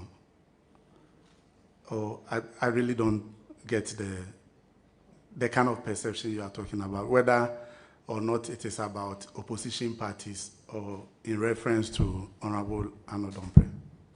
In reference to the fact that the security agencies largely are on the side of a particular group. Mr. Chairman, there are bad nuts in every institution, and the action of one may be interpreted to mean the position of the entire institution. So, Chair, now I'm just, because I think it's the same thing, so I'm only asking, so what is your current interpretation of your perception? Mr. Chairman, what happened on that day gave cause to that perception. Without it, I don't hold that perception. Thank you. Thank you. So my second question. I heard the President talk about national service yesterday and also made reference to the fact that in respect, Chairman, you saying this been asked? And made reference to the fact that, no, if it's been asked, I don't think it's okay for me to proceed because I was watching it. Let me just change the question. Let me just change the question for you. Do you understand what is meant by recidivism? Yes, I do, Mr. Chairman. Can you please tell us? It's about people who have been punished for a cause, who come back to do the same old thing to gain that or similar punishment. So, do you still have your issue with the now Minister of Youth, is it Youth Development, Pablo? Do you still have your legal issues with him, and what necessitated that? Mr. Chairman, that issue was dealt with long ago.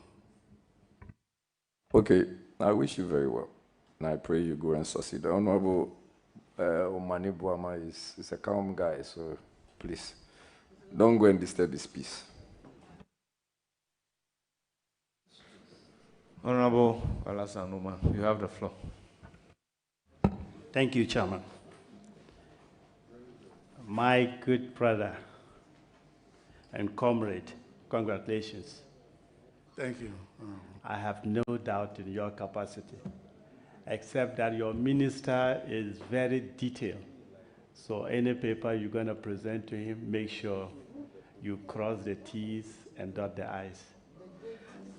My question is about how will you help the minister to depoliticize the military or Ghana Armed Forces from the current or the trend of political dispensation, military not coming to parliament, and military not terrorizing, military politicians not using them to harass people. That's what I want to know. Thank you. Thank you, Mr. Chairman. Mr. Chairman, on the matter of my boss, I know that he's very diligent, and if I know a few people who pay attention to details, I think that he will be the first person I will mention. So going to the ministry, I'm clearing my mind, and having worked with him in the past, I know how I will assist in his duties. Mr. Chairman, the Ghana Armed Forces is highly professional, but sometimes, as you said, people who wield political influence may try to use other members for their own political gains. What I think should be done is to ensure that they maintain the high standards of professionalism that we know the Ghana Armed Forces to be. And I'll be at the ministry to assist my minister to just do that, so that the issues of some of the things that are said or seen are avoided. If the military is deployed to undertake an exercise or a duty, they must work, in accordance with that. You may detail a military officer for some duties to a VVIP. If that officer is professional, he knows his job, he knows what he has to do, not to carry files or bags and all that. So if we encourage high standards of professionalism, I am sure that the politicization, as whether it's real or perceived, will be dealt with. Thank you, Mr. Chairman. Thank you. My last is it's an appeal to convince and suggest to the minister regarding the training and putting on board, the national service. Zabzugu constituency has big land that we can house them. All the training to happen in Zabzugu constituency. Thank you very much, and I wish you well. Thank you, Mr. Chairman. I love Zabzugu, so we'll come there. Thank you. I'll give the floor to the Vice Chairman.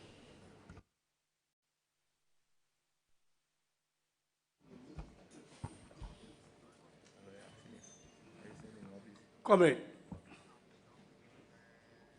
Yes, sir, leader. Congratulations. Let me just draw your mind to Article 79 and 1 of the Constitution.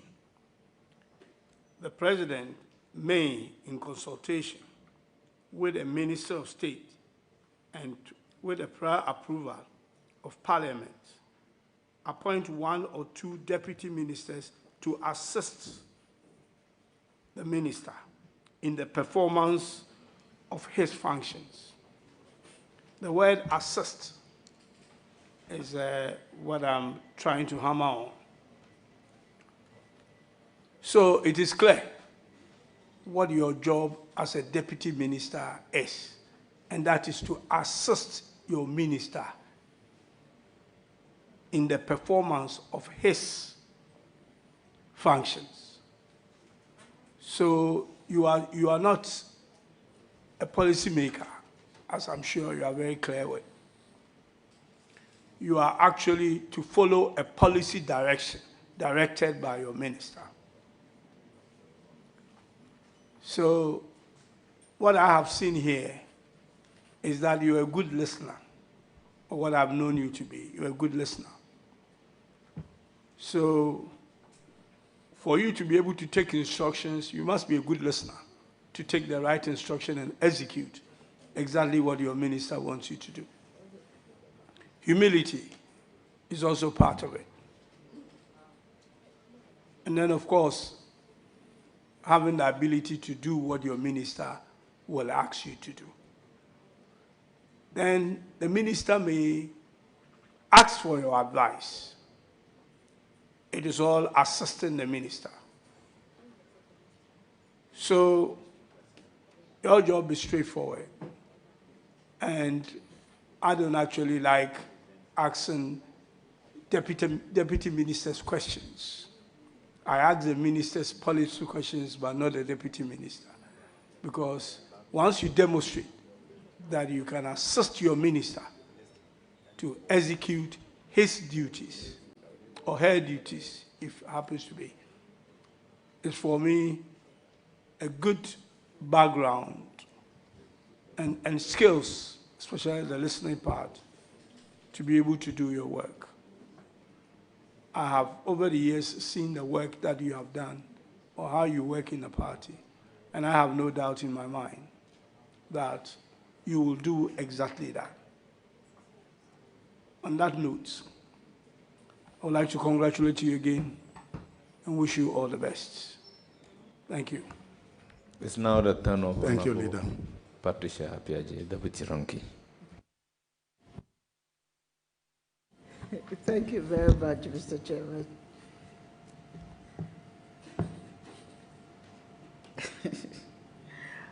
Honorable Nominee, congratulations. Thank you, Mama Pat. I sit here and I've been listening to all your utterances that you've made over the period. If I look at your CV, I can really tell exactly when you were born, but you've taken the path of politics, and you are going to a very sensitive area, like the Ministry of Defense, where discipline is of utmost what is the concern to the whole establishment. I know that there are people who describe you, they see you as having been involved in all kinds of public controversies. And that is my very concern here, especially with the ministry that you are going to. Do you think we are justified by indicating that you are someone who is always involved in several public controversies? Do you think it's aptly the description of your personality? Thank you, Mr. Chairman. Mr. Chairman, as I stated earlier, I am an activist, and I think that we must encourage civil activism. Unfortunately, on my part, many of the issues I take on become controversial. And so it may have created that perception, but I don't think that civil activism is anything that should be discouraged. Thank you, Mr. Chairman.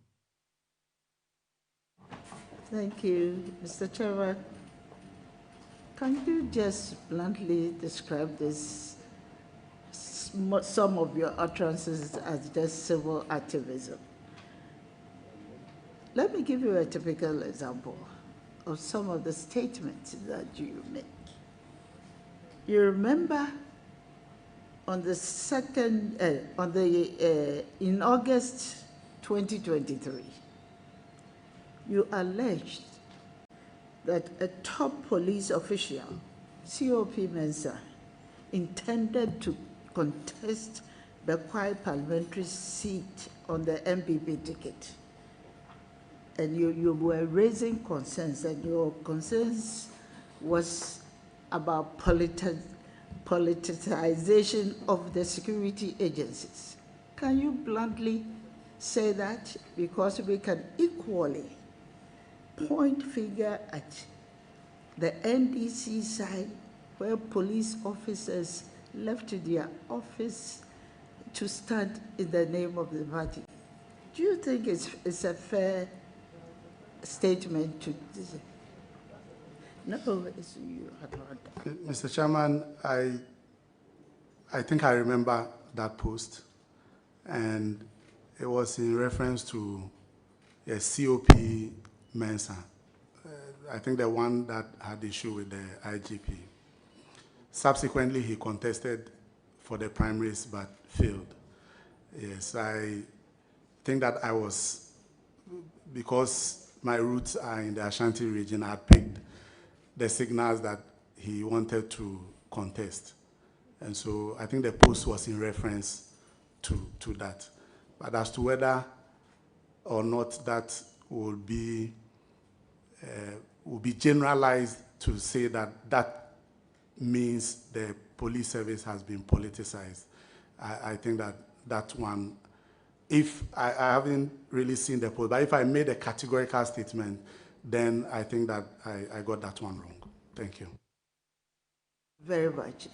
I see you as a very young, promising man.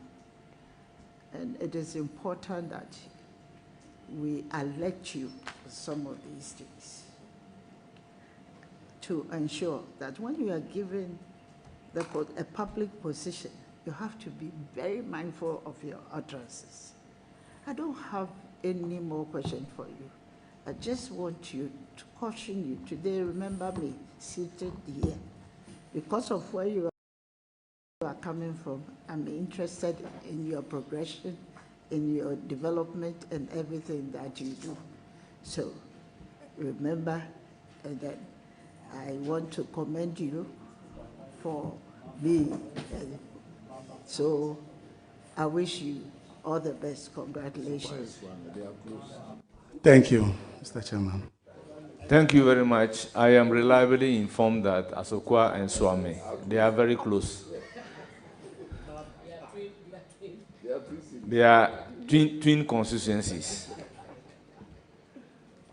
Honorable Brogya Genfi, Deputy Minister-designate for Defense. We've come a long way. I know your pedigree. I have no question for you, but to acknowledge your revered guest seated behind you, giving you moral support. First on my list is Nana Apao, Wiafi Ababio, Samwansa. Okay. Chief of Himan and representative of Otumfo. Nana Bafo Kote Kutin, Shaman II, Chief of Brema and representative of Otumfo. Mrs. Frima Brogya Genfi, spouse of the nominee. Okpepe Ukpe, Togbigan, Dagadu, the Knife, Akpini Fia, Paramount Chief of Akpini Traditional Area. We also have Nana Domfe Genfi. We have Madam Gladys Jechi, mother of the nominee. We have Kofi Bijabin Genfi Afti. We have lawyer Barbara Sewa Asamoah, Deputy General Secretary, NDC. We have Osaberima Apau Bonsie Bonsu, the second, Paramount Chief of Amantin Traditional Area. We have Vincent Senam Kwagbanu, Chief Executive, Community Water and Sanitation. We have Chief Alhaji Ibrahim Abdul Rahman, Ashanti Regional Moshi Chief and Acting Ashanti Regional Zongo Chief.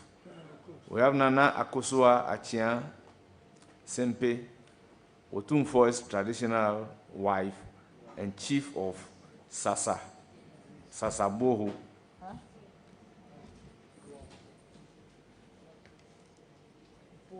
I did well. We have Nana Kap Genfi,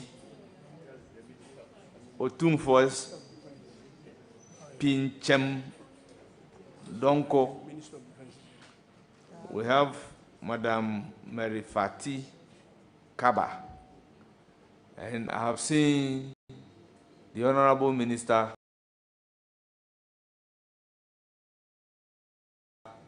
for Defense also here. You are all welcome.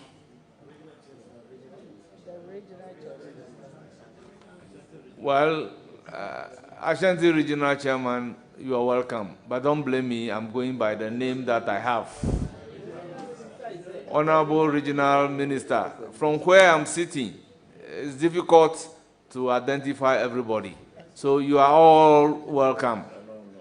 We are most grateful for you coming to give moral support to the nominee seated before us. Honorable nominee, you hear from the committee and you are accordingly discharged. Thank you for coming.